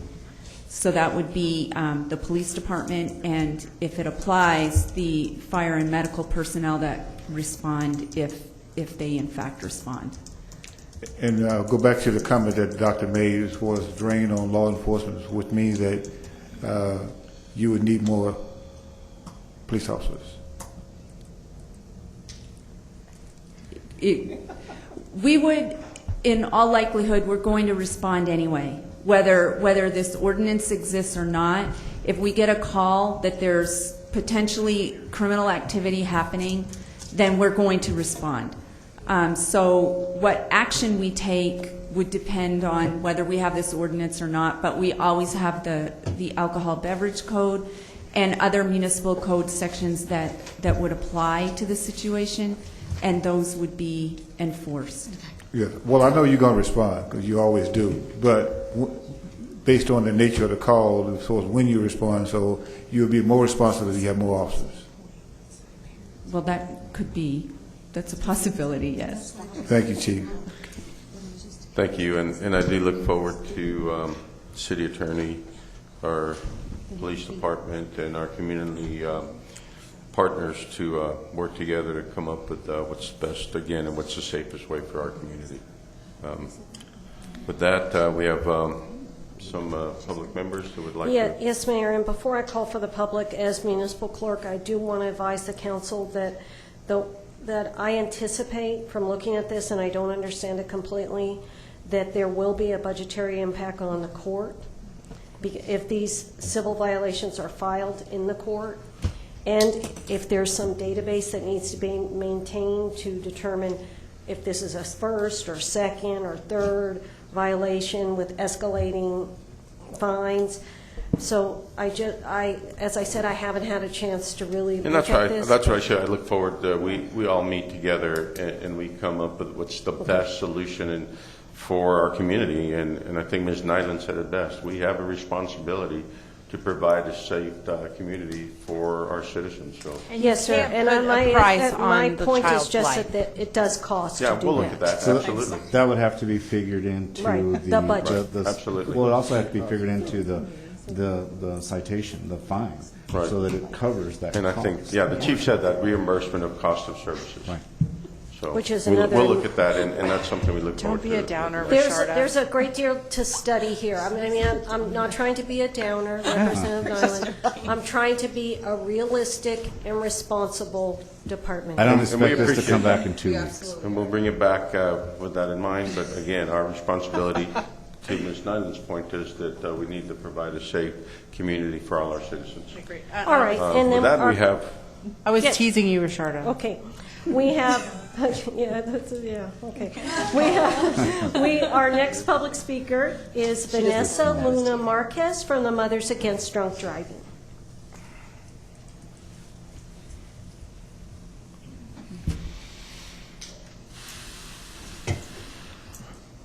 Good afternoon, Ms. Luna Marquez.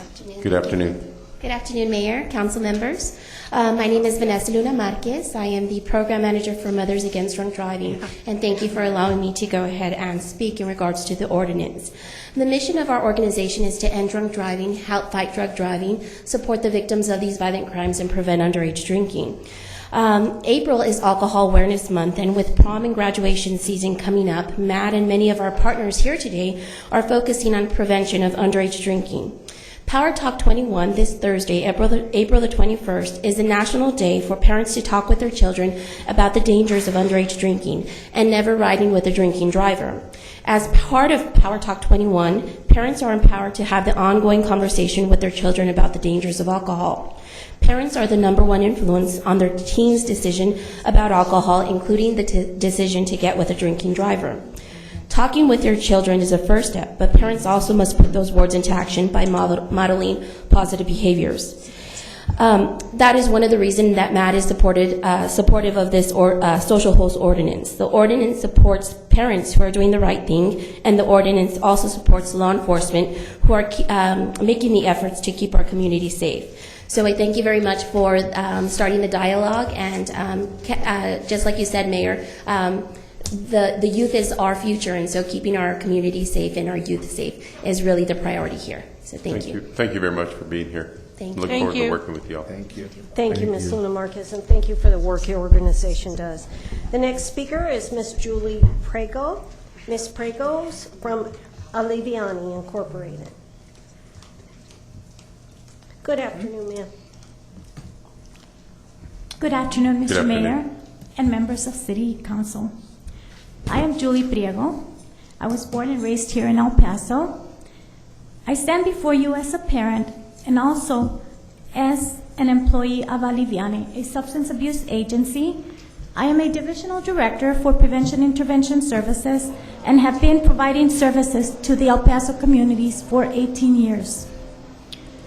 My agency provides substance abuse treatment services to youth who identify alcohol use as the primary drug of choice. Many of those youth report trying or using their first time use at a house party or at a friend's house without any supervision at the house at times. It is very important in our agency to treat youth that are identified with substance abuse problems, but it is highly important to prevent it from happening again. My job responsibilities include educating youth, parents, families, schools, and communities by increasing awareness in high-risk areas to include underage drinking. Increasing awareness is not a one-time intervention. Many times it involves youth, parents, schools, and communities to engage in evidence-based practices. When awareness is increased, behaviors gradually start changing, including social norms. By assigning responsibilities, we start changing mindsets. The more awareness we provide and support of laws, the more people will think twice about hosting. On a personal note, as a parent that experienced firsthand and went through the trauma of almost losing a son that was involved in an incident where alcohol was served to minors, I support a law that will hold people accountable for providing an environment where underage drinking is allowed. My family was very lucky. And this I do know, it was not just my son's problem. We need to recognize this is a community problem. Thank you very much. Thank you very much. Thank you, Ms. Priego. The next speaker is Ms. Sarah Cortez. Ms. Cortez will be followed by Ms. Annette Torres. Ms. Cortez has mandatory CPR training. All right, thank you, ma'am. Thanks for letting us know. Ms. Annette Torres. Good afternoon, Ms. Torres. Good afternoon. Good afternoon. My own representative, Schwartzbein, Mr. Mayor, the rest of council. I'm here today representing the Paso del Norte Tobacco Control Network. We are a network of over 30 organizations who work in nonprofit, education, government, and for-profit sectors. We have come together every month for over 8 years to work on tobacco control in our region. In our work, we know the value of establishing new social norms, as the city did in 2001, becoming the first in Texas to pass a comprehensive smoke-free ordinance. With this social host ordinance, not only could we again lead Texas in passing an ordinance for protecting our health and general welfare, reducing negative consequences, and establishing new social norms, we can make a significant impact on our youth. We, the collective members of the Paso del Norte Tobacco Control Network, support this resolution and encourage you, El Paso City Council, to once again lead Texas. We know the importance of not only looking at what is legal, but what is right for the general population. So we ask you to support not just the city, our region, but our future. Thank you. Thank you very much. Thank you, Ms. Torres. And the next speaker, Ms. Daniela Marquez. Ms. Marquez will be followed by the final speaker, Mr. John Adams. Good afternoon, Ms. Marquez. Good afternoon, Mayor and members of the City Council. My name is Daniela Marquez. I am with the YMCA, and I'm also a graduate student in public health at UTEP. Here in El Paso, we have a strong sense of community, and it is important to all of us to keep our young safe, happy, and healthy. Consistent with the state and national findings, local data show that many of our youth drink alcohol, and that most drinking among youth people occurs in other people's homes, often house parties, where binge drinking is common. It is important that we also think about how house parties affect our neighborhoods. We've been talking to hundreds of community members, and they had a lot to say. They believe that house parties create disturbance, more crime overall, decrease in property value, and others.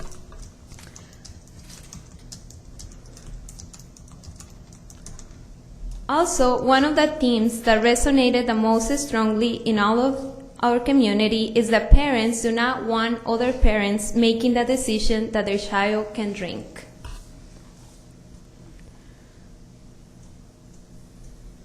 Also, these are the individual things that none of us want to happen: the fights, the sexual assaults, the DWs, and the traffic crashes.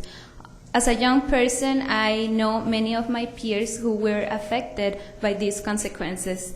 Adopting a social host ordinance can help us to reduce some of the most dangerous parties and also keep our youth safe. Thank you.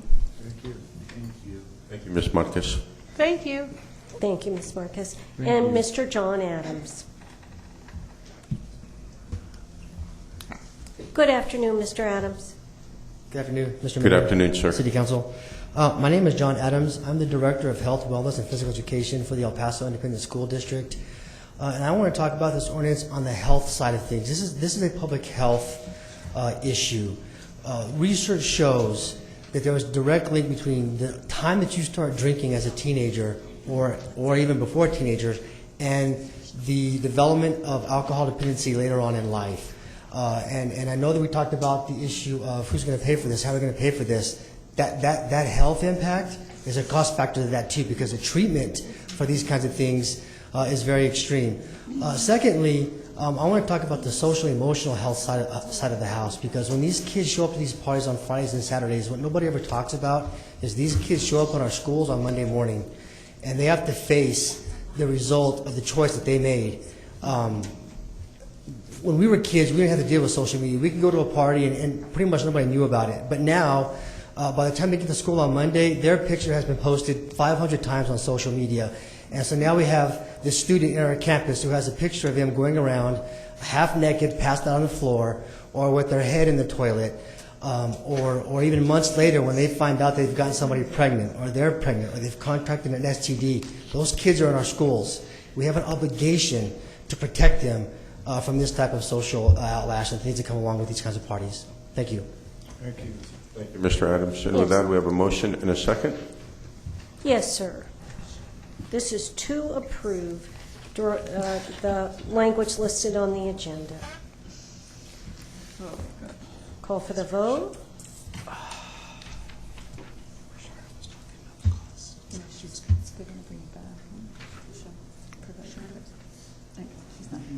And the voting session, and the motion passes unanimously. Thank you very much.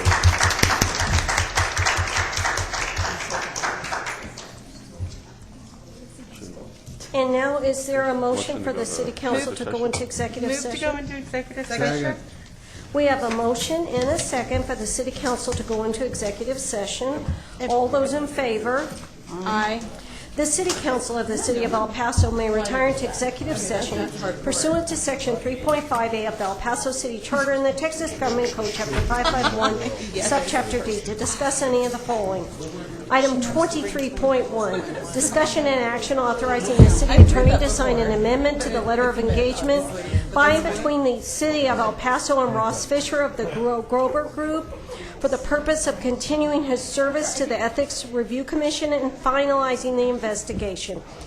This is being taken into executive session under 551.071, consultation with attorney. Executive session item 1, monthly update from legal department regarding pending litigation, claims, real estate transactions, and contract negotiations. This is being taken into executive session under 551.071, consultation with attorney, 551.072, deliberation regarding real property, 551.074, personnel matters, and 551.087, deliberation regarding economic development negotiations.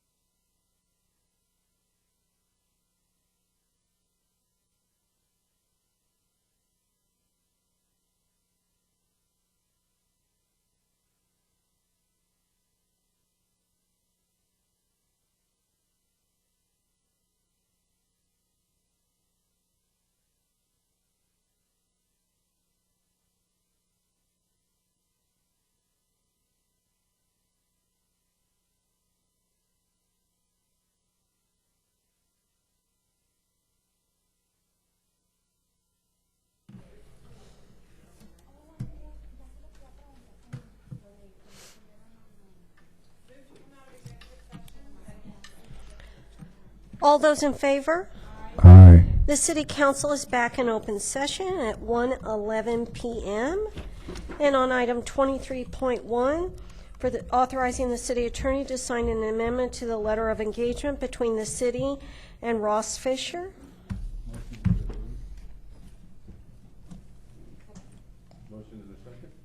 All right, we have a motion and a second to approve.